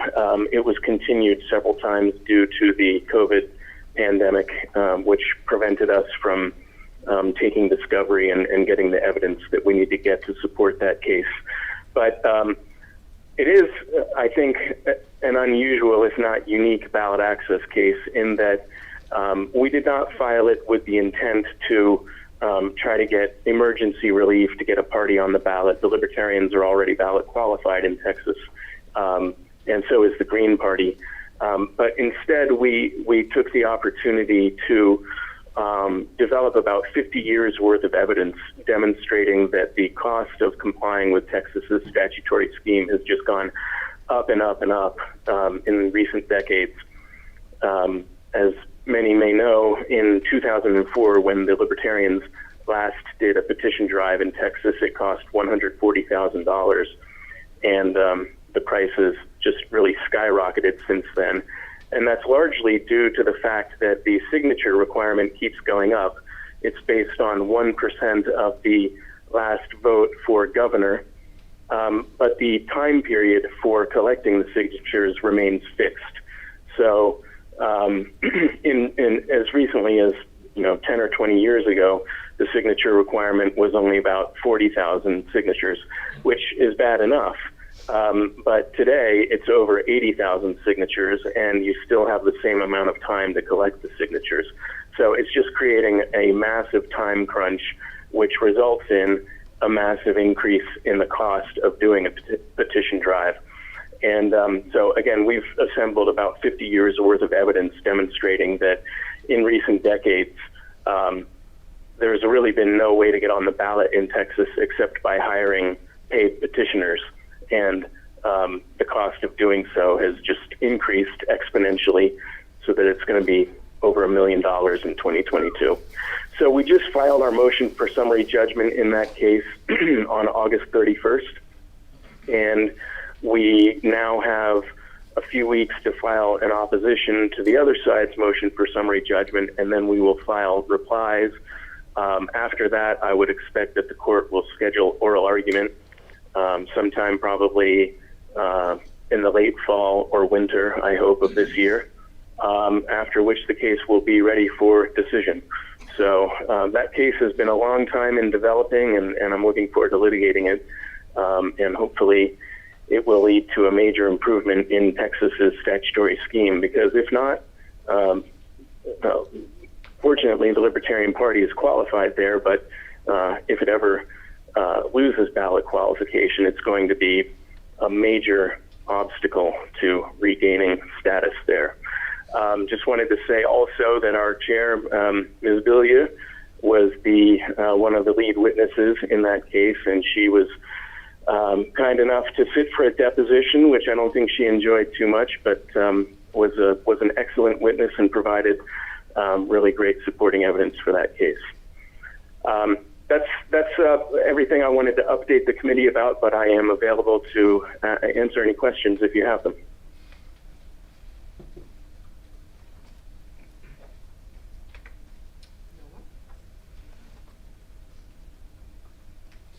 Mr. Hall, there is someone on the ballot access team who has a question for you, but we think that the response may be more appropriate for not an open session, so I think we're just going to submit that question to you privately if that's okay.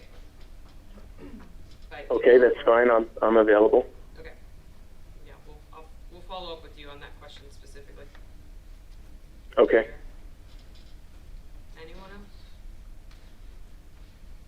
I don't see any hands raised for questions, Oliver, so thank you for being here. Okay, thanks very much. All right, talk to you later. Bye. Bye. All right. So that concludes council's report. The next item of business is region reports. And I have in the agenda, as it seems like people started moving toward this pattern of only reporting here, things that weren't in your report or things that happened since the last report you gave, and maybe using that time for questions. So with that, Region 1. I submitted the report, I think earlier this last week. I have not gotten any additional information from any of the chairs at this point, in writing, I should say. But I'm just going to go sort of review what I do have. So Washington is firing on all cylinders, has a lot of work that's going on, a lot of outreach, a lot more volunteers. Oregon is in a similar situation. They're consolidating from their first convention in many years where they've been able to actually change their own bylaws. So there's a certain amount of sorting out that's going on there. Montana is spinning up county affiliates, which is critical for their, they have a very strange system of county affiliates have to exist in order to have caucus members to the state party. It's literally, I've never heard anything like this, but hey, it seems to be working. Wyoming is doing their own thing, and Colorado is had some leadership changes, and they're getting things consolidated and moving forward.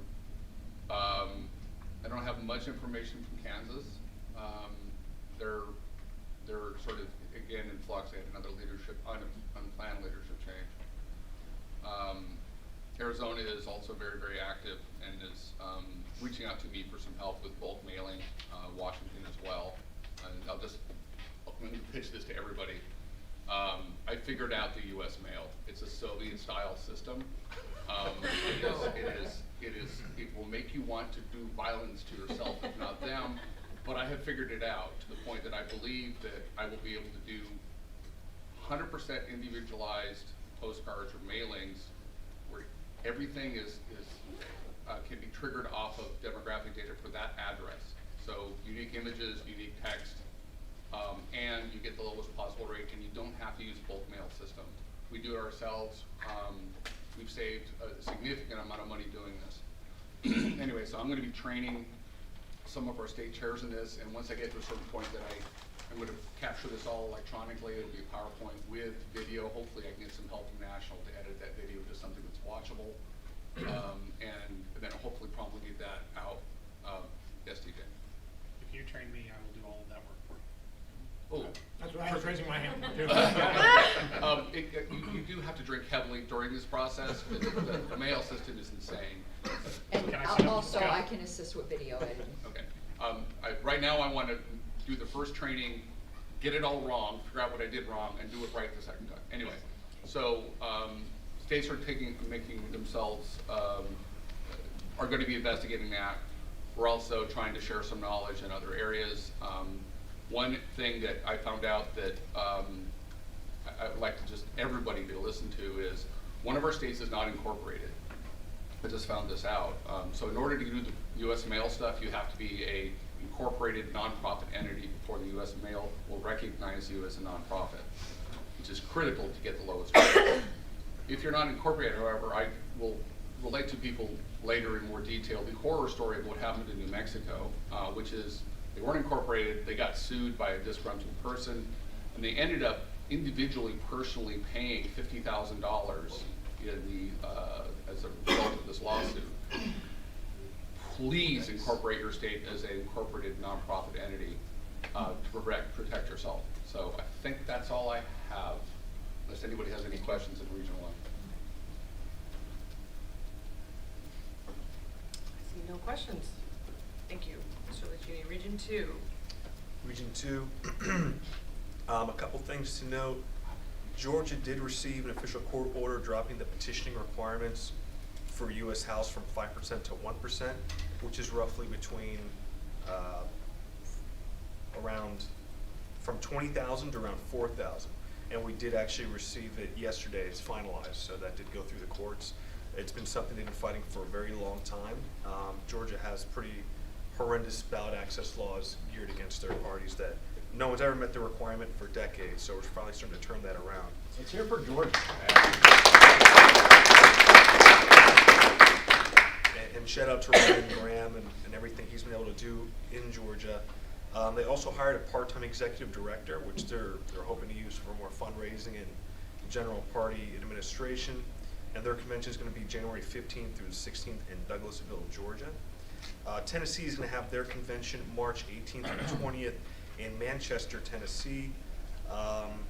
They also participated in the 75th anniversary Battle of Athens Festival, which was touted as a great success.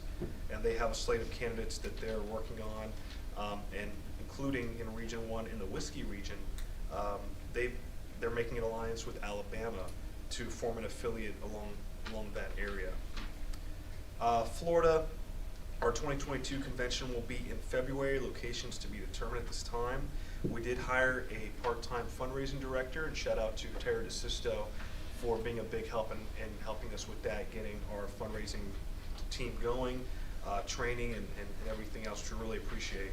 And also Jim Turney has been reelected a third term to the Altamonte Springs County Council. And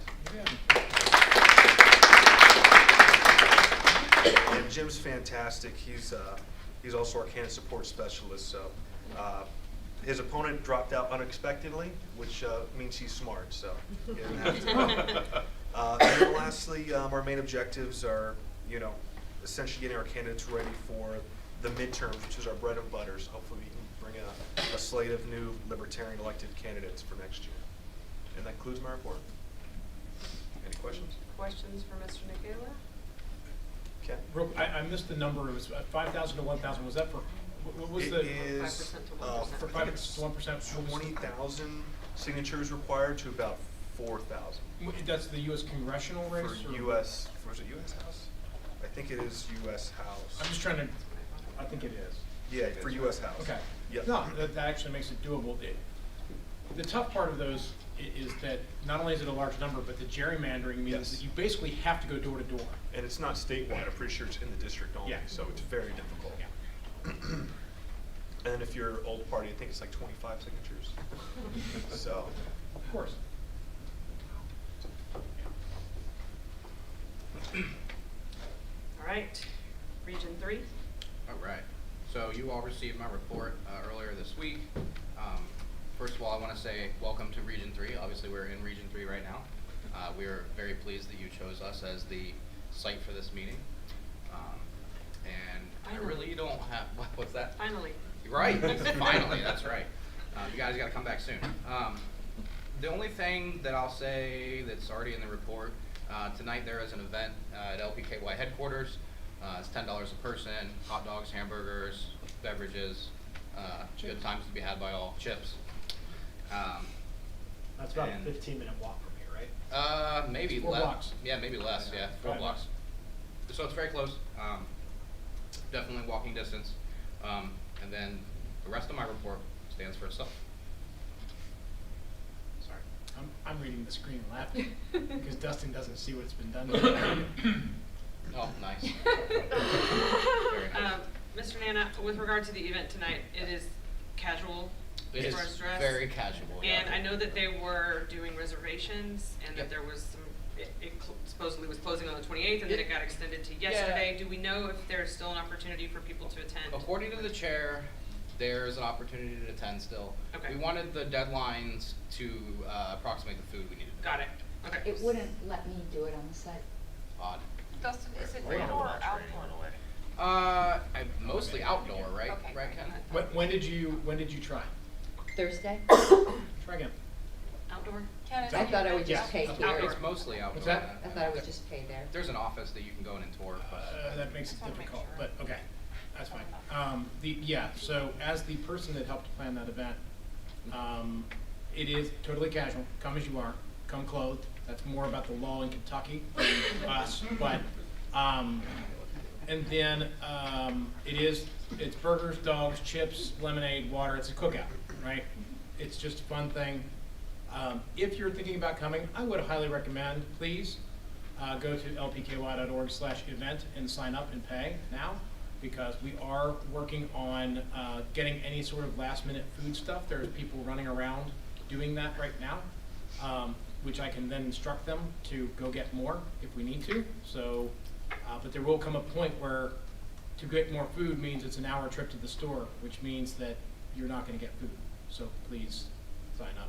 Yes, please. Signing up even now ahead of time. Now would be nice. Now would be the best. Yesterday was better. Yesterday was better than that. But yesterday doesn't exist now is better than later. And it will never be a better time than right now. Except for when it was before. Right, but it will never, going forward, it will never be a better time. All right, is that it for Region 3? That's all I got. All right, Region 4. Yeah, Region 4 will stand on the report that they submitted, which was none. I'll give you guys a couple quick updates. In the recall election that is occurring, that happens a week from Tuesday, at the 14th of September. Trying to recall our governor in California, in case you guys haven't heard about that. There's a small guy named Jeff Hewitt who is running for that position on the Libertarian ticket. And so far, the ballots have been able to be returned a whole month ahead of time. And 5 million ballots have been returned as of yesterday. And half of those have been Democrat, a quarter of them have been Republican, and the rest of the quarter has been everything else, including no party preference in California, which is a very large group of people. 35,000 Libertarians have returned their ballots. That is under the percentage of what we represent in the state, and that is typical for the early returns for Libertarians. We usually wait much closer to the election to vote. We have no clue how many votes are going to come in on this election. It will be somewhere between 9 million and 17 million votes based off of our estimates, and that is a very large range of votes. So right now we probably have somewhere between half and a quarter or half and a third of the votes in. So this is going to be exciting news. We will definitely send you guys all sorts of updates when we know what's going on next week, or a week from Tuesday. Yes. So I've been following in the news, but I'm not on the ground there. What do you think the chances are that he actually gets recalled? It is really close to 50-50 right now. That's what I keep saying. Yep. Okay. Yep. I think he will get recalled. Okay. And I have my guesses as to who will be his replacement. Gotcha. It probably will not be Jeff. He's polling pretty low right now. Mimi, our state chair, put forward a op-ed that got a lot of press talking about the recall and got a lot of people to come to our website. So that was some really good news that we have there based off of the recall. And then last but not least, we had a regional training recently, and I would be remiss if I didn't point out that Tim Hagan attended our training after attending the training in Region 1 as well, which makes him one of the few people who is doubly certified in the training. So who's the other person who's doubly certified? Oh, well, since you asked, I am also doubly certified. Yeah, so if you guys have any questions, let me know. Anything further for Region 4? All right, Region 5? We submitted a written report. Okay. Region 5 has nothing further to offer. Any questions for Ms. Hogarth in Region 5? No? All right, Region 6. I also submitted a written report, close on time for once. The Iowa is not, if you noticed, Iowa's not included in the report. That was due to some health difficulties with their state chair that have since been resolved. But I didn't want to bug him to get it in a report. They do have a lawsuit ongoing there, and their treasurer recently resigned. But they're handling all that. It's all, that's all being handled. Other than that, in my report, you may notice that Missouri deserves some praise. They've increased their dues paying membership by 50% over the summer. Other than that, if you have any questions.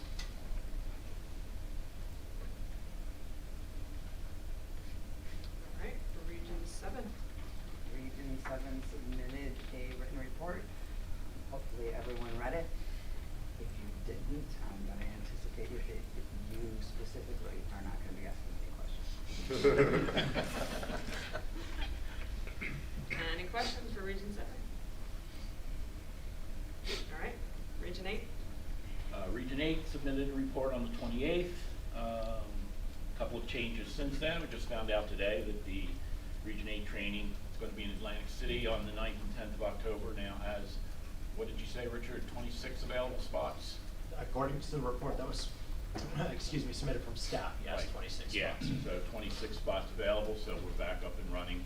They did fill all the waiting list, and we have 26 additional. So we have a couple of ballot access issues that I mentioned in the report, New York and Maine. Mr. Thrasher, I think we're going to discuss them during the ballot access. Yes, indeed. So I'll withhold anything from that. Dan Rial, the chairman of Connecticut, wanted to report that they've had a lot of success with a program called UnmaskOurKidsCT.com, started by some of the Connecticut libertarians, and they actually raised, just on that issue alone, $26,000 in 2 months, in the months of July and August. So congratulations to them. We're looking forward to seeing everybody in Boston, Region 8, in the first weekend in December, the 4th and 5th. This was my first submitted report as I became the rep on June 17th. And Mr. Pat Ford was elected the alternate on August 2nd for Region 8. So I'm going to yield the rest of my time to Mr. Ford. Thanks, Rich. It's great to be back here, and it's a wonderful organization. A couple, if I can amplify a couple points. First of all, Dan in Connecticut has done an astonishing job of building coalitions. We spoke earlier with Apollo about building coalitions, and again, he's managed to introduce really radical libertarianism into a movement that had been dominated largely by cultural conservatives. So I give him a lot of credit because there's been a lot of time, he and his vice chair in particular, have spent in the field of that. The libertarian movement is back alive in if you will, one of the cradles of American liberty, and that's in Boston. And a gentleman by the name of Jeremy Chandler has started to reinvigorate and actually have events in Greater Boston. And if anyone has spent time in Boston, they understand the challenges inherent in that, one of the bluest states of America. To his credit, he and on a separate occasions, I have reached out to the Massachusetts anti-war movement. And there is a vitally strong anti-war movement out in America. I introduced them to a gentleman by the name of Scott Horton, who we may be aware of. And they were astonished at the institutional knowledge, the ferocity, the passion that libertarians have against war. And I think the lesson that I learned from that is that despite we obviously have some vastly different opinions on other issues, there's great commonality there. And I would encourage everyone to reach out, because again, that coalition has given me more face time in front of peace advocates than they've gotten in front of us. And it's changed a lot of hearts and minds even in the 6 months or so that we've engaged with them. So if I can point that out. And then of course New York is having a couple of great events in November and September, both in Syracuse and New Rochelle with Larry Sharp, and also a weekend in November 4th and 5th dedicated to liberty. If folks can find their way up to Syracuse somehow during that time, they do great stuff in New York, and they've run some great events. Thank you. And can I just conclude with congratulations? I look forward to working with you, Pat. Any questions? Yeah, that's true, I did. All right, no further questions for Region 8. That concludes our region reports. And takes us to the next order of business today, which is committee reports. And we will start with our standing committees and APRC. I was chair of APRC. I guess I'm not anymore. I still am active in APRC. I think at this point I have veto power in there. Sometimes I do still vote because we are actually short a person in there, which I think we're going to get to tomorrow. So anyway, all of our conversations and communications are confidential. Therefore, I have nothing to report. Yes, ma'am. There was one item, I don't know if it was officially disapproved, but it ended up not being published, and I thought we were supposed to I'm very unclear on what we're supposed to report. That is But there the was thing with that APRC. one rat card that didn't get approved. Right, I give me a minute to believe do that. it was withdrawn. Is that, I yeah, think I'm so. very confused on that. See if I It was can- withdrawn after objection, though. Yeah, I guess it technically doesn't matter. Okay. But it is strange to me too, how that all works. Perhaps we need to look at that policy manual provision perhaps. Okay. Yes, we'll get a new person added to that committee, and hopefully they will do that. All right. Which one is next? Affiliate support. Yes, thank you. I submitted a report, but I wanted to welcome Mr. Wilford, not only to the LNC, but to the Affiliate Support Committee, and Mr. Ford, who was already on the Affiliate Support Committee, but welcome back to the LNC. And not included in my report, I'm not sure if anybody watches LPTv, but Mr. Ford has added a new Monday show called Spotlight, Affiliate Spotlight, and that's been pretty successful, and he's been having new state chairs on and any affiliate that's doing good work, and also shout out to his production manager, John Gabso, because he works a full-time job and then hangs out with Pat all night, so that's not in my report. And just a little highlight, affiliate support had 127 gifts with an average gift of $133. And because of the great fundraising, we were able to give 12 additional affiliate scholarships outside of our original goals. So that is.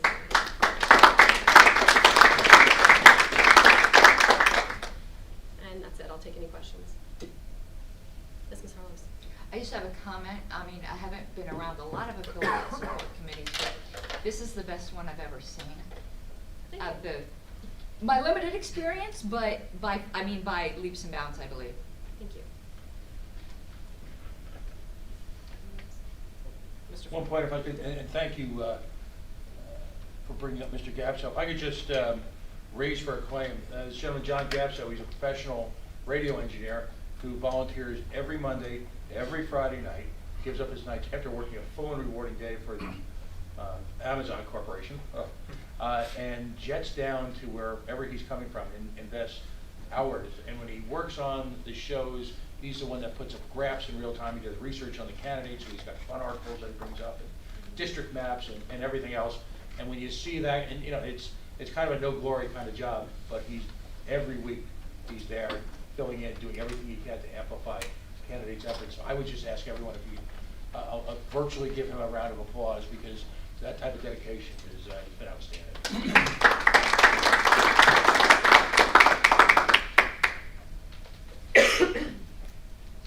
All right. Any other questions for affiliate support? All right. Moving on. Ballot access is next. Madam Chair, Yes. just a point of I'm not asking.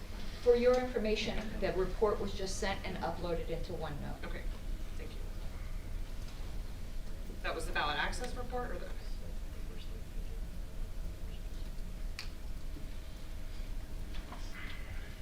Do you want to hear? First of all, just apologies to the committee. The full report did just get uploaded, so I just wanted to go over a couple of highlights and let you guys digest that if you want to overnight. I'll be around, of course, tomorrow if there's any additional questions that come up from this report. Just highlighting a couple of situations right now. The current number of states with access is for the Libertarian Party is 30, plus the District of Columbia. We do have, of course, plans for acquiring ballot access in the remaining states. There are a couple of ongoing petition drives. The Alabama drive continues. There's a report, within the report it has the details of how that progresses. It is on schedule, still quite a climb to get the needed signatures there, but it is on schedule. Did want to mention that the Arkansas Libertarian Party is now on the ballot in Arkansas. They did successfully complete their petition drive earlier this year. There is ongoing litigation in several states, Maine in particular, as Mr. Bowen mentioned. There is an ongoing lawsuit. I did ask for everyone to refer to Mr. Hall's special counsel report to get the details on the ongoing litigation. There is also a situation that has developed in Maine where we have a state legislator who is libertarian and is running for re-election, and the way Maine's ballot access, or the way Maine's campaign finance works, he is actually not allowed to fundraise in the primary, and there is a limit to the individual contributions made to a candidate, and that limit counts for both the primary and the general election, and he is unfortunately not able to take advantage of the primary part of this of the election season. So we are looking into ways to perhaps add that to the ongoing litigation, but as it stands right now, that's just unfortunately a problem without a great solution. On a similar note, I would like to draw your attention to the situation in New York. There is an egregious law that is passed there that has basically, it is the minimum number of signatures for an independent nominating petition, which is the way that we acquire ballot access for Libertarian Party for statewide offices, including governor and presidential elections. The required signatures has been tripled from 15,000 to 45,000. New York also has a couple of archaic laws that actually make it illegal for out-of-state circulators to petition within New York. The workaround on that has been to hire observers, so you pair a petitioner with an observer who is in state, who serves as the signer of the affidavit. As you can imagine, this adds cumbersome scheduling, not to mention financial, lots more dough needs to be spent there. The good news is, so there was actually, our own Bill Redpath was actually involved in a lawsuit challenging the out-of-state circulator process. That lawsuit was actually thrown out for being moot because of the COVID, the way the COVID restrictions changed the law the law for ballot access in New York. That chances are that if a case actually goes forward about the out-of-state circulators, there is extensive precedent for that being ruled unconstitutional. So should we have someone who, shall we say, gets arrested or gets cited for petitioning out of state next time around, chances are we'll be able to overturn that part. The other issue is that validity rates in New York are traditionally low. So we are looking at the potential of having to get about 100,000 signatures, and the bottom line on this is that any petition drive in New York State could cost anywhere from $250,000 to even $500,000. And of course, because not only did the law change the requirements, it also changed the requirements for retention. Changed that from 50,000 votes to 130,000 votes, or 2% of the votes cast, whichever is higher. So not only did we have this petitioning challenge, but also the ballot access that was previously acquired by the Larry Sharp run in 2018 no longer stands. So we do not have ballot access in New York.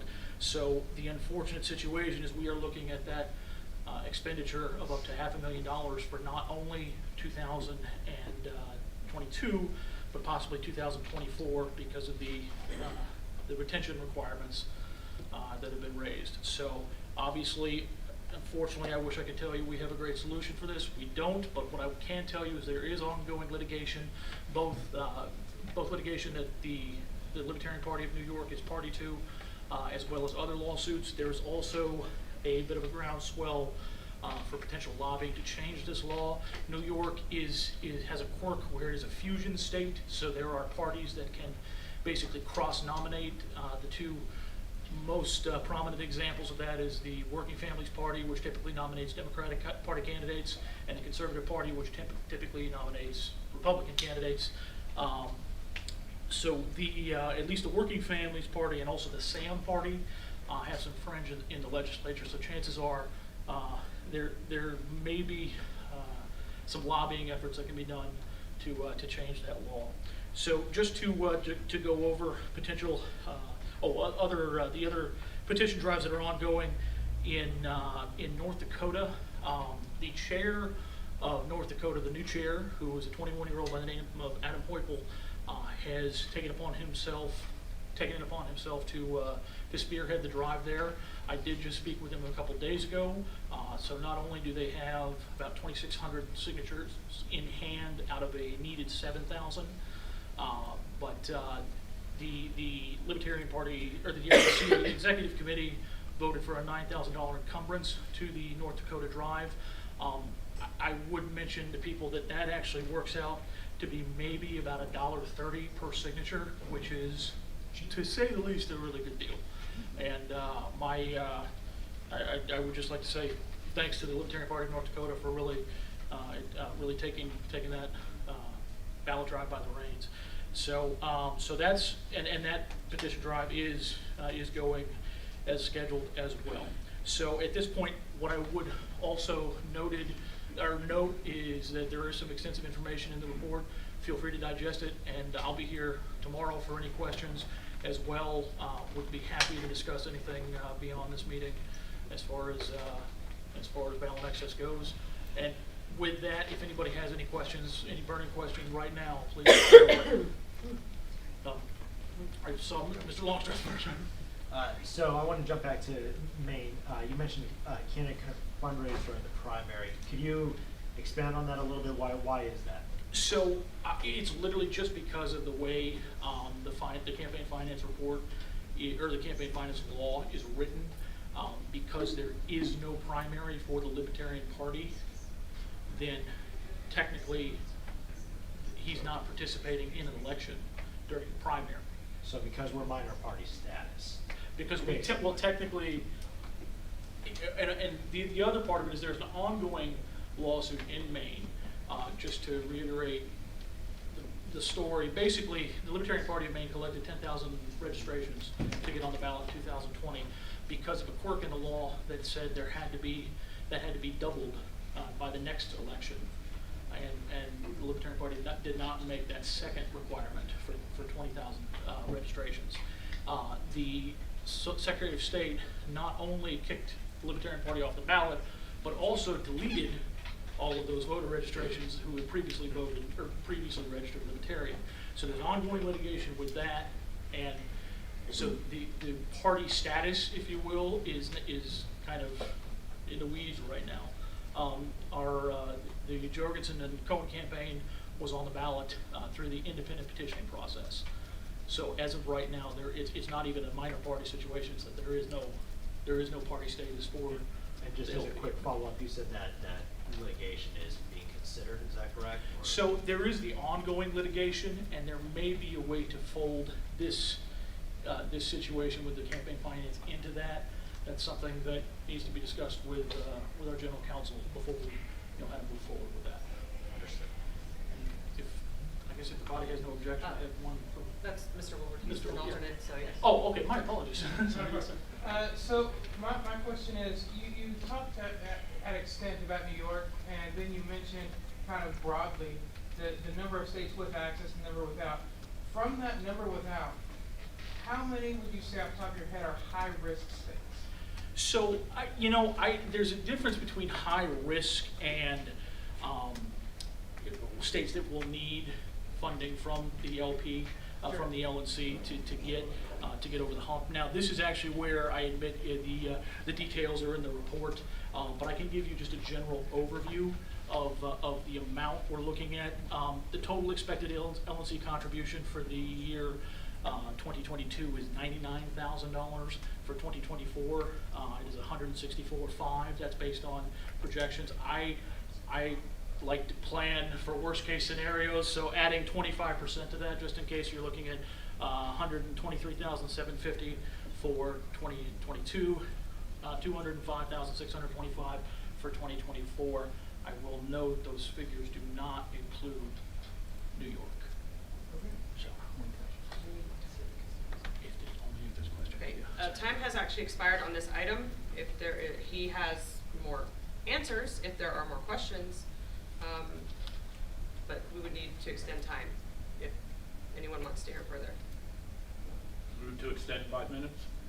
Second. All right, a motion to extend 5 minutes was seconded. Any objection to extending for ballot access? All right, we're extended for 5 more minutes. Thank you. Mr. Hagan? So how much, well, we're gonna start working on next year's budget pretty soon, so how much are you asking for? Is it 99 or 123,750 or? I will say that the actual number that gets asked for is going to come from the committee as a whole. I will probably be advocating for that higher number just because, again, I looked at budget for worst case scenarios. So. All right. If there's no objection, I know the development department would like to say something about ballot access funding. Thank you. I just, I want to. Mike's not on. Just Okay. I just want to let our audience at home know, as well as all members of the LNC, that ballot access actually comes out of 2 pots. Our general fund ballot access goes towards paying petitioners, but all of the legal battles that surround the ballot access come out of the legal fund. And our legal fund is actually a specialized fund that has the ability to take in $109,500 per individual who's looking to contribute towards that. Whereas our general fund ballot access is only $36,500. So it is very important as we think about these legal battles that we not just focus on what we raise for ballot access, but also what we're raising in our legal fund, as that gets depleted very quickly during these legal battles. Thank you for listening. I believe that's it. Was anybody else? Or? Like I said, I'll be here all weekend, so if anything else comes up. Okay, I want to take a step back for just a second with regard to APRC, because there were some questions about policy there and procedures as far as reporting to the LNC goes. And I'm noting it's page 28 of 71 in the policy manual. It's item number 2, Advertising and Publication Review Committee. And with regard to reporting specifically, it's basically the last 2 paragraphs.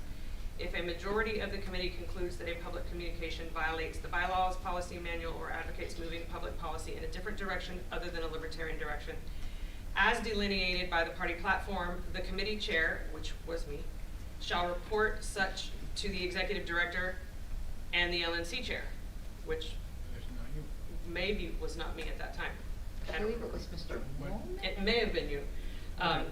That applies if we are actually overriding, we're pulling something off that was going to be published. What happened in this particular case with that one rat card was related to education. There was feedback provided, and the person who submitted it wound up withdrawing it in the first place. So moving beyond that, any official decisions of the APRC which are overridden will be reported to the LNC.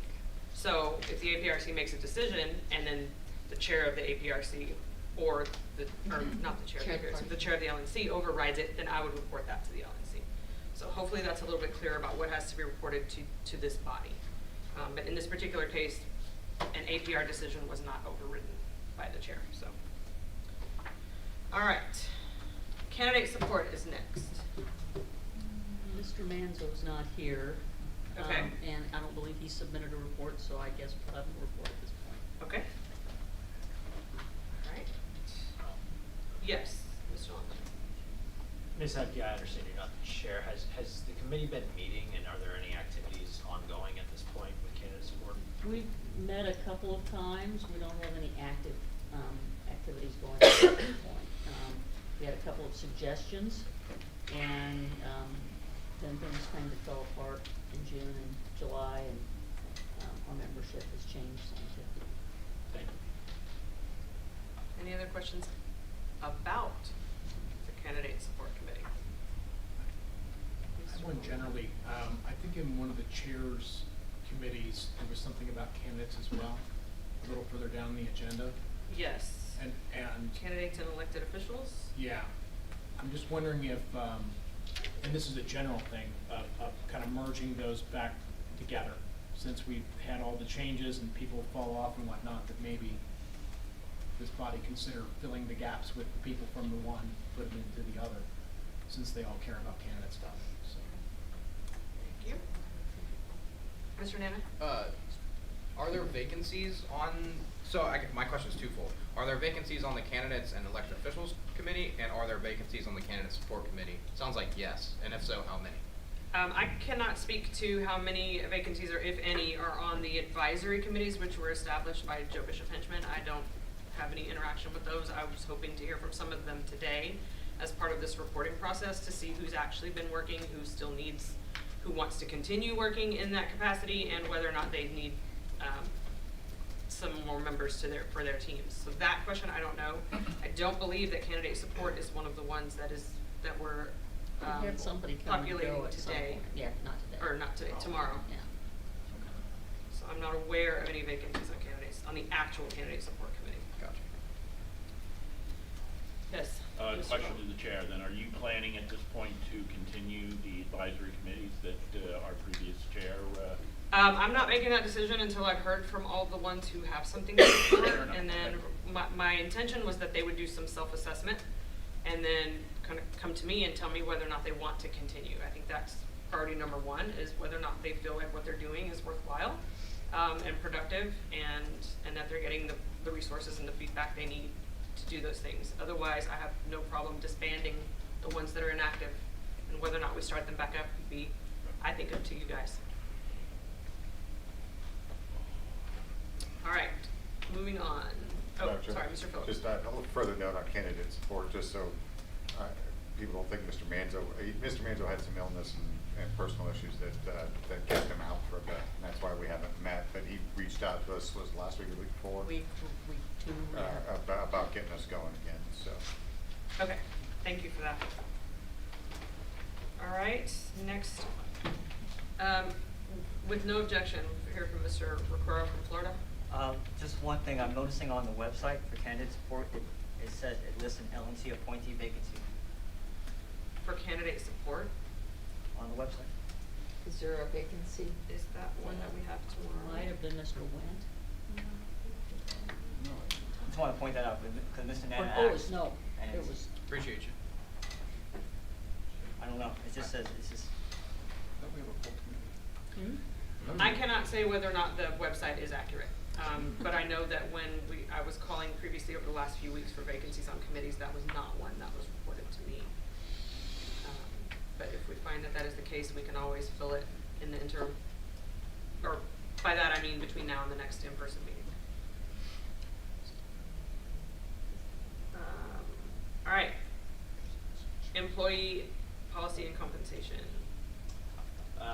Yes. EPCC committee. Yep, so, most of what we discussed is confidential. I will say that we are working towards always trying to, improve things for staff to that end. You all will recall in the last, I wanna say, month, it's 45 days, there was a joint memorandum sent out, to LNC members and to staff, just kind of clarifying some roles. The intent of that is to kind of, as we onboard new people, to make sure that they have a document that can be referenced, and that is something that can almost live in perpetuity, with some minor tweaks here and there as needed. So thank you all for being aware of that. Thank you for the feedback that I got from some of you on that, and the questions and concerns. And yeah, that's all I really have, unless anybody has any questions.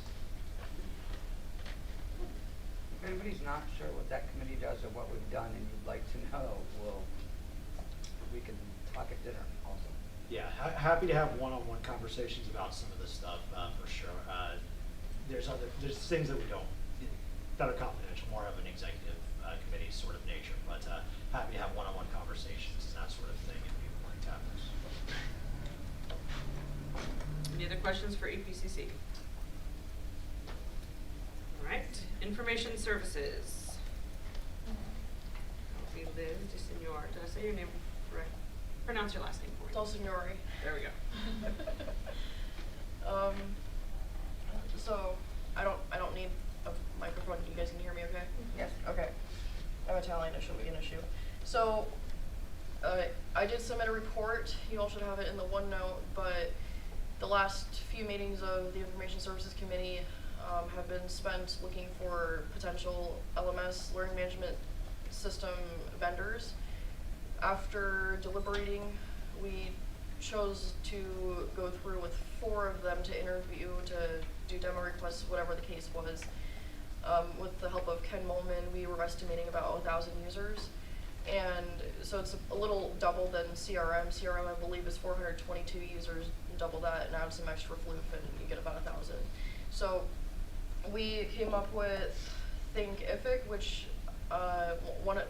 all 4 of these vendors are in my report. Thinkific, Blackboard, Canvas, which is called Instructure in the documents, but that's the company that makes Canvas, as well as 360 Learning. About half of the committee has actually used Blackboard at some point. Tony DiRosio from New York is works in IT and higher education, so he was able to get Canvas and Blackboard to do demos with them. As far as why in the world we would need a learning management system, an LMS in the party, just from what I was hearing today from staff, you know, things like a new state chair orientation guide, honestly, more of like an idiot's guide to becoming an XCOM member at the state level. You know, institutional knowledge like this, like if it's not written somewhere, and in IT we don't really care. If it's not written, if it's not ticketed, we don't care. And CiviCRM, because that's obviously been a big part of everything, is to get all this knowledge into one place. That way people can peruse it as they need to, as they come into different roles or go out of roles. And ultimately being able to streamline all these processes, because the less time you spend onboarding, the less time you spend training, the more time people can spend on the ground, whether that's collecting ballot signatures, whether that's fundraising, it doesn't matter. Like even with an expense of an LMS, it will give it's hard to qualify metrics without a specific example use case, but it will be worth its weight in gold. I have been preaching for 5 years since I became a libertarian. You need to document everything. Yeah. Amen. Any questions? So how expansive is that learning management system? What kind of information are you planning to get in there? Well, what do you have in that one? Well, I mean, that did come up when I was talking to these vendors. Well, what are you trying to use it for? Well, we really haven't had something this expansive. Sure. So something that has come up is something like a state treasurer, right? Yes.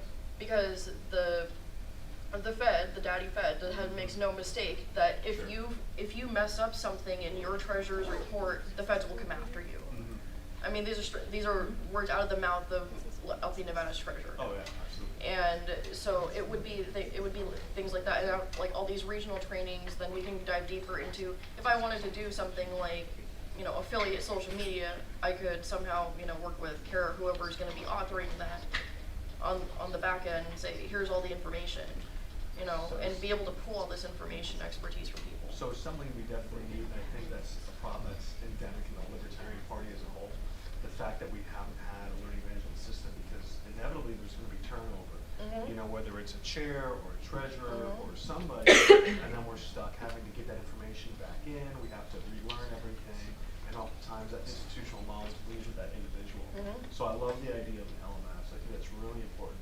I know there's a lot of states, including Florida, that have a lot of information that we've already gathered that might be applicable for other states as a whole, but I would love to, I'm really happy that you guys are working on that. That makes me really happy.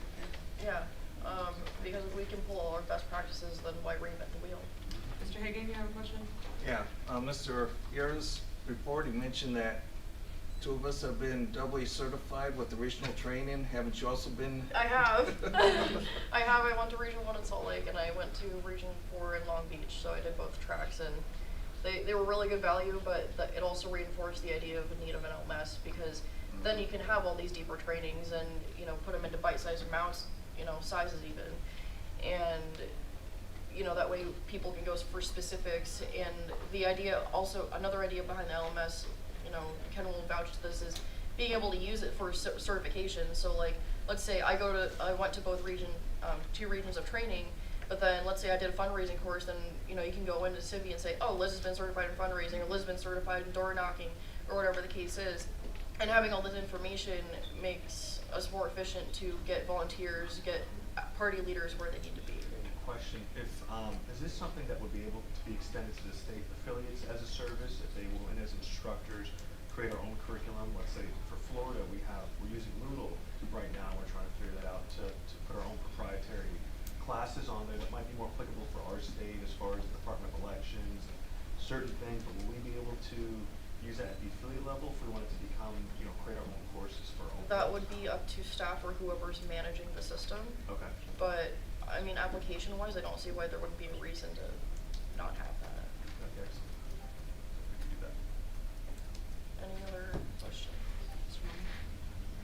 Hi. So obviously I'm a big fan of this. And for those that don't understand what this means, it means taking Kara and scaling her exponentially. Making it that she can give training without having to travel all over the country all the time. She can have a life at home and also teach all of us how to do the things. And it goes beyond just what Kara's doing. It goes into candidate training, into affiliate training, into all kinds of training all over the place. So huge fan of it. The one thing that I'm concerned about, I looked at the costs, and I've also looked on the free side, like Florida's running Moodle, for instance. The only thing that I'd like to see is what is it we're getting for the additional cost versus, like, just a comparison, because I saw the 4 solutions. I know 2 of them. I know they're both good, right? I also know those. Which 2? Blackboard I knew about, and Canvas maybe? Was it? Canvas? I think, yeah, it was Canvas, yeah. So those were the ones that I knew.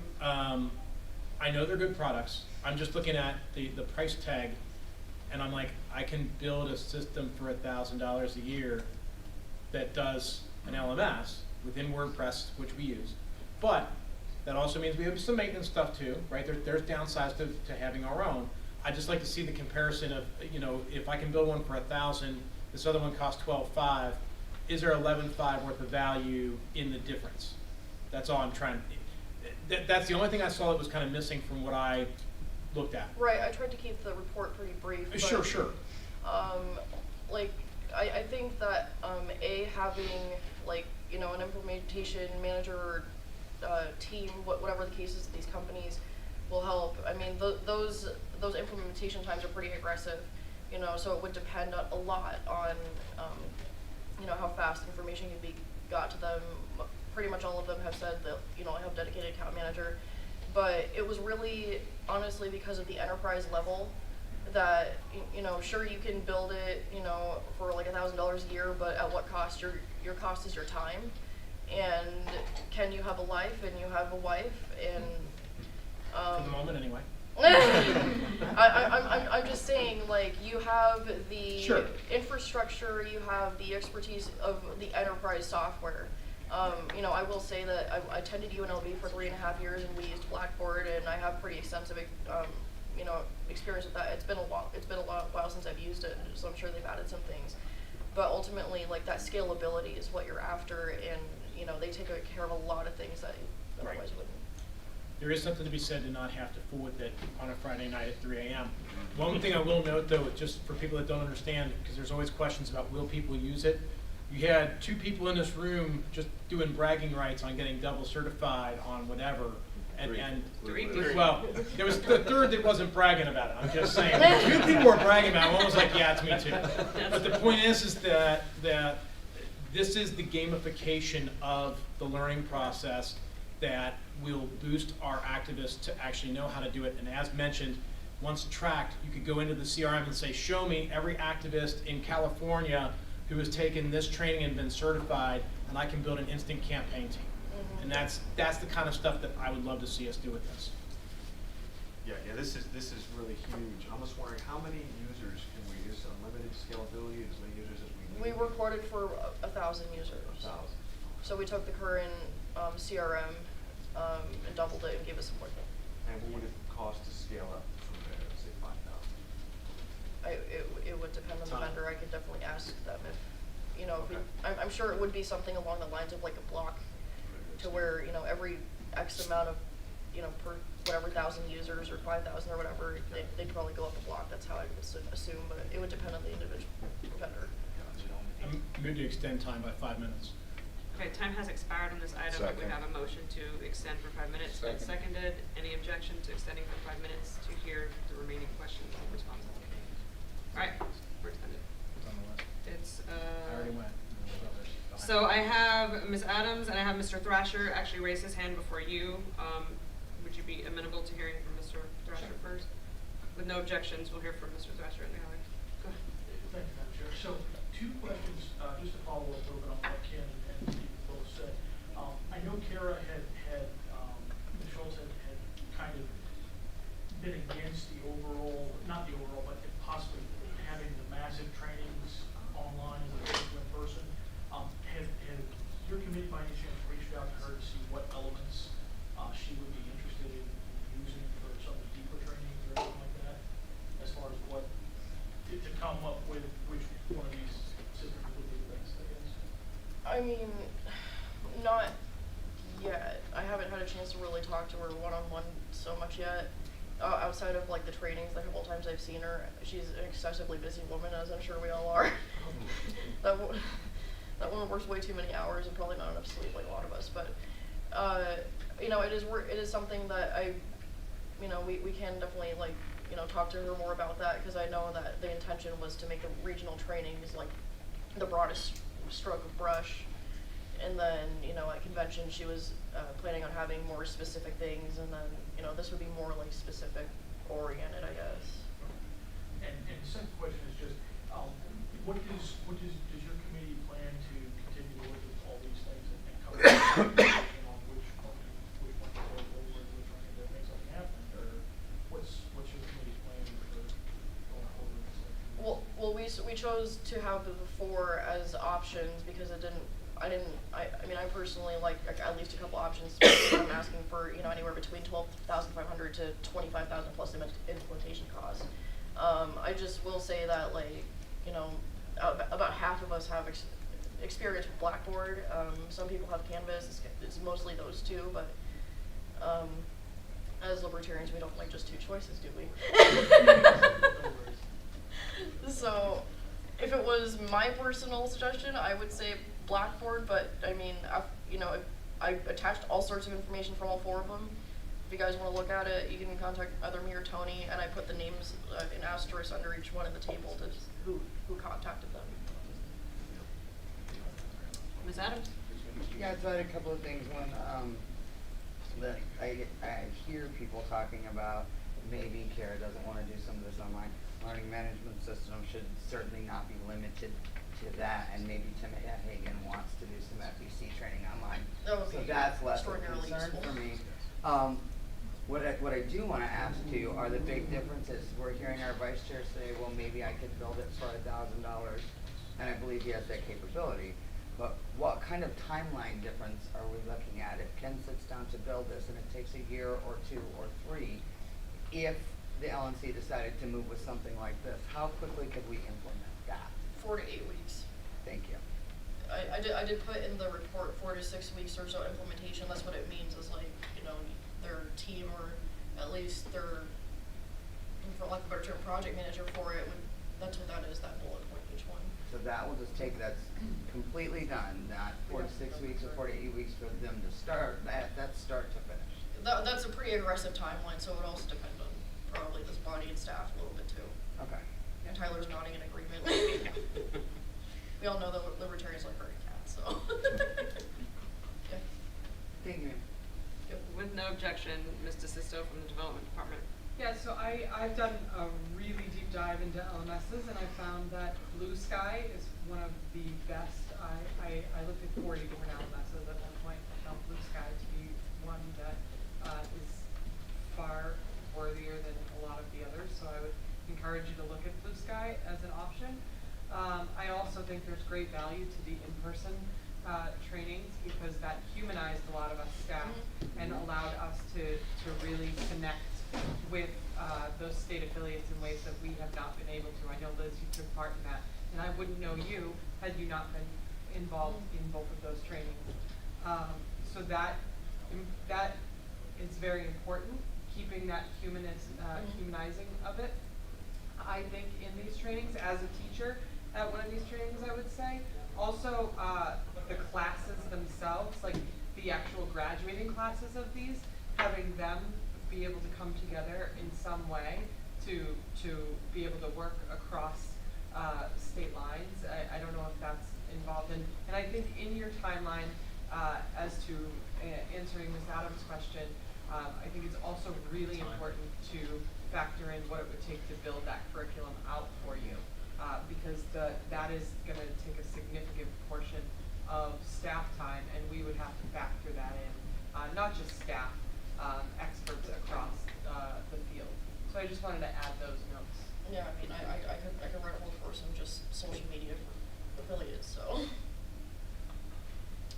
Sure, but who are you classifying as experts to be able to write that curriculum? Like, what qualifies, not to say that you're not qualified, I just don't know what would qualify you to be able to write that kind of curriculum out. So I was math tutor for 3 years. I've been in digital marketing for almost 4 years. So, and some of that time in between math tutoring and marketing was there was some overlap. So who would designate the expertise, who's qualified to be an expert to do the right work? Time has expired on this. We obviously have more things that we can explore with the body's indulgence. One more from an LNC member. I didn't know if you had heard that he said Yes. time. Okay. Time has expired. Hearing no interest in extending, thank you. All right, so that Point brings. of personal privilege. Yes, ma'am. I don't know if Ms. Sarwark feels likewise, but it's gotten very icy in here again. My nose is just starting to run again. You're It is gonna cold in you're here. gonna have me taking my shirt off here soon. I don't think anybody wants to see that. Do we, I don't know if they gave us I'll take access $5 to the I box can, or not, I can but. contact our. All right. Thank you. Yes. Someone will get on that. All right. Moving on, the next order of business is special committees, and the first one under that category is the investigatory committee on the LP New Hampshire matter. Madam Chair? We are, please, we are an hour ahead of schedule. That's good. Mr. Dixon appears to be ready either way. Madam Chair. Hold on, please. Yes. I was gonna ask if there was a report from the COC or not. I am not aware of a report from the CS. Okay. I only have one question. Okay. Mr. Phillips? Two there. I know Mr. Buckman was having some time constraints trying to get here, and honestly, I expect this report to take a few minutes. So I would ask for a 10-minute recess. Second. Can we make it 15? Yes. Second. Second. Any objections to a 15-minute recess? No. All right, we are recessed for 15 minutes. Please be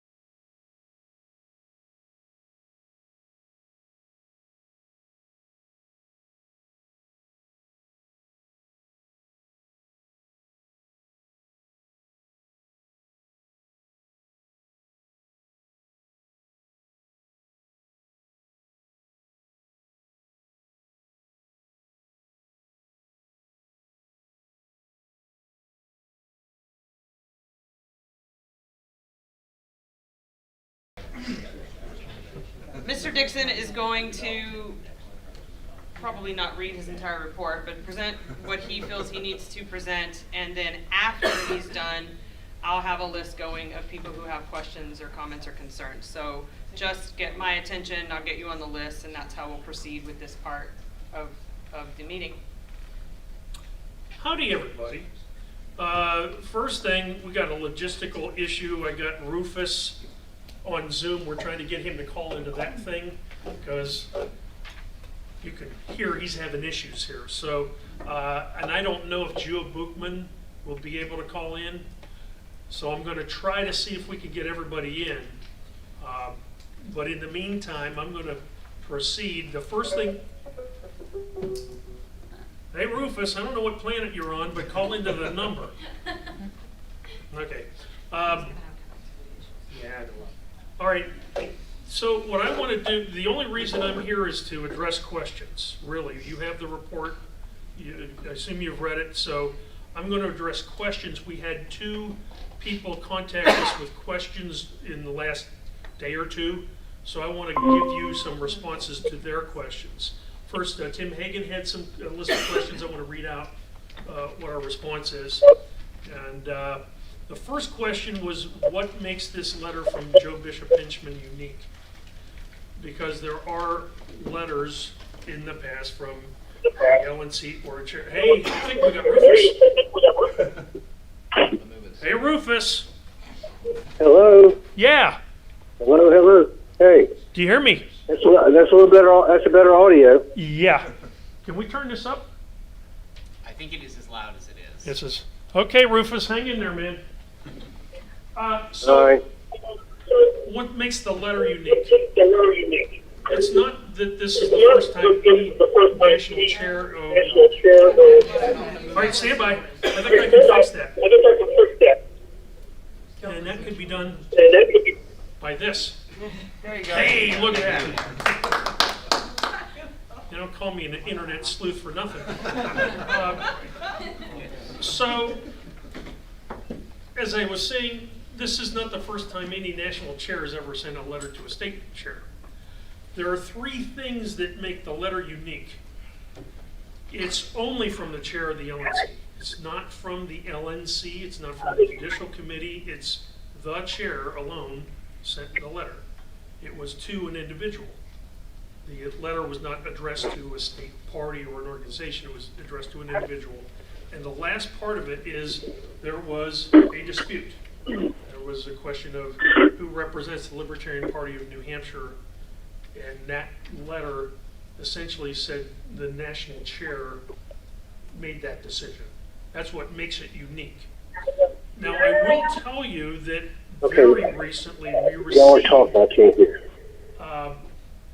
because we issued revision 0 of our report, someone sent us a copy of a letter dated 2018 to the Libertarian Party of Delaware. We don't know what the context of it was. So this may not be the first time a letter like this has been issued. But up until we received that letter regarding Delaware, we found no evidence of any other letter like it. We also have, I guess, the standard letter, which Robert Krause sent to the LPNH afterwards, saying we recognize Nolan Pelletier as the chair and so forth. So that's the standard form of letter that is used. So that's what made this letter unique. All right. And the next item was regarding, in the report we say there was some knowledge of something going to happen in New Hampshire. And the question was, what were these plans? What were the plans that were floating around before the actual action was taken? Our committee is not aware of plans. All we're aware of is rumors. We just know people heard stuff. Something might happen. So we can't say anything about any plans. We just know there were people who heard something might happen. In regard to how many people, we don't know. Probably at least 17. There were 13 members of LPNH who met with Gilletta to talk about this, and then there were several other people that we've talked to. So that's all I can say about that. Does the committee have a recommendation when two organizations claim to be the rightful state affiliate? Really, we don't. We saw our role as an investigative body, and we made some recommendations, but there was a kind of a fine line, and we discussed this as a committee. What is our scope? What do we need to focus on? And we realize these splits have happened, so we didn't attempt to address everything. We tried to just kind of focus on LPNH and what happened there, give you information so that you can consider what you might do about it. Then, who removed the access to the LPNH website, and was the LNC or staff involved in it? There was no involvement of the LNC and staff. This was Gilletta or Gilletta's group who removed the access to that site.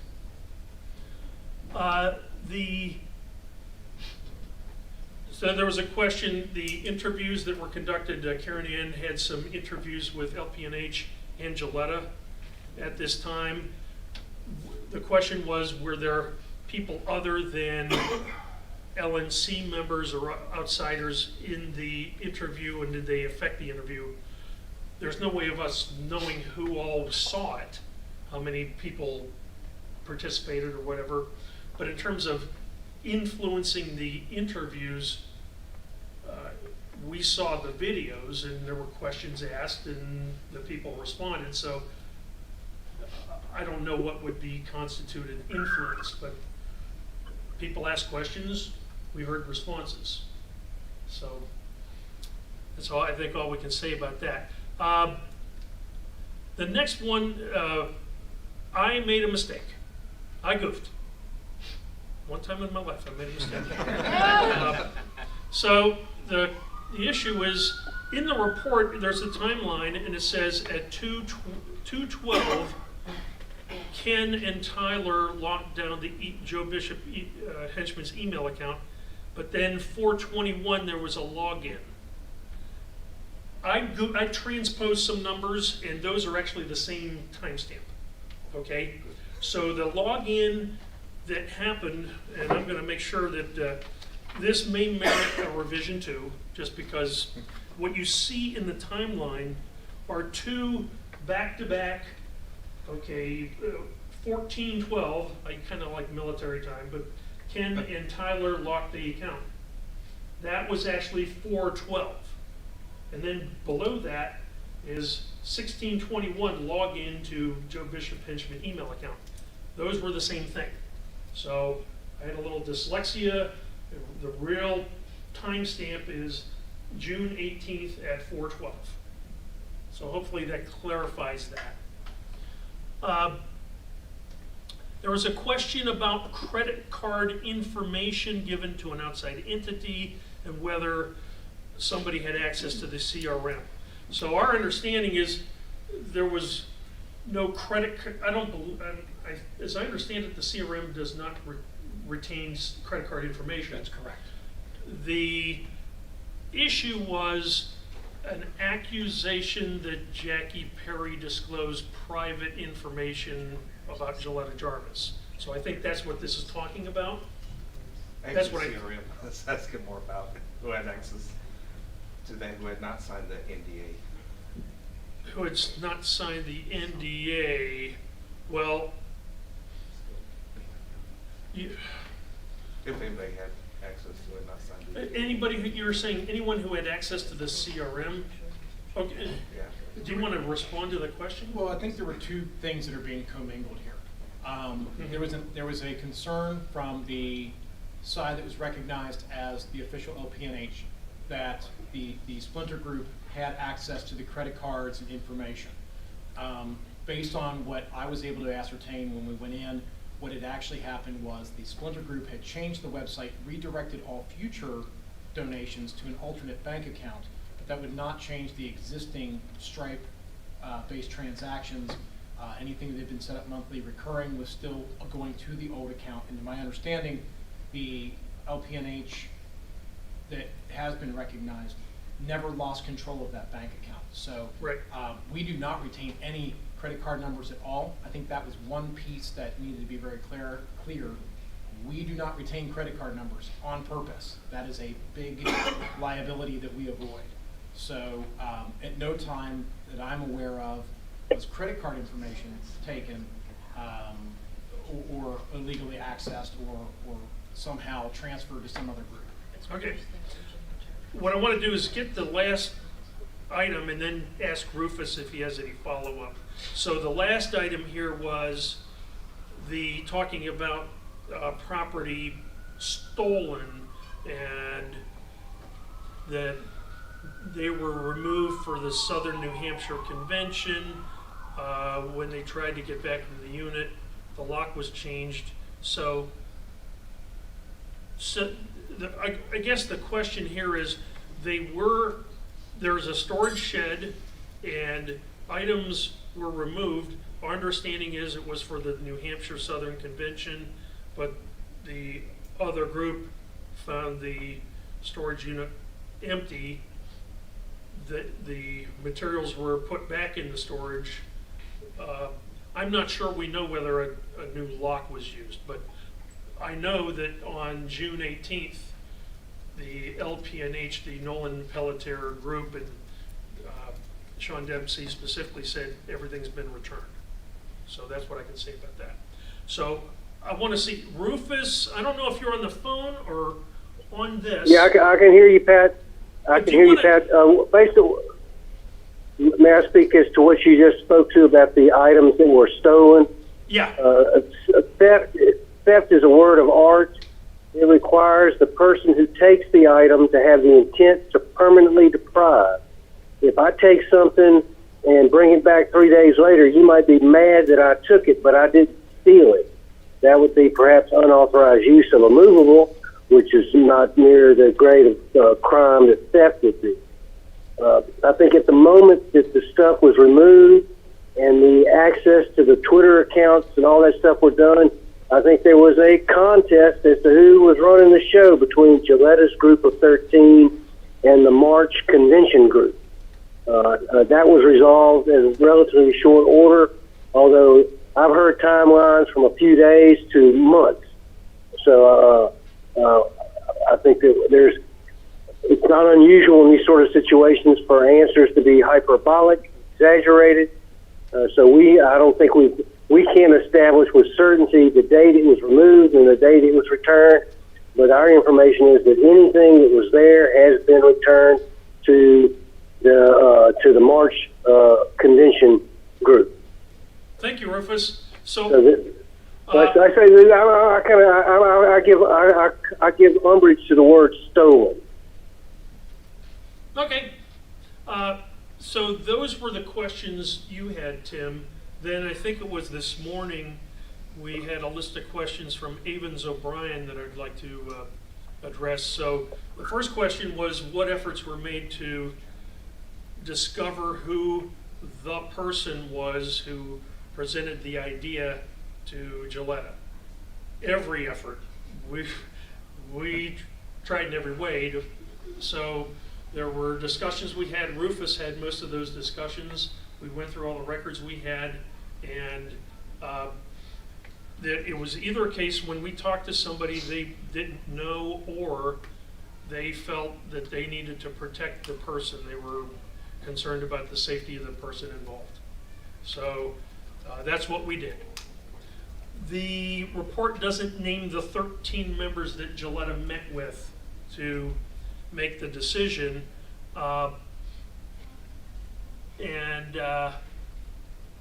Why were they not interviewed? Well, it's the same answer, because we didn't know who they were.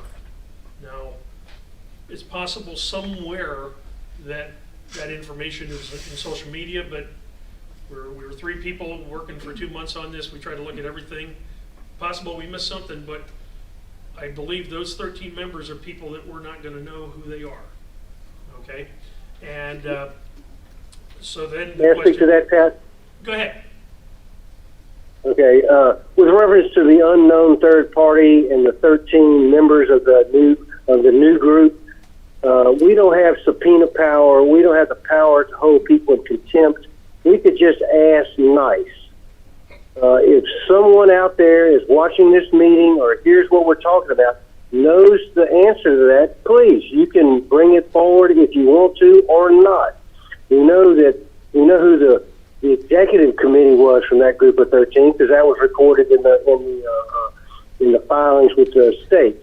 But I say, as far as the third person or fourth person or fifth person that intervened between Gilletta and Mr. Hinchman, nobody will tell us. And like I say, all we can do is ask, "Would you please tell us?" And if nobody does, we can't use extraordinary interrogation techniques or anything like that. We just got to rely on the kindness of people in this organization Okay. and truthfulness. I'd like to get through this and then.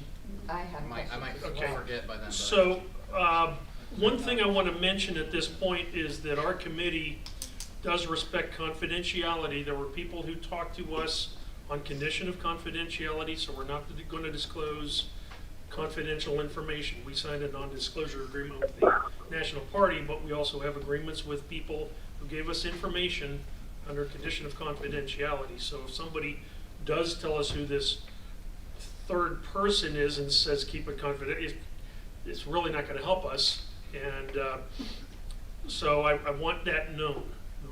I made sure that we looked at this report to not release confidential information. Then there was a question about the deleted emails. So Joe Bishop, well, we know that the email account from Joe Bishop Henchman went from 4870 megabytes to 11 megabytes on June 16th. So what attempts were made to recover those emails? Every attempt. We tried to do everything we could. We asked Tyler, we bugged the hell out of Tyler to see, is there anything we can do?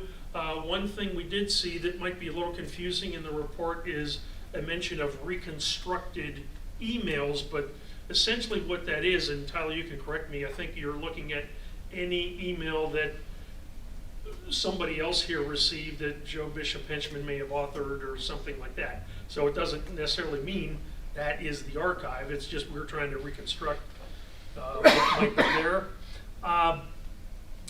Then there was a question about, this says, and we didn't see this, Joe Bishop Henchman states in a Facebook group 2 days ago that emails were on the server and reviewed and nothing relevant was found. That's untrue. The next thing is, so the removal of Jackie Perry, the question was, did the investigation committee bother to read the bylaws to check whether this was applicable? So we did. Section XII 12 lists the documents we reviewed, which includes bylaws, and there's several versions of bylaws for LPNH. So we reviewed those, and the judicial committee in LPNH did conduct an investigation at the request of LPNH. It concluded that the removal of Jackie Perry was not in order, but they felt they could not do anything about it. All right? So if you read the minutes of their judicial committee report, they concluded it wasn't in order what they did, but they weren't empowered to reverse it. All right? Then the question was, Pat, go ahead, Rufus. May I jump in real quick? Yep. With reference to Jackie being removed, I'm not completely sure that was within the purview of what we should be investigating. Thank you. But I will say with certainty that I attempted to talk to Miss Perry 3 times today, or twice. I've called her number twice today, this morning, when she said she was too busy working to talk to me. She works till 9 o'clock at night, and it takes her all morning to get ready, is what she told me. So I have attempted to speak with her. She is harder to get in touch with than some of the high-dollar lawyers I've dealt with in the past. So I would love to talk to Jackie Perry. If you're listening, Jackie, give me a call. I'm sitting at my house right now. Okay, there's only two more things here. The question was, what is the appropriate action for somebody to make if the executive committee violates our bylaws? We didn't feel that was within our scope. What we're here to do is investigate what happened and not necessarily give a ruling on interpretations of bylaws. Then the last question was, well,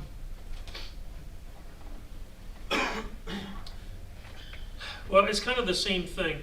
On page 19, appropriate actions, it's assumed by some members that the judicial committee could potentially ignore bylaws for personal preference, therefore rendering the function of the JC as a check on the EC irrelevant. Again, I think that's beyond the scope of our investigation.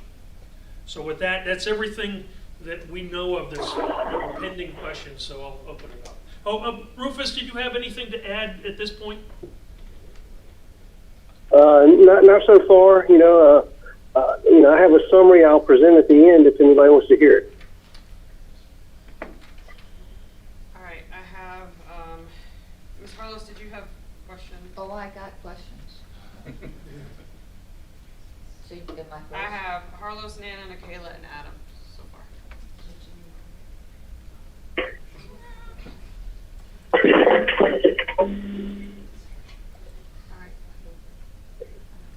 Okay. First of all, I don't mean any you guys did a fantastic job.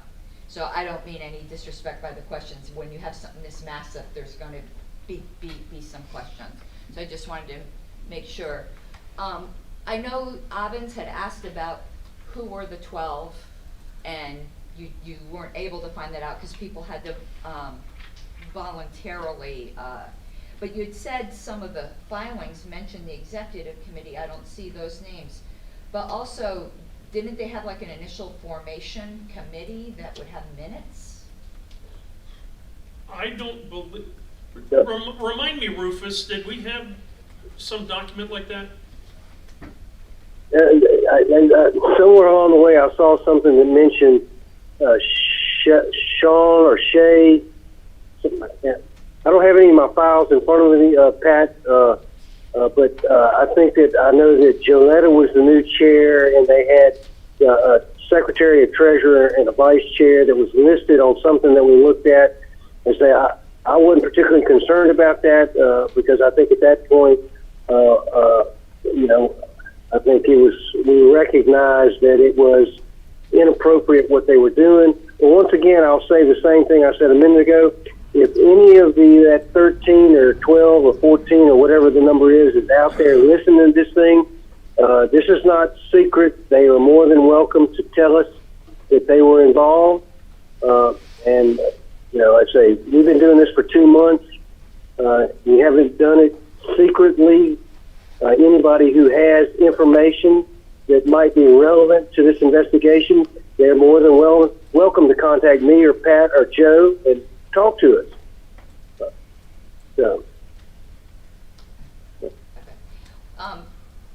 However, though, wouldn't maybe some of those people whose names aren't on here might have revealed who this, I like to call the puppet master, the unknown third person that is throughout this whole story. I mean, wouldn't it have been relevant to talk to them to see if maybe one of them would have spilled the beans on who this person is? Because let me just do a full picture here, because there's something very interesting in your opening statement, because I can tell you that once I heard there was and the way Joletta put it to me was that it was an out-of-state person who no longer is in the party. And the first thing that occurred to me is, when it's all New Hampshire people, it paints one picture. But when it's an out-of-state person that's going, oh, there might be another way, it paints an entirely different picture. And it's somewhat said here in the executive summary, where it says, one second. It said that this was seen as preventing damage not only to the LPNH, but also to other libertarian state parties. Because immediately what I thought is that New Hampshire was a test case, and that there would be other libertarian state parties to follow. Because to be honest with you, I've seen signs in Colorado. And what do the two states have in common? Two boards that are primarily Mises boards. And I firmly believe Colorado and Nevada were next. So I think it's pretty important to the integrity of other state parties that we do everything we can to find out who this person is. And I think we also owe it to people, because speculations are happening to innocent people probably. So I think it behooves us to know who it is, so there isn't fingers being pointed at people that are maybe just like, hey, I had nothing to do with this. I think that's important. So perhaps the LNC might consider keeping the committee together to pursue some other angles. I don't know. I'm just saying, I think those people really need to be interviewed. Other things, I'm sure other people are going to bring this up, and I just want to say once again, I'm not trying to be disrespectful, but I don't see within the scope of the committee that there was authority to grant people confidentiality from the LNC. And that really, really concerns me. I don't know what we can do about that. I think it's an LNC decision, obviously not mine. I guess that's more of a statement than a question, unless you guys saw in there where I don't know, that's a question I have, I guess. Okay, well, what I'll say to that, Rufus, you might cut me off or jump in if you have an opinion, but I think it's reasonable to assume an investigation is going to talk to people, and some people may give information that they would not give if it wasn't confidential. So we talked to some people that said, I think here's some information you need to know, but don't use my name. Okay. I mean, I could just Pat, I'd like to add to that. I talked to 20, 25 people. I forget how many it was. And each conversation I had, I began it with the admonition that I was not recording the conversation. I was only taking notes. I didn't see this as an exercise to find who the boogeyman was. I think that we concluded in our report that the conduct of Ms. Jarvis and Mr. Hinchman was inappropriate. If another state wants to embark down this same trail, shame on them, because it ain't going to work out. What the motive was, that's another story altogether. I think I would bet that probably everybody in the room knows what the motivations were. But that's like I said, that's a political problem, not a problem for us. Madam Chair, I don't know if this is a point of privilege or a point of personal information or whatever, but I would like to request that we keep questions to what we limited the scope of the investigation to. For instance, we are the LNC, and we have said multiple times that it's not our job to be interfering with state parties. And so, correct. So, who was involved at that state level, other than the fact that they might have, some information about that other person? But if that person's not a member of this body, once again, not part of this scope of this investigation. So, some of these questions are really skirting that, and so I'll bring it back to attention. Thank you. Agreed. I still have more on my list. You've asked a couple so far. Can we come back to you? Certainly, because somebody else might ask them. But can I just respond to Mr. Phillips' point? I do think it's the LNC's job to protect our affiliates. And if there was a nefarious actor planning something that was clearly improper in New Hampshire, taking off my secretary hat, as the secretary of the Libertarian Party of Colorado, I would hope the LNC has a vested interest if it does seem reasonable that we might have been targeted.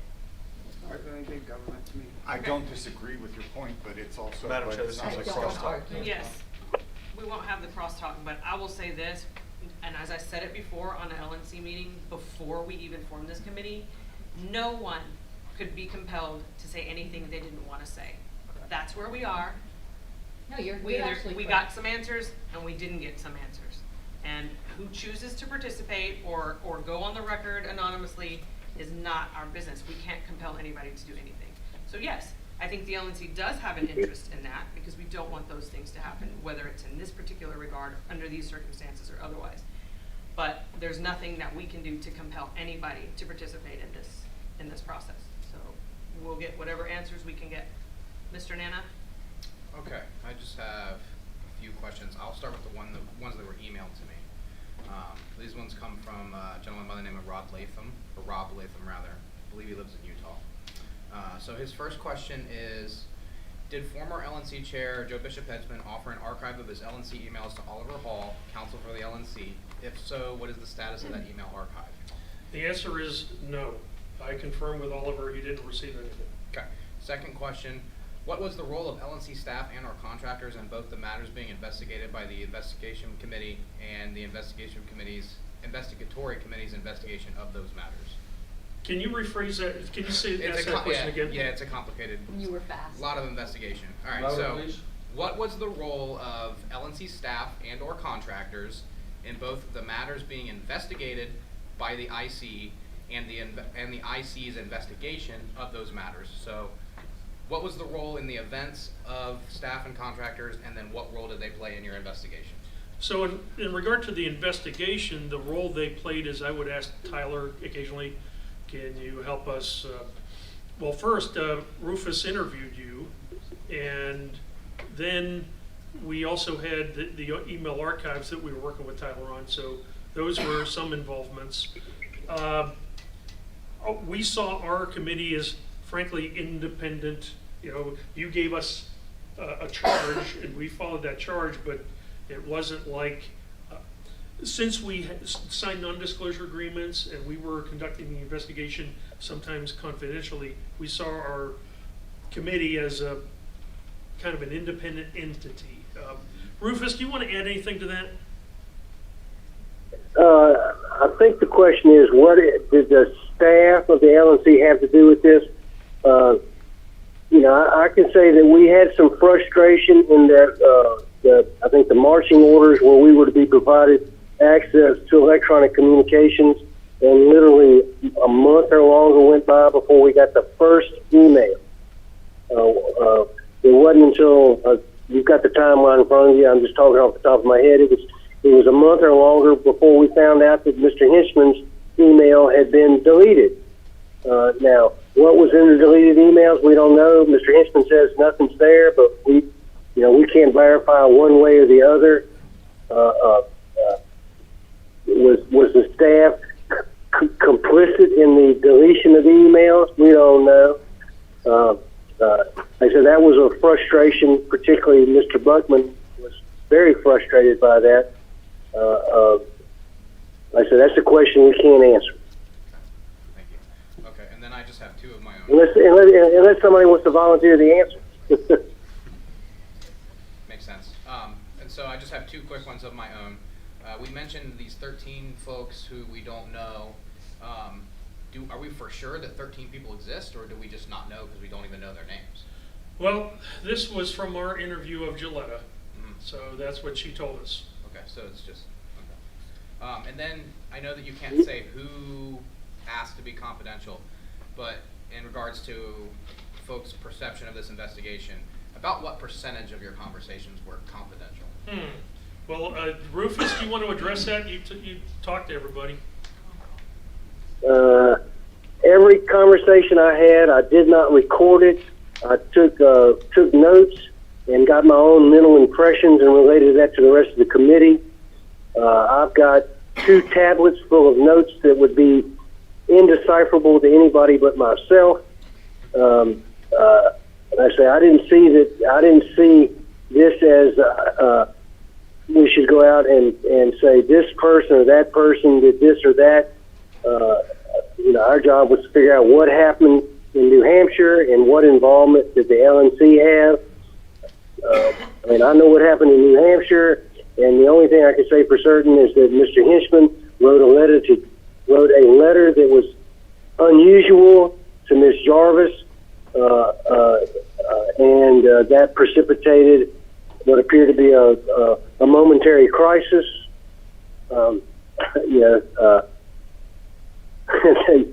Confidentiality is an interesting word. Confidentiality is important if there's some ramifications to the disclosure, or if there's like an admission of a crime. I didn't hear any of those. I heard nothing in any of the conversations I had that led me to believe those sorts of issues would be involved. Just a little follow-up. I appreciate the answer, not exactly what I was asking. My question more so was, what percentage of people specifically requested don't name me? Like, was it like a majority? Was it like a super minority? Like, no, it was very few. Thank you. That's exactly what I was wondering. Thank you. That's it for me. Mr. Nicola? Yes. As for the emails, did we do any investigation into whether or not it would be possible to get that information from Google? Would something like that require a subpoena? Is that information available from Google? If we were to get a subpoena, do we know? I know that we talked about that a lot, and probably Joe spent more time on that than anybody, and my remembrance is we tried every avenue and there was nothing further we could do. Now maybe there is something we can do, but if so, I'm not sure what it is. I'm not sure we know what it is. And Pat, I think one of our recommendations is going forward as an organization. That's something that we need to take care of. Yeah, that's in our recommendations, so we have recommendations. But as far as, I think we tried everything we could think of. I would at some point. And Mr. Hinchman promised he would give them to us, but we, as of this date, have not seen them. Understood. I would like the committee to consider at some point perhaps tapping Oliver and seeing what would be involved to perhaps tap on Google's shoulder and see what would be required to get that information. In doing so, we are implying that this is a legal matter. Correct. Next is Ms. Adams. Yes, I just have a couple of things. One, Dustin kind of started on it. We keep hearing about these 13 people. Am I understanding you correctly that really the source of that information is one individual who this committee already knows to be an unethical actor and nowhere else? Can you ask that again? I lost something. We keep hearing about these 13 people. We hear about the 13 people, and as our secretary has so affectionately labeled this person the puppet master. Have we heard about 13 people or this additional individual from anyone other than Ms. Jarvis, an individual that this committee already knows to be an unethical actor? Well, okay, so has anybody else corroborated that there were 13 people meeting? Or a puppet master, yes. I'm thinking about that. Rufus, do you want to respond to that one? Do you know what the question is? Yeah, I think I hear the question. The number 13 came from Gilletta. It has been suggested in postings, and I have been creeping Facebook for the last 2 months, watching the text that there were other people involved. But like I say, I'm talking to I'm sure there's people listening. Anybody who wants to come forward and help us fill out the attendance sheet for that meeting, you're more than welcome to come forward. I say we do not have subpoena power. We do not have the power of contempt. We cannot use extraordinary interrogation techniques. We just have to rely on the kindness and the honesty of people involved. But we have not verified the other members of the Gang of 13 from any other source but Gilletta. Okay, so for clarity, the Gang of 13 and the Puppet Master are figments of someone's imagination, for all we know, because we have no evidence that they exist outside of Gilletta's testimony. Is that correct? Well, I'm not going to say that. My other question, we're talking about a letter that is, the committee says, unique and unprecedented. And when I read that, I took that as that, but now today what I'm hearing is that it may not be either unprecedented or entirely unique. What are the specific differences between that letter and say the letter that when I was a state chair in Oklahoma, I received from the LNC. Okay, well, I mentioned, there's two things. I think it was a day or two ago, we received a letter that was dated 2018 to the Libertarian Party of Delaware. And we don't know the context of that. It could, so this letter to Gilletta might not be the first one that had these attributes. But the attributes were,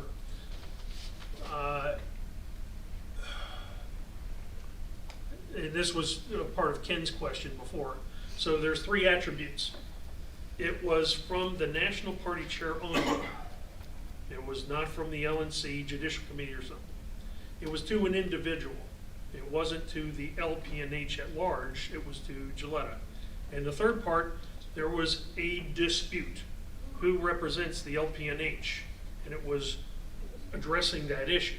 Now in the case of somebody, so let's say you have a state affiliate and you open a new bank account and you need to prove to them, I represent them. Right. That's a standard kind of thing. But the 3 attributes I mentioned make it unique. And then Robert Kraus verified that in my interview with him.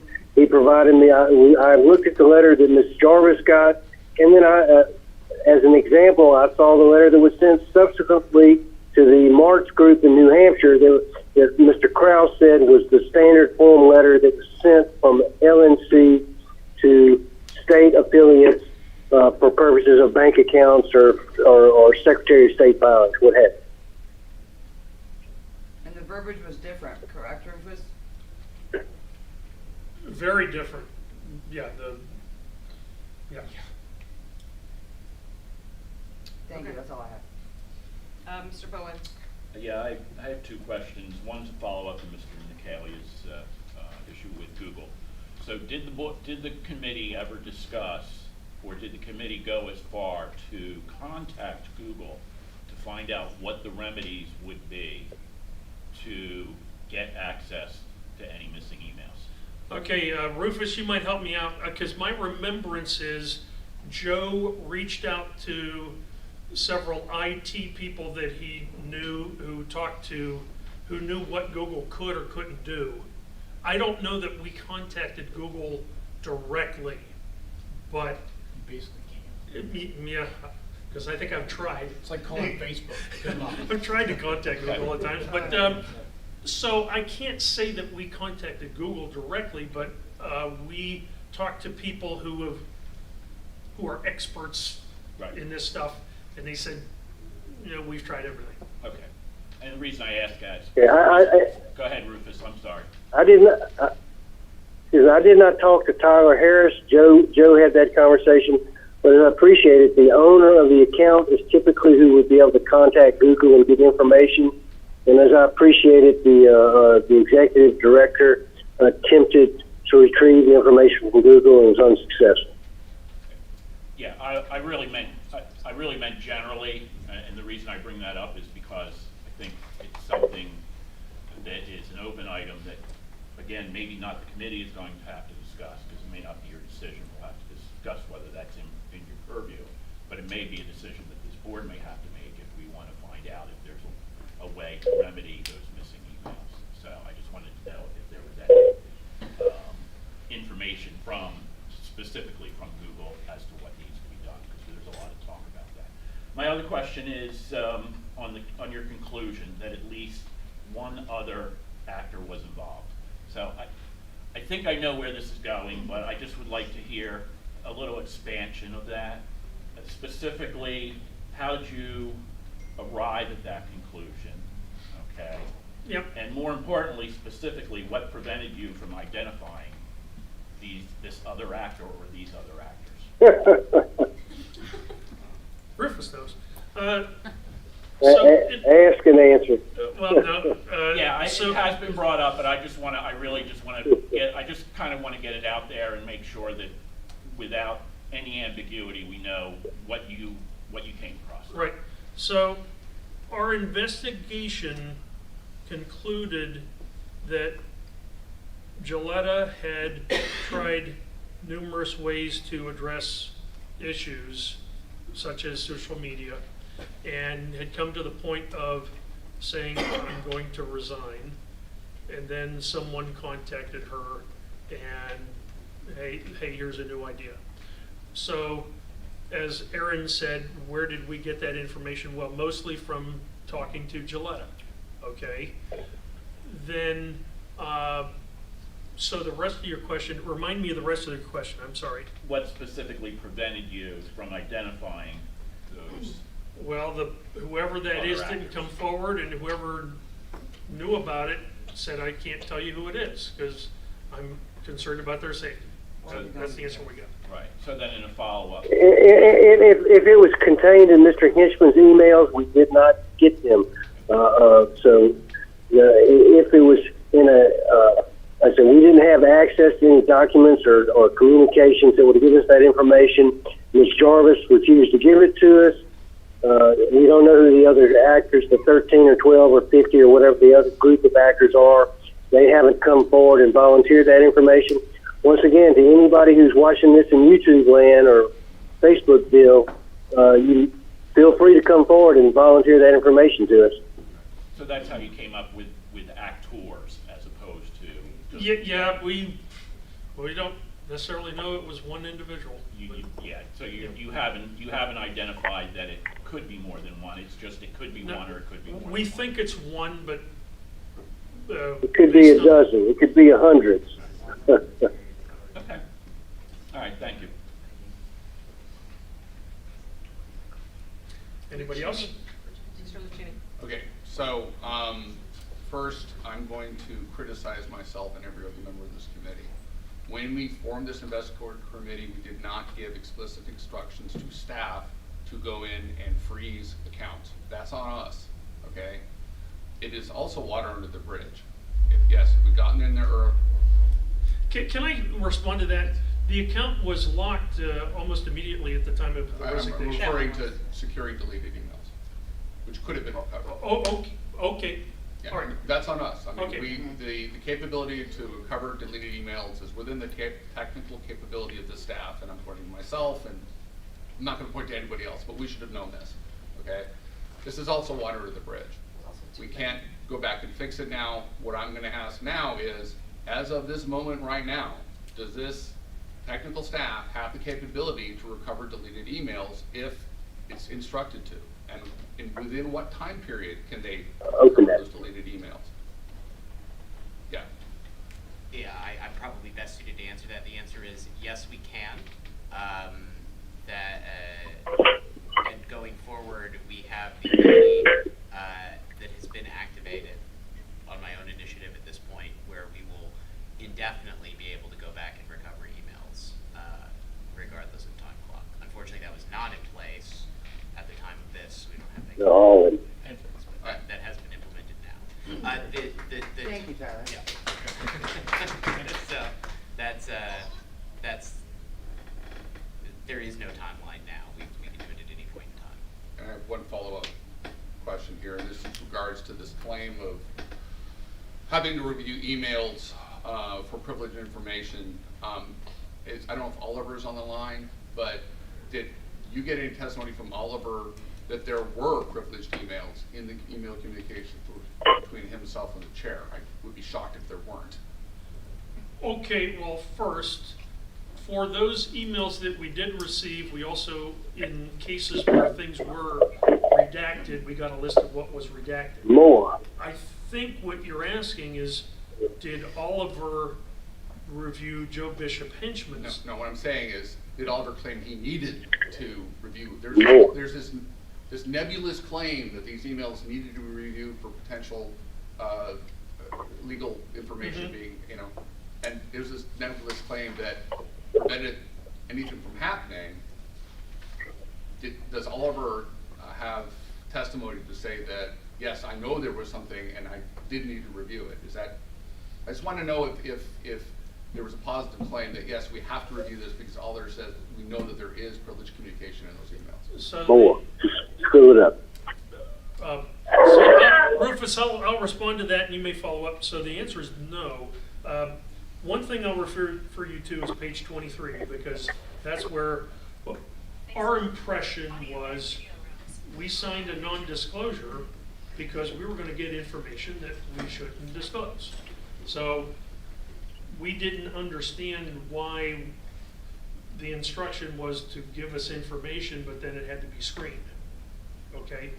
So in regard to whether Oliver told us, hey, there's stuff here that I need to, well, all we knew is that process was going to happen. That there was, at one point, it was going to be, I guess, a committee of 3 with Oliver part of it to review and then release things. But all I can say is when we got stuff, if there was something redacted, we got a list and description of what was redacted. I had more from my original. Mr. Wilford. I just wanted to make sure. You're on the you list. had it. Thank you, Ms. Madam Chair. So actually, the original question I had has been answered, but I do have one that has come up since.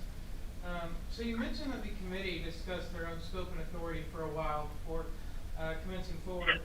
And I want to ask if the committee agrees with my conclusion about scope and authority in this, in that the committee was given pretty broad latitude in how they investigated and was doing so on a volunteer basis as a favor to the LNC because they care about the party.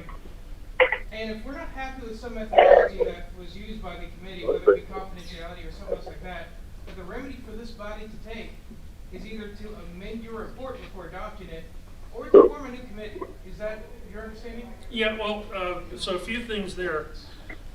If you look at section 2, what we did is took your resolution and we denote what section of our report addresses that request. So we feel we did what we were asked to do. So yes, if you think there's something more that we should have done, we either need to get that instruction, tell us what it is that you don't think we did that we should do, or something to that effect. But at every meeting, and Rufus, I think you can back me up, we always had discussion of what is our scope. There were times when we might start looking at something and Joe might say, hey, are we really supposed to look at that? Every meeting we had stuff like that come up. Rufus, can you corroborate? We talked about that a lot. We met at least once a week for the last 2 months. At every meeting we discussed what, like I say, I even, some of the people in the room that I may have talked to, for the first month, I wasn't even really sure what the hell we were investigating. So yeah, we talked about that a lot. So if you look at page 22, that lists our meetings, and that was a big part of what we were trying to do, because there's fine lines here. Did this particular thing, maybe with Jackie Perry, was it pertinent or not? And it's arguable, so we made some decisions. All right, Mr. Mullman. Good. All right. So first I wanted to note that confidential leads can lead to new leads, which is a good thing to take those, because there are things at least you know that are out there and can be followed up on. And I do think that longer term, and you and I talked about this last night, there's definitely places for the organization to grow from an institutional knowledge standpoint long term. Your recommendations, as Mr. Harris has pointed out, when we implemented the email system, I looked for email archiving. It wasn't there. I looked later on, there was a third-party product that you could add on. It was expensive. We didn't do it. Now we have the ability built into Google. Mr. Harris has turned it on. I independently looked and I said, hey, look at this. And he's like, hey, I just did that. So that was good. That was a good thing, right? I mean, we needed to have that, and it was because of the report, right? We both read the report, went looking for that, and long term, we're making things better. There were a handful of questions, and one of them, the big one, was the access to the email. Mr. Harris and I did a video where we went in and unlocked the account, pulled the information out that we could out of the deleted drafts, put it into a separate folder, and logged out, relocked the account, right? What it turns out is that there's some other way, if it's less than 30 days, to get something back, but it's not apparent or obvious or something. Okay, I learned about that when I learned about the new archiving option. The question is, did that even exist before that new archiving option? I don't know. But, you know, one of the reasons, and you know this, that the delay occurred, and actually the whole committee knows this, because I sent you all email, anybody who was here before, some of the newer ones may not know, that we had one member of this committee that was refusing to sign the NDA for like 3 weeks. And I'm like, I had counsel telling me, I cannot give you access until you sign. So, and we had pointed, we as a body had in April passed that new NDA that required anybody that was going to access our systems, or any of our data actually, to sign that NDA. So that caused a delay. I know that, you know, in a perfect world, as we've discussed, we would have said these are the requirements, and we did not do that. So going forward, that's a lesson learned, is that if we're going to make somebody sign an NDA, the email archiving, lots of evidence. Oh yeah, so I know for a fact that I provided you a lot more evidence than what's in the report, right? I'm sure that other people did too. There's been a lot of people saying, oh, this is all they have, just this writing. There's a whole lot more information, correct? Well, not to lead the witness here, but I know that I know the answer to this question. So just to make it clear, so the reason we have a section XII is to show you we looked at a whole lot of stuff.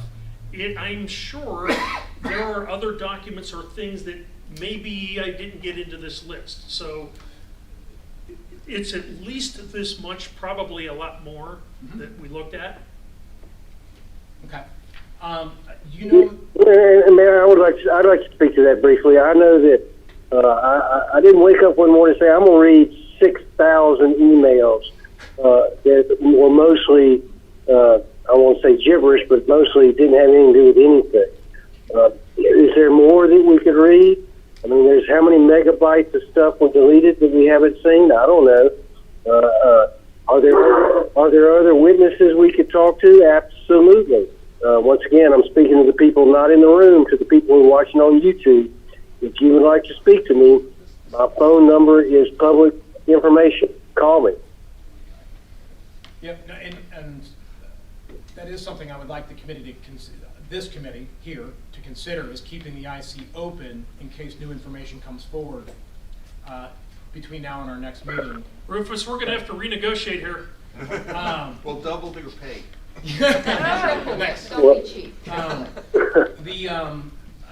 I know that there was 13 people that were supposedly mentioned. I know that you probably know at least some of those names. We might. Yes. So Rufus, I think probably some of the people we talked to might have been part of the 13, but we don't know that, right? Yeah, right. And there's some people from New Hampshire who have complained on Facebook about not being interviewed. I can say that I've reached out to as many as I could. I'm here. It's Saturday. I'm barbecuing ribs. I don't have electricity except for my generator, but my phone is working. So call me. So now or return my call, perhaps. I guess what I'm getting at is, I mean, we know for a fact certain people were in the website. We know for a fact certain people were on the paperwork. We know for a fact that there were some people involved. Is there a list of those people, and can we find out if they're in any way involved with the LNCs that exist today?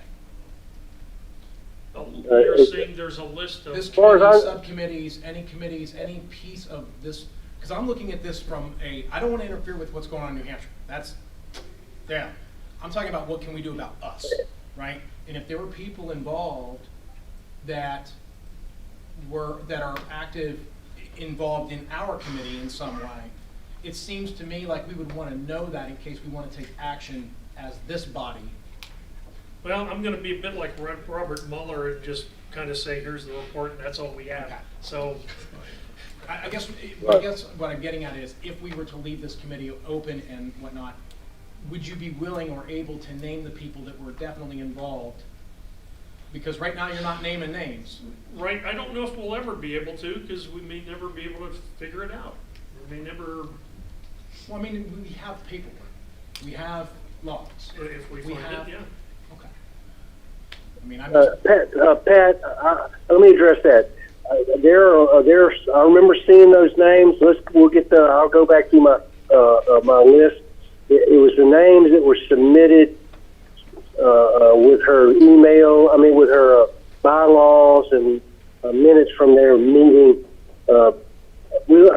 we can get that, at least 2 or 3 other names. I'm sure of that. Yeah, I think that was just officers, right? So it may be 2 Right, or 3 people. just the I'm officers. guessing. Like I said, I know website logs for sure. I know website logs. I know who got in and did the website work. Right. That's active dirty I work. saw that, Right. yes. Hands-on dirty work. Okay. Active. Ms. Harlow, you're back up. Okay, thank you. Okay, I'm trying to group these into related things. There seems to be some really unrelated tweets by Justin O'Donnell included, but that would be extraneous. Well, I'm concerned about some things that weren't included. Like, there were 2 threats by JBH to sue fellow LNC members. I would think that's pretty relevant.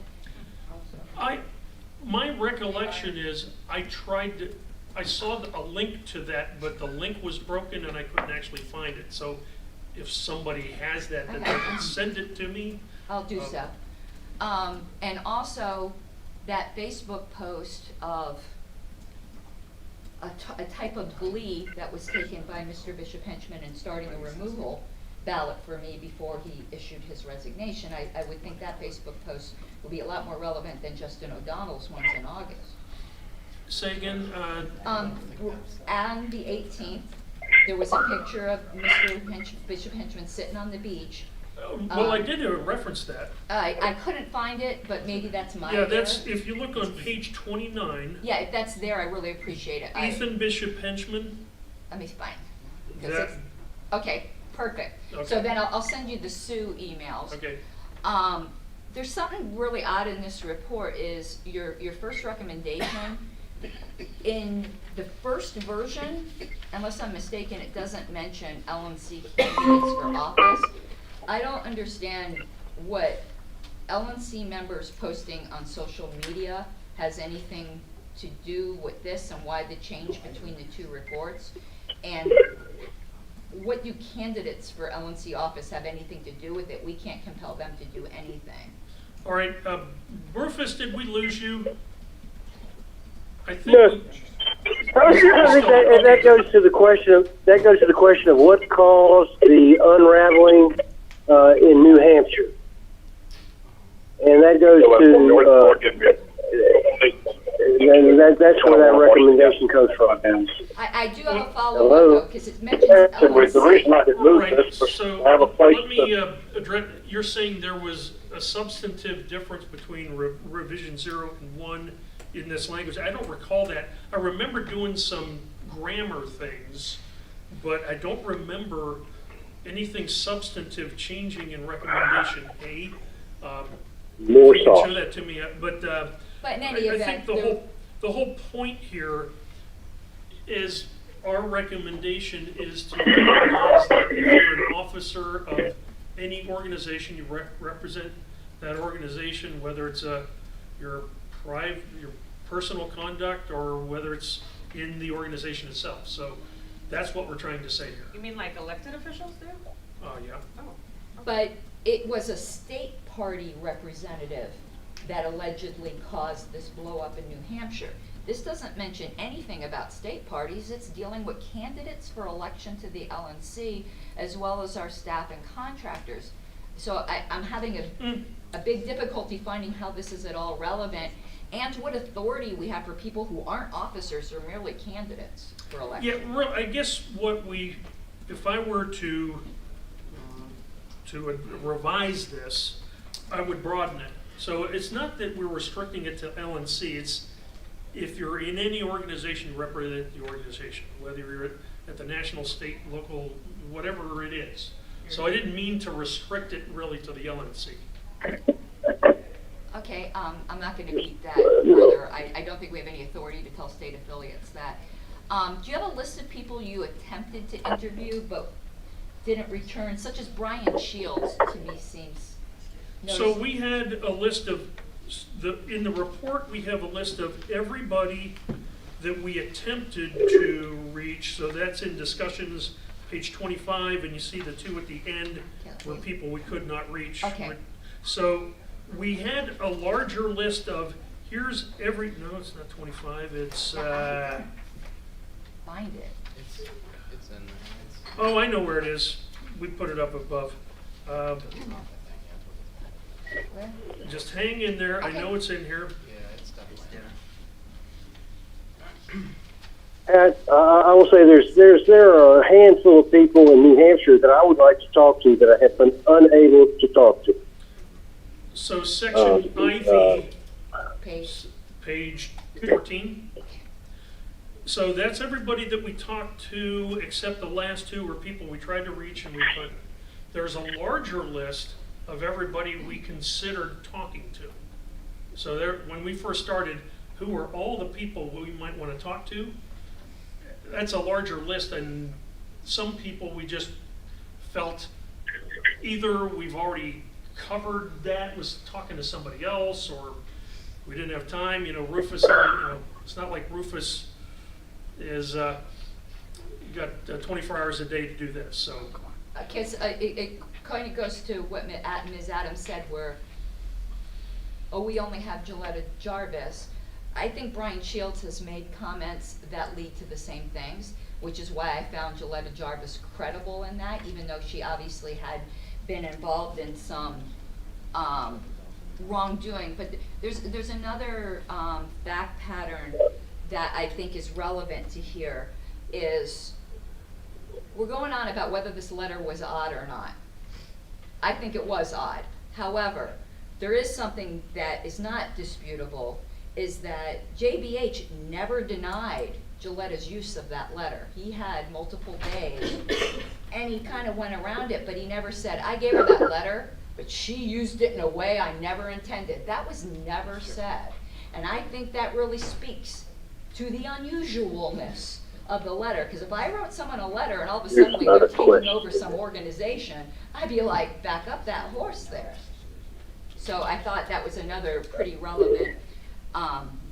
Is there a question in there, Pat? Because I've spoken for quite a, I'm sorry, Madam Chair. Thank you. Rufus might have had. Rufus, did you have a response there? No, he was asking what the question was. Yeah, I was listening. I was trying to see if there was a question in that. And I'll just address the LNC as a body. If there's any person that you think that we should talk to, tell us who it is, and we will try to talk to him. Mr. Hinchman has not talked to us. I have not been able to talk to Jackie Perry. I have not talked to Ms. Peterson, Sean Nash, Stephen Nash, or Nass. I have not been able to talk to him. If they're listening on YouTube land, I'm here to talk. Whatever you got to add, if you've got information, please help us out. Mr. Lucchini. Okay, I told this to Rufus, and I will tell it to you here again. I spoke to JBH, I believe, the Saturday the news broke. He told me that there was a version of what was going on in New Hampshire. And my response in the hallway to the Frontier Summit was, that's a spectacularly bad idea. And his response is, there's nothing I can do about it. So I thought Rufus had gotten this in our conversation. I don't know if he knew. I didn't know about the specifics of the letter, but the idea that there was going to be this new affiliate, I expressed it, and he said there's nothing he could do about it. So that speaks against this idea that he was part of the planning, or, you know, whatever, right? I do want to ask the question one more time. Do we have any evidence that the puppet master exists that is contemporaneous to the initial discovery of this, that's not Facebook rumors afterwards, right? Do we have anyone that will speak to this independently other than Gilletta? I believe the answer is no. Rufus, do you agree? No is the answer. I'm sorry, Mr. Ferrero. My question's a little bit more broad than that, but of a similar nature. Is there anything in this report that wasn't already known before this committee was formed? Well, I think the deletion of emails was not known. The short answer is yes. I think we found out some information. If you want me to list them, I'd have to think about it, because I know, I can tell you, when I started this, I didn't know nothing when I started it. I really didn't know much about anything in New Hampshire or Mises or any of that, so everything in this report is stuff I learned. You may have known stuff, but I don't know what's new and not new. As I read through this report, and I go back and I read through the initial blog post that Joletta put out there, saying what she did. Mm-hmm. Factually, I don't see any difference between what she admitted to on the first day that everyone was aware of this and what's in this report, besides some social media posts and some rumors that we haven't been able to substantiate. Rufus, do you have anything to add to that? I couldn't hear the question. So the question was, do we think there's anything in this report that is actually new compared to when the events actually occurred? No. I mean, do you guys feel like you found out anything? I mean, we plowed the same road that had already been plowed. What I think we've done is confirm some things. If there were rumors, less of that is rumor. We've established some of the information.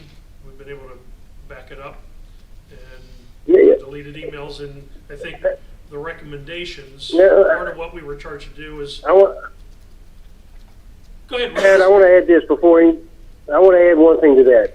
The one thing that disturbed me at the very beginning and still disturbs me is there were allegations of threats of violence. There were people who said they were threatened. They wouldn't tell me specifically who threatened them. I questioned people that may have been the perpetrators of the threat. They categorically denied that they ever did it. So and we have a he said, she said, but we have no text messages, emails, anything like that substantiated. But threats of violence are to me the most substantial concern I have from the whole thing. Politics is a dirty business, but threatening violence is beyond the pale. Ms. Adams? Yeah, I just want to kind of circle back to something that Secretary Harris was saying about recommendation A, which is kind of flagged for me, and I would just like kind of the committee's impression. In reading recommendation A, and then looking back through your report and all of the attachments with your report, I'm seeing all kinds of social media posts, and two in particular that our secretary brought up by our former chair. So is that part of the basis for the recommendation from this committee? If we are going to consider social media posts from members as evidence in an investigation like this, then surely we should be considering how we use those platforms as officers. Is that part of the basis for this? Well, I don't know if I'm going to hit your question directly on the head. I think what we're trying in recommendation A, these recommendations are obviously our committee has no authority to do anything. This is throwing it at you or delegates at a convention to see, hey, do we want to change policy in some way? And this is a recommendation that whoever's considering addressing this, do it with the thought that when you represent the organization, what you do personally reflects on the organization as well. So I think you were asking about social media that we included in the report and whether some of it was personal. For example, the very first tweet by Jeremy Kaufman that we included because it was referenced later, that was his personal tweet. We included it in our investigation because without it, there's no context for what Joe Bishop Benjamin is referring to. Yeah, I mean, I guess that's So, kind of my question. Did you see instances of personal social media usage crossing over into the realm where it then became professional, political, organizational? I think that's arguable, but in the case of Jeremy Kaufman, when you have a tweet prior to his membership in the communication committee in LPNH, I think it's relevant because if you're representing LPNH, even if you're putting personal tweets out there, it reflects on the organization.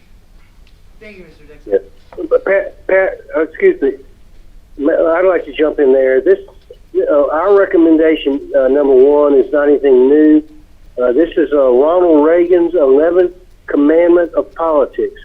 Republicans shall not speak ill of other Republicans. So I think what we're suggesting is that your comments about the LNC and about the Libertarian Party as an individual, or your comments about political issues of any description individually, if you're a member of the leadership of an organization, your individual comments are going to reflect on the position of the organization. Thank you, Rufus. Mr. Wolford? I have Mr. Wolford, Mr. Bowen, and then Mr. Phillips. Yes, I'll be super quick. First, I want to take a moment to thank you guys. I think you've done great work. And the question I had, I actually wish one of the committee was here in person because it would allow me to broaden my question. But will you be available later to buy libations for him? What's your particular type of libation you like? To buy what? A drink. He likes Libation. Oh, I thought you said Live Nation, and you're going to buy me a Live Nation? Yes. Yes. My answer is always yes, John. You know that. I want to make sure others knew. And I'd like you to take up on that. First, I was going to Rose Bowl to see LSU play football. Then I canceled that to go to Louisville to the LNC meeting. And then a young lady named Ida came through town and changed all my plans. I wish I was there. Y'all have fun.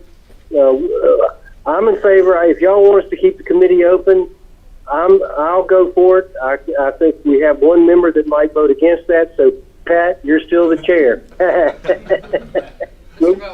That's perfect. I'm going to segue right into that right now. On page 4, you mentioned the committee sees no other actions worthy of further investigation. But through these discussions today, I'm not sure that we might not want to strike that out of the report because it sounds like to me you still have people that you would like to talk to that you haven't talked to. We still have some emails that we'd like to see. Whether we'll get them or not is a different story. So it sounds like there may be other actions that might bring the investigation forward, and I'd like to know what the both of you thinks about that. Okay, I'll answer, and then I can have Rufus chime in. Our dream here was me coming here and saying, "Are we done?" and you guys saying yes. That was my dream. We fully. So the reason we don't say this is a final report or preliminary or anything, we just revision because it's up to you whether it's final or not. We would not have put out any report if we didn't think there's really no more stuff to dig up here. The basic, what you asked us to do, I think we've done. I still feel that, but again, it's up to you.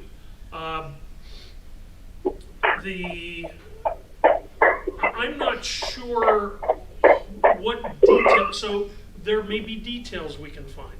Will it substantively change our recommendations or conclusion? In my opinion, I don't think so, but it's your call. Rufus, what do you think? Yeah, well, I agree with you, Pat. I think one of the predictable reactions to the report are there are going to be a lot of people saying, what about this? What about this? What about this person? What about that person? Bring it on. That's, the more the merrier. I'd like to hear from 100 more people if they got something to say that will change our understanding of what happened. So it's up to the LNC. Could we flesh it out more? Absolutely. Could we get more detailed? Absolutely. Will we learn anything new from the core of the problem? I'm not sure. Okay, thank you.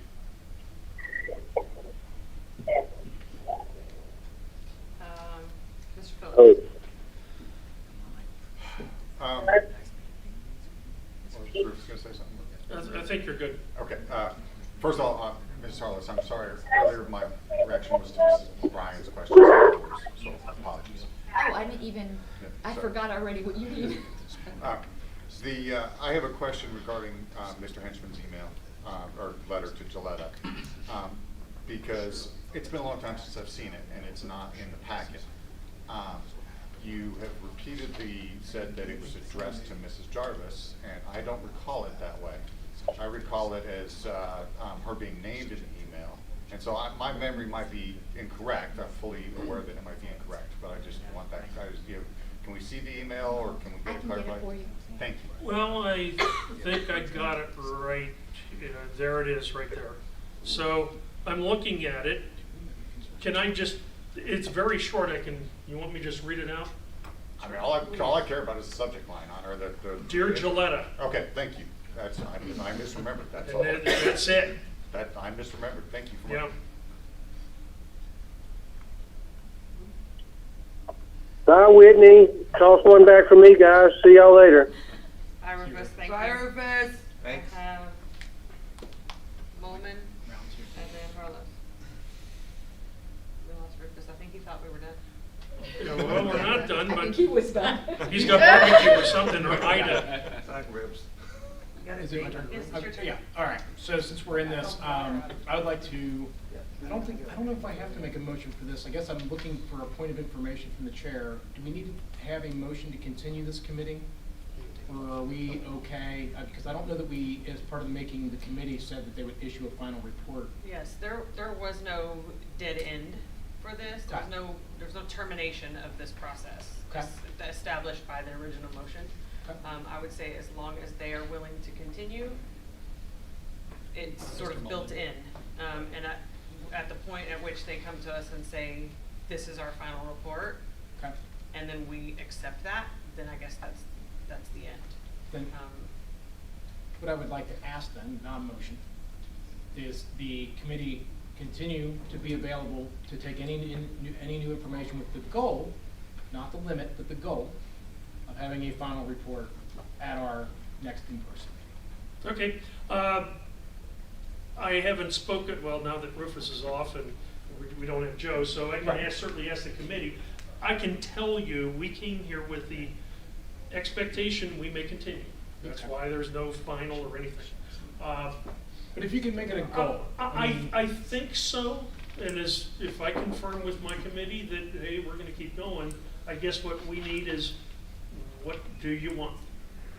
What do you need that we don't give you already? And not to do the crosstalk thing, but I think what you've heard here today, questions asked, some additional answers to those questions. Okay. To the extent you can. Again, going back to, all you can do is ask. You can't arrest people, subpoena people, whatever. But if you could try and just say we tried X, Y, Z, and document that. And then also, I know there's information that was additionally provided to the committee. There's some questions, not of the LNC members, but of outside entities that seem to think you guys made all this up. Maybe archiving or indexing that information, making what is able to be made public. Maybe with review, consultation with Mr. Hall, our attorney, making whatever is possible to make public would also increase the confidence of your committee. Okay, so what I'd ask for is if that could be put in writing so that I can show our committee, here's what, because I frankly, I don't remember all the questions and stuff that's come up. If that can be put in writing to say, here's the stuff we'd like you to look at. As long as the rest of the committee doesn't object, then I would just go back at when we're done here, watch this section of the meeting, and I will type out all the questions that were asked. Okay. Point of voluntary inquiry, and it allows me to eliminate my seeking to be recognized. Isn't it correct that because the committee was formed by the LNC, and the committee themselves don't disband themselves or add membership or anything like that each of the members individually can decide for themselves if they want to stay on the committee, and if members drop off, the LNC can then replace those members. Yeah. So it doesn't have to be a committee vote, it's just what each of y'all want to do. Yeah, I just, just speaking for myself, I'd like to know that I got a team here, right?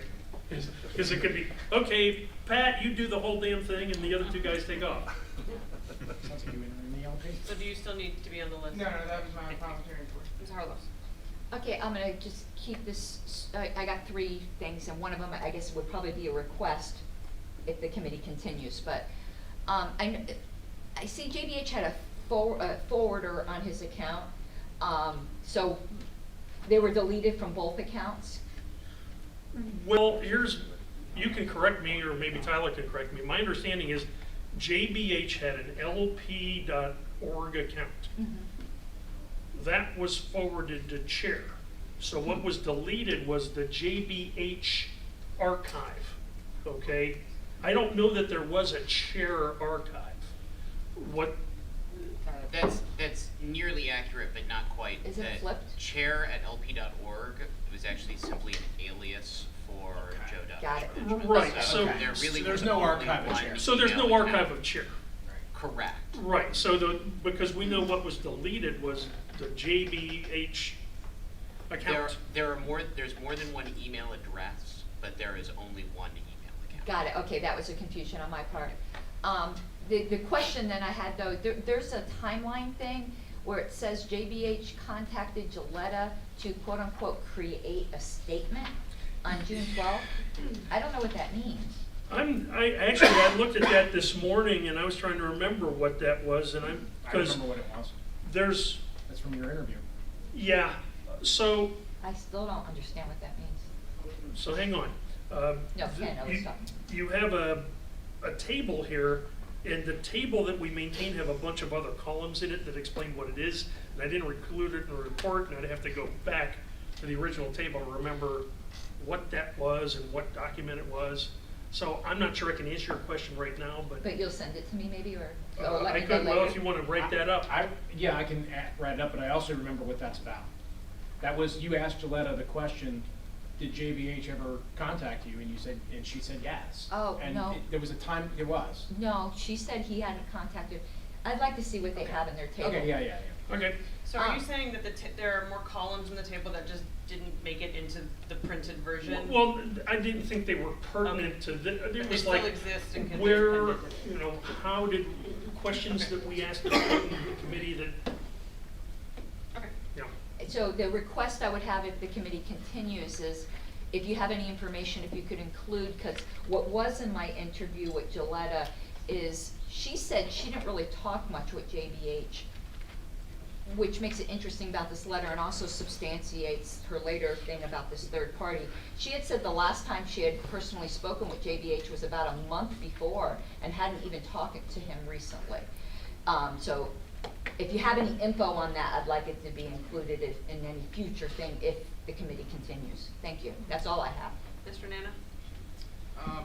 I think what I was gonna ask has pretty much been answered, and I think we're going in circles at this point, so I'm not gonna add anything. All right, Mr. Ferrera? So I'm not at the point where I want to make a motion, but I wanted to put it out there before someone else made a motion, that I would suggest the committee send us a written report at the end of each month, September, October, and November, to prepare us for our December meeting. And that way, as you guys are discovering stuff, if there's more questions coming up, we could have this similar discussion before that meeting. I don't know if it even needs to be a motion, but. Mr. Bauer? Include that in the list of stuff I gotta do. As long as the mic picked it up, we'll be good. I'm not sure this is appropriate, but I'm going to throw it out there. Because you said you're looking for instruction from us, and I understand that. But again, I go back to some of these open items that I'm seeing. And I'm wondering if it's not in the entire group's best interest for maybe the investigative committee to draft something that says, look, we're near the end, we're not going to get that much further, as Rufus said, but here's the people we haven't talked to that might help. Here's the emails we need that we haven't seen that might help. Beyond that, where, to give the board, to give us some, and again, I know I'm going in a different direction than you mentioned, but to at least give the board some idea of, all right, how far are you willing to take this, so we don't keep asking you to come back and starting, new things and whatnot. Is that something that would be helpful to you to finish the job? Well, My answer to that, the most important information that we don't have are Joe Bishop Henchman's emails, and I don't think we're ever gonna get them. So, what I hear you asking for is a list from us of stuff that we'd like to have. But we know the most important thing we're probably never gonna get. Right. We also know whoever the unknown person who gave the idea to Gilletta will probably never know who that is. So we reached our conclusion that this report should be issued because we didn't feel there was anything else we could get that would Right. help us. Okay. So we know. I'm not sure I can give you a list like that. Okay, so well, we know for a fact, I think we probably have a list. You know that emails would be on that list that we don't think we're gonna get, and that's really up to the board to decide how far we wanna go to get those. Yeah. Then you have, it sounded to me like you have a list of a few people who you'd still like to talk to, or it would be worth hearing from. That would be your list, basically. Okay. And maybe we don't need that, you know, and I'm only speculating here based on the discussion we've had today. It Mhm. sounds to me like those are the things that are still outstanding, and in my opinion are probably worth pursuing. But again, that's gonna be up to us as a board to tell you that. You know, if that's it, and it sounds to me like you're saying there's really not much else, it's those things, then we kinda know where we're at. And as a board, we'll have to decide, you know, do we continue, and how do we continue getting the information that you need? Okay, thank you. Ms. Adams? So I have a parliamentary inquiry, 2 questions, and then potentially a motion. So my parliamentary inquiry, Madam Chair, I believe the motion that we passed to form this committee stated that it would be disbanded after its final report. Is that correct? I don't have it in front of me. Well, if you look at page 8, so and final thoughts the committee shall disband upon its final report. Okay. So, to be clear, we're not saying this is the final report. Thank you. So that was one question. Do you consider this as the committee your final report? Because I think that clarifies whether or not you continue to exist in my mind. We're hoping you say it is, but we're not making that determination. My next question would be, do you believe that if this board today fails to deem this report as your final report, that there is any new information you are likely to obtain between now and December? No. Then I would move that this board consider this report from this committee as its final report and disband this committee. Second. Wait. I'll fight. Second. Okay, so we have a motion to consider this the final report from the investigatory committee on the LP New Hampshire situation. Object. It has been seconded. Are there objections to considering this Objection. final report? There is an objection. Point of information. Mr. Wilford? So a few things have been brought up here that need to be changed in their report, minor details. Is this motion also going to be considered to accept the report? Or will there be an option to amend the report before accepting it if we consider this final? The way I interpret it, if it's determined to be final, it's what was reported to us already, what we have in hand, and thereby approved. Okay. Point of parliamentary procedure. You don't accept reports, you receive them, but you don't, I mean, there's a big difference in parliamentary language, because one is saying you agree with everything, and the other is saying, okay, we got it. So, to clarify, if we decide that this is their final report and that their job is done, because that's essentially what we'd be doing, we would be accepting the report as it is currently written. So, Madam Chairman, this is Rick from the parliamentary. yes, Mr. Brown? Just want to say that Ms. Harless was right on the point that you do not accept the report. It's just filed. But it was my understanding from listening to the report, the committee itself does not consider its this to be its final report, I guess the LNC could consider it otherwise. But if it's not a final report, it would take a 2/3 vote to discharge the committee if they have not yet finished their assigned task. Okay, thank you. So, there's a motion to consider this the final report from the committee and thereby disband them. It's been seconded. There is an objection. We now know that it would require a 2/3 vote to do it anyway because the committee itself has not determined that it's their final report. In other words, they're not putting it out there that way.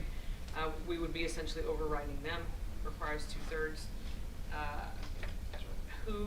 You made the motion. Would you like to speak to it? Yeah, I would love to. The committee members have told us that they're done, that they are unlikely to find anything else. I think it's incredibly inconsiderate of us to continue to waste their time, to continue to put them in a very uncomfortable situation when they're unlikely to achieve anything else. And I would like to see us free them of their obligation. Mr. Nana, for or against? It's against. Okay. Do I have the floor? Go ahead, yes. While I agree that the committee said that they might not find anything else, how do we know that if we don't let them try? I know that eventually, and probably for sure, that you're going to have my support to kill this no matter what happens at December, but we don't know that they're not going to find anything unless we let them try to find stuff. And they've said they're willing to continue to do so. It doesn't seem like they really don't want to do this anymore. It doesn't seem like we're severely being inconsiderate, in my opinion. So I would like to see if they could find anything else. If they can't find anything else by December, or before, even in between meetings, we could then disband the committee. Is it appropriate to amend? Sure. I think I have 4. Okay, so I wanted to offer an amendment. I don't know where that comes. We have someone else on the list who is interested in doing that. So, Mr. Higgins, it's your turn. Okay, move to amend to include the corrections that Mr. Dixon mentioned on the timeline associated with the closing of or locking of the email account. Okay, so specifically just that one that he pointed out earlier with Right. the 412. Any other corrections too? No? Okay, just that one. Okay, so the motion has been amended, or there is a proposed amendment to change the detail that Mr. Dixon spoke to earlier related to the timestamps. Change them to 412, I believe it was, in the report in order to consider it as their final report. Second. Okay, any objection to that amendment? Hearing no objection, it would be amended that way. And somebody will have to point out where those changes need to be made. All right, so back to the main motion. Mr. Lucchini. So I'd actually just like to ask a question, which is, you say that you're unlikely to get more information. So how does that not make this a final report? Is it simply a matter of you're waiting for people to come to you? Are you going to do anything active now? Or is this just a matter of waiting before at some point you decide it's a final report? We're waiting on you. You're the client. You tell us if it's final. Well, that's what this motion is, I think. Mr. Moman? Yeah, during the discussion today, there have been a number of questions brought forward. It was brought forward that if I document those questions and present them to the IC, that they would fulfill the answers to those questions. There is the question, apparently JBH has said that he has sent the email to Mr. Hall. My guess is that upon publicly hearing that it has not been sent to Mr. Hall, that perhaps JBH would actually deliver those. There are things that may still occur in this committee that if we don't have a committee to receive it, then it's going to go to the LNC. I don't know if y'all have noticed, but we don't communicate the best on our email list. And I would like it to go to the IC. That's why I'm opposed to disbanding this committee at this time. I'd like to at least get all the questions that were asked here today answered, give those who have said they were going to do things the opportunity to follow through on them, and get the IC then to collapse all that together and hopefully issue a final report, maybe before the in-person meeting in December. But if nothing else, that's why I asked, hopefully by December, that there would be no other additional information. Mr. Ford? Just on a pleasant note, I have enjoyed meeting Mr. Dixon so much that I would enjoy the opportunity to spend time with him in Boston. On a serious note, it appears that the mere existence of this well-done preliminary report has truly shaken the trees, because there are all sorts of folks who are asserting that, no shot at them at all, that they weren't interviewed. Maybe they didn't make themselves available to be interviewed, but it strikes me that there is a great summing of will to bring this to its ultimate, final completion. You know, when I look back on events over the last couple of years, on now seemingly minor, then major disruptions, it strikes me that I don't know that we've ever taken anything to a full completion. And as a result, there's always been this, you know, urban legends, discussions, miscommunications. Let's take this and just, in order to make sure it never happens again, let's take this as far as we can. Thank you. Mr. Phillips? I'm of the opinion that this is a festering wound that we're just continuing to poke at this point. And we're just making it worse if we continue this. I'm tired of it. Let's move on. If you guys decide differently, then I would ask again that we keep the questions that we give to the committee to the scope of the investigation as outlined, not some of the other things that were witch hunty at best.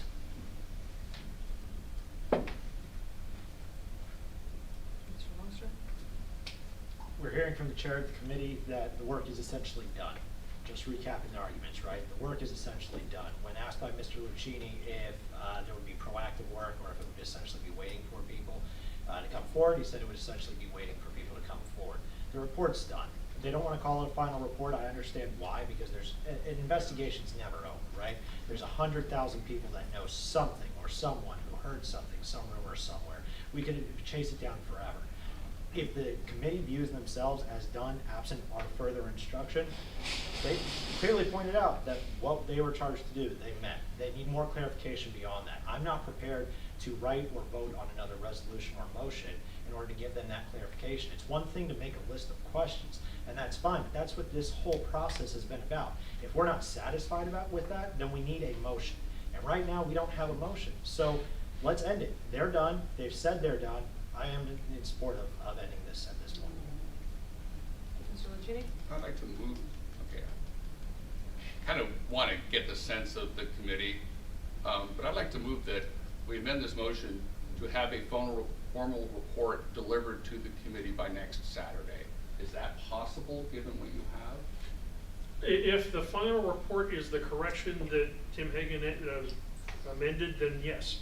But what I'm saying is, you don't have anything else substantial that you know of to add to this report? No. Okay. So that's my proposed amendment. Can you repeat it, please? I propose that the committee be instructed to deliver a final report to this committee by next Saturday. Okay, so the language that you have, Madam Secretary, is move to consider this the final report of the investigatory committee, which would disband the committee after allowing corrections to the timestamp mentioned. I said Saturday, but Oh, Friday's okay, good. I don't care. Didn't we already? Sure, you could have it to us I feel like we already tomorrow, but. did that, right? I mean, Must be a substitute motion. This is amendment to the main motion. well, I thought we already amended. We did.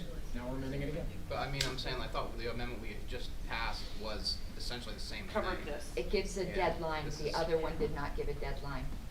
Okay. It is substantively different. Madam Chair, point of parliamentary inquiry.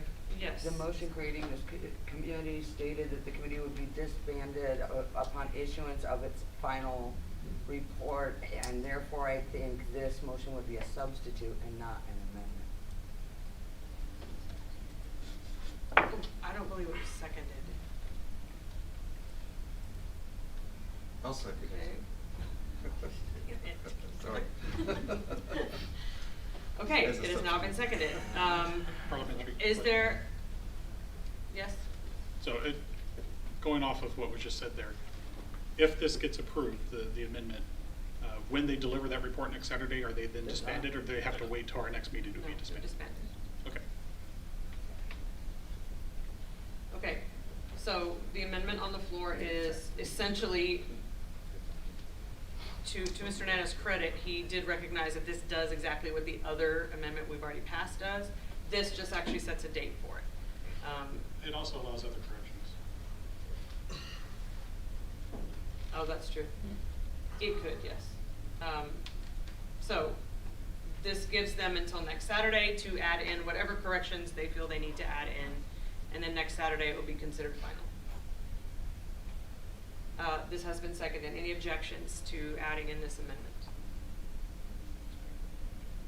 As a All point right. of order, I still think that is a substitute motion. The main motion says that we would accept this report as it is finalized now, and the committee would be disbanded. The amendment actually says, no, we won't do that. Instead, we're going to be putting it on Saturday next week when they turn in a final report. This is a substitute, Madam Chair. I tend to agree. So if we're going to completely do away with that main motion and use only this language, there's a whole lot of stuff missing. I agree. So it's not, it needs to be rewritten then if it's a substitute. It's an ill form substitute. It's an ill form substitute, yes. It was stated and written as an amendment. If you guys say it needs to be substituted, it can be stated again. Can I restate this? Yes, please. Okay. Perhaps the secretary misheard you. Sure. I'm sure I misheard you, Mr. Lucchini. I don't believe in help. When I go there, it's going to be Robert's rules. Okay. I would like some guidance here. Oh, geez, thanks. Let me just consult. I'm sorry. I think the amendment is that you want it to be, the corrections to be completed and submitted no later than next Saturday. Move to consider this report with corrections as determined by the committee to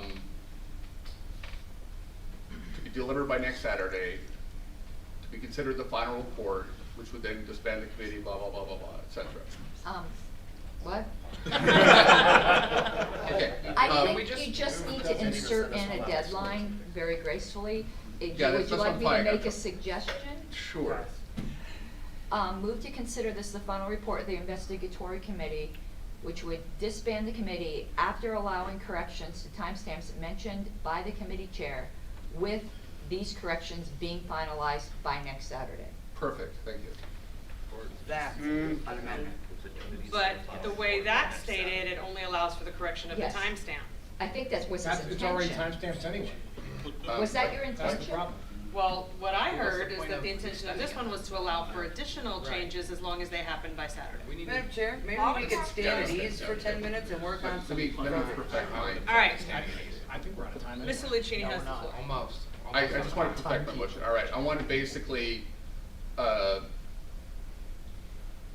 so delete everything that mentions timestamps, et cetera, just simply says, with all corrections, right?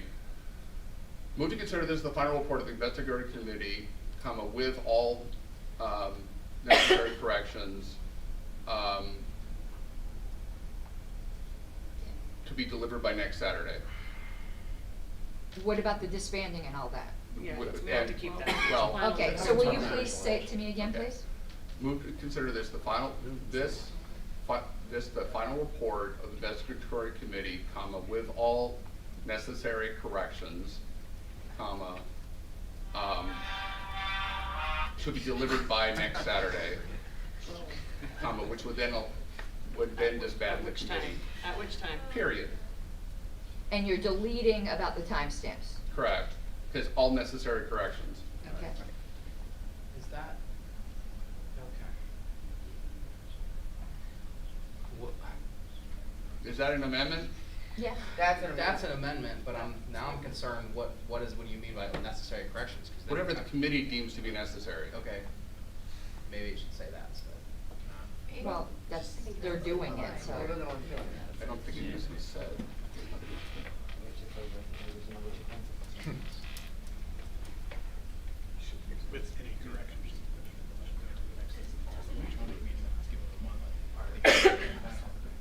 workshop mode? We have a proposed amendment. In about 10 minutes. Let's get to 12.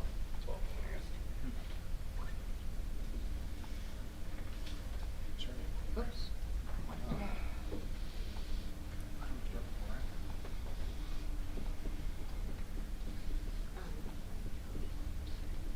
You have the gavel for 1 second. Okay. Madam Chair, May point I of information. suggest some, Inquiries. some better grammar? Yeah, Um, absolutely. Instead of You know, which I'm from would Kentucky, disband we the speak committee, it. can we say at which time the committee would be disbanded? Fine. Or we can just draw. Madam Chair? Just a Yes. point of information, because the motion that created it says it's disbanded upon receipt of its final report, you don't have to mention it in this It does at feel all. unnecessary. Put a period after status. It is, yeah. So are we Mr. Yeah, if we Striking just with delete that? that last sentence, which would disband the committee, because that's implied by its charter. Okay. Point of inquiry. Yes, Mr. Vaughn. Is this now a still a two-thirds vote? This is still going to be a 2/3 vote because they did not tell us that they were. Since we're in workshop mode, may I suggest, I'm not gonna vote against it because I don't want it. Instead of consider this the final report, it would be, something to the effect of accept submission of the final report, or, whatever the right word Ms. Harlow's had, the thing about accepting This it. does the But- same thing, It's the I same think. thing. Don't worry about it. All right. I don't think we're doing works of art with our motions. I think if you just take away this or this, move to consider the final report of the investigative committee with all necessary corrections to be delivered by next Saturday. But considering the final report seems Be to moved imply to we're gonna have a accept. meeting to consider it. Move to Accept. receive, move to You receive. don't receive would be fine. Move to receive the final report of the investigatory committee with all necessary corrections to be delivered by next Saturday. But it's not the final, we have to consider it as such because we're overruling the committee. No, we're directing This them to instructs the submit their committee to final give it to report by us. this date. I think Can we this says vote? what we wanna do, it might not be, you're not gonna get an A for your English teacher. I agree with you. I think it does the job. Mr. Nana? Well, I just thought we were gonna start going around circles, so we try to keep it patient. Okay, so we have an amendment. Do I hear a second? Second. Thank you. Is there any objection to adopting this amendment? Objection. Was that Mr. Bowen? Is that the amendment or the? The amendment. The amendment, changing the wording to this from what we had earlier. I'm sorry. Okay, so no objection to that, no objections, this is now the main motion. Call the question? That was Yes. adopted Um, without objection. Mr. Nana, were you still You on can't, deck to you have to speak? be I was recognized. gonna You call the can't just- question on the original question, Okay, if you wanna consider it that, yeah. yes. Okay, so the question has been called, the motion is on the screen. Any objection to calling the question? Yes. All right, all in favor of calling the question, raise your hand.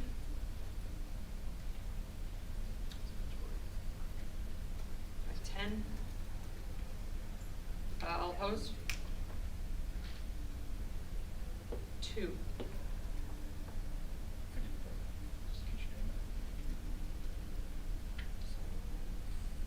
It's 2/3. Calling the question is Okay, Yes, it is. the question has been It's, called. it's We- essentially a motion to end debate, which, Yes, We got so it, we're right. proceeding to a vote on the main motion, which is to consider this the final report of the investigatory committee with all necessary corrections to be delivered by next Saturday. And thereby, by default, disbanding the committee as of next Saturday. All right, I think we should do roll call on I was this. gonna request You it. have I to. would request it. Yes. 1 second, let me just go to my ballot. Okay. Mr. Bowen? Ms. Epke? Yes. Mr. Friar? Mr. Hagan? Yes. I will vote no. Ms. Hogarth? Yes.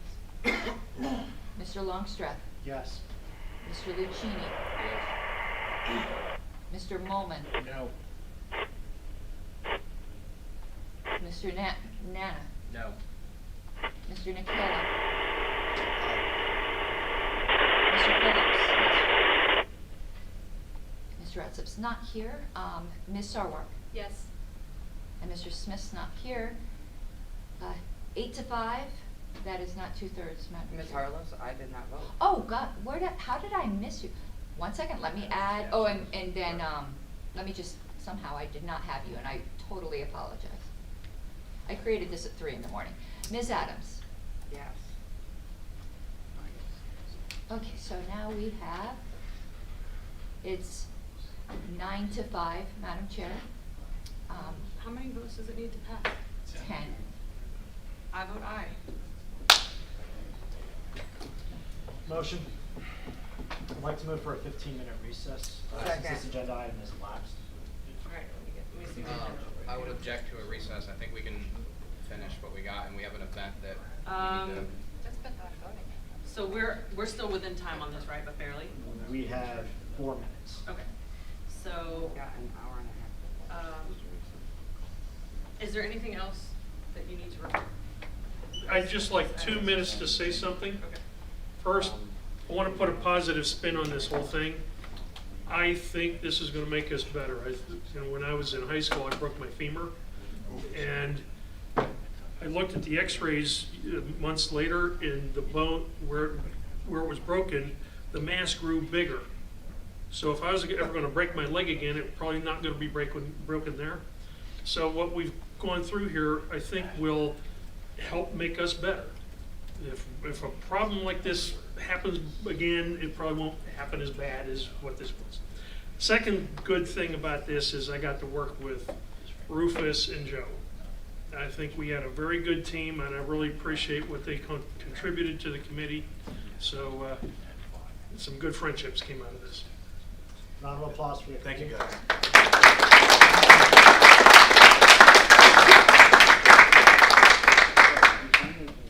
I really do thank you, Mr. Dixon. Thank That you. was you were very thorough. Thank you. All right. No, except those regular 2/3. And good call on how much time you were going to need. It's almost like he's been around. Almost like We've done this before.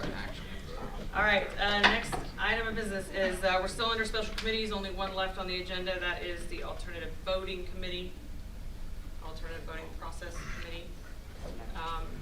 I heard that there was nothing to report, but I didn't hear that officially, so I didn't take it off. However, there's no one here who wants to speak for that committee, so okay, we're done with that one. And then last for the day, of what we had blocked for the day, was the advisory committees. Those were the ones that were established by the previous chair. I think there were originally 6 of them. Most of us were put on 2 or 3 of those, and not all of them survived. So the first one that we have on here is candidates and elected officials. I think we talked earlier about how we don't have anyone representing that one. I was on the committee, but our chair resigned, so. Okay. So we haven't, yeah. We've We had haven't no meeting formed. since then. Great report. Development. Oh, yes. We submitted a written report, but I did want to supplement it really quick. Everyone I believe that everyone who was elected last time made a commitment to doing some development work and fundraising. Development is more than fundraising. It's also caretaking, or stewardship, that was the word I was looking for. And one of the best ways to do that and to break into it is to work with the development team, because we do have a professional and busy, but soon to have more free time development team. And if you haven't done paired calls with Ms. DeSisto or Ms. Congdon, you're in for a treat, because it's really great having that support and backup while you're talking to member donors, or members or donors. And so we've done this thing where we say we encourage people to do it, and several board members have stepped up and worked with Ms. DeSisto to schedule a call time, and I know some people are on the docket for when things have calmed down now in September. But what I would like is to talk to each member individually. It's really important that our members hear from us. I can't tell you how weird it is, or how powerful it is for them to hear, oh, I'm on the national committee and I'm calling to thank you for your donation. So if you feel uncomfortable with asking for money, Stewardship calls are a great way to get started. Just thank people for their recent donation. When we looked at the numbers and we saw that the monthly donors numbers were staying steady and even increasing, that's because of this work. And it's much, much more powerful coming from a board member than a staff member in a lot of ways. So I'm going to get from Ms. DeSisto, Ms. Congdon, the times that they're available during the week and try to get everyone slotted in to some time to make calls. If you're absolutely uncomfortable talking on the phone, obviously it's voluntary. But I will be contacting you to see if we can talk you into at least trying it once and seeing how cool it is. Can I add something to that? Can I add something to that? Please. It's never scary to make thank you calls because people Yes. people are like, oh my gosh, thank you, you're Yeah. so nice. So like, if you don't want to ask people for money, you can always call and say thank you. And the calls can, actually Erin reminded me in some ways, the calls can be very targeted. You can say I want to talk to people in my region, I want to talk to people on the other coast. I can only make calls in the week like after 8 o'clock Eastern. That's not so great. So I'll be making like West Coast calls. You can talk to people who have been major donors or people who are just basic members. You can ask to talk to just women. It can be segmented in a lot of different ways, and I think that should be that everyone should try it. So I'll be encouraging. Mr. Bowman? I just want to say that I have offered multiple times to do call time, to do specifically a targeted list to IT professionals, Okay. as I feel like I may have something in common with them. Uh-huh. Each time that has occurred, I get a, yeah, that sounds great. And then there's no follow-up at all. Okay. Well, yeah. I know that's not this committee's fault Yeah. necessarily, but I guess what I'm getting at is there are people on this committee, this broader committee, Uh-huh. that have not done call time. Sure. And I have talked to a few of them, and they have specifically said that they have offered to do call time, Uh-huh. and that they have then not been taken up on that offer. Okay. So And so I just want to point out yeah. that perhaps your committee Sure. could work with those members who have not done any call time to ask them why they have not done call time, Well- to find out if there is a specific issue that they don't want to, as you noted, right? So we are part of introverts. So I don't mean to cut you off, Yeah, but sure. this is the exact reason why I suggested that we do this. Staff, in my experience, is always quick to jump on things, on offers like that, but a lot of times it's back and forth emails. What's a good day? A week later. Oh, maybe Saturday, a week later. Can we do that in 2 weeks? So a lot of times stuff like that just gets shuffled off. What I want to do is make a schedule of available times and slot people into it, send reminder emails, make sure everyone's on board. So so we're helping the development team. Just understand it's to the point where I'm ready to cut my own list out of the CRM because I have access to that and just do it myself. I'm just, because at the same time, we're then basically dinged publicly for not doing call time, not bringing in money, and it's like, what a bunch of It was BS. never my intent to ding anyone. It was my intent to encourage and to make it easier. Thank you. Ms. Phillips, did you still have something on this? Just real quick, from your thing, we were talking about whether these committees were going to want to continue. From what you've said, I'm assuming that you would like to continue this committee. Absolutely. Thank you. That's the answer I want. Thank you. All right, marketing and media? I think Susan and I are the only ones here or on that committee. Our chair is not here, so there will be no report. Nothing? Okay. That is all we had on the agenda for today. Madam Chair, if I could do one quick announcement? Yes. Just because we have a deadline coming up. The theme contest for the convention closes at 11:59 p.m. Eastern Time tomorrow. Not Hawaiian time. We're not going to ask office staff to be on standby for that. That is not going to happen. 11:59 p.m. Eastern Time tomorrow. What time? vote early, vote often. With your You can actually do that With legally money. in the All right, state of so Chicago. Don't even need dead that people. concludes our business for today. Is this an appropriate time? Motion to adjourn? we're not. I was gonna make a motion to kill the two committees that nobody cares about. Adjourn, motion Which to two are recess till those? tomorrow. Apparently it's the candidate support one. I don't know, maybe that's wrong, but if it's not meeting, So a question that I have is, I heard. since these committees were created by JBH specifically and not by the LNC, do we? The candidate support committees of the also. no, there's No, also a he's not talking separate about that one. candidate and. He's talking about the advisory, the Apologies. chair's advisory committees. I don't believe we need motions for those at all. Okay. I think I just need to know moving forward, which ones are still active and which ones are gonna wanna report next time and which ones need stuff from me. Then as a point of parliamentary inquiry, what type of committee was the alternative voting process committee and is that still? That's a That is special not- committee. It's an ad hoc committee. So that one stays until we would have to. All right, I'll work on that tonight to find out who's. Okay. that Mr. one's- Thrasher is taking care of that. Oh, which one? The Alternative alternative voting voting Not the process. alternative, no, it's the convention voting The process. convention voting. It's on Well- CPVC, not the Oh. APVC. Well, the other committee doesn't really Orders. exist yet. We have to appoint somebody. I think that meant to be his committee. Order of the day. I don't think we're gonna fix this right now. We're not. Okay, Like Ms. orders of the Banana. day, we've concluded our business for today. So it's an appropriate time for a motion. Yeah, I made a motion to recess till tomorrow at 9 a.m. Second. It's adjourned. Well, somebody told me it's not. It is. We knew what we meant. That's what I thought. All right, we essentially have a motion to adjourn, which would be a recess until 9 a.m. tomorrow. Any objections? Good night. Cool. Thank you.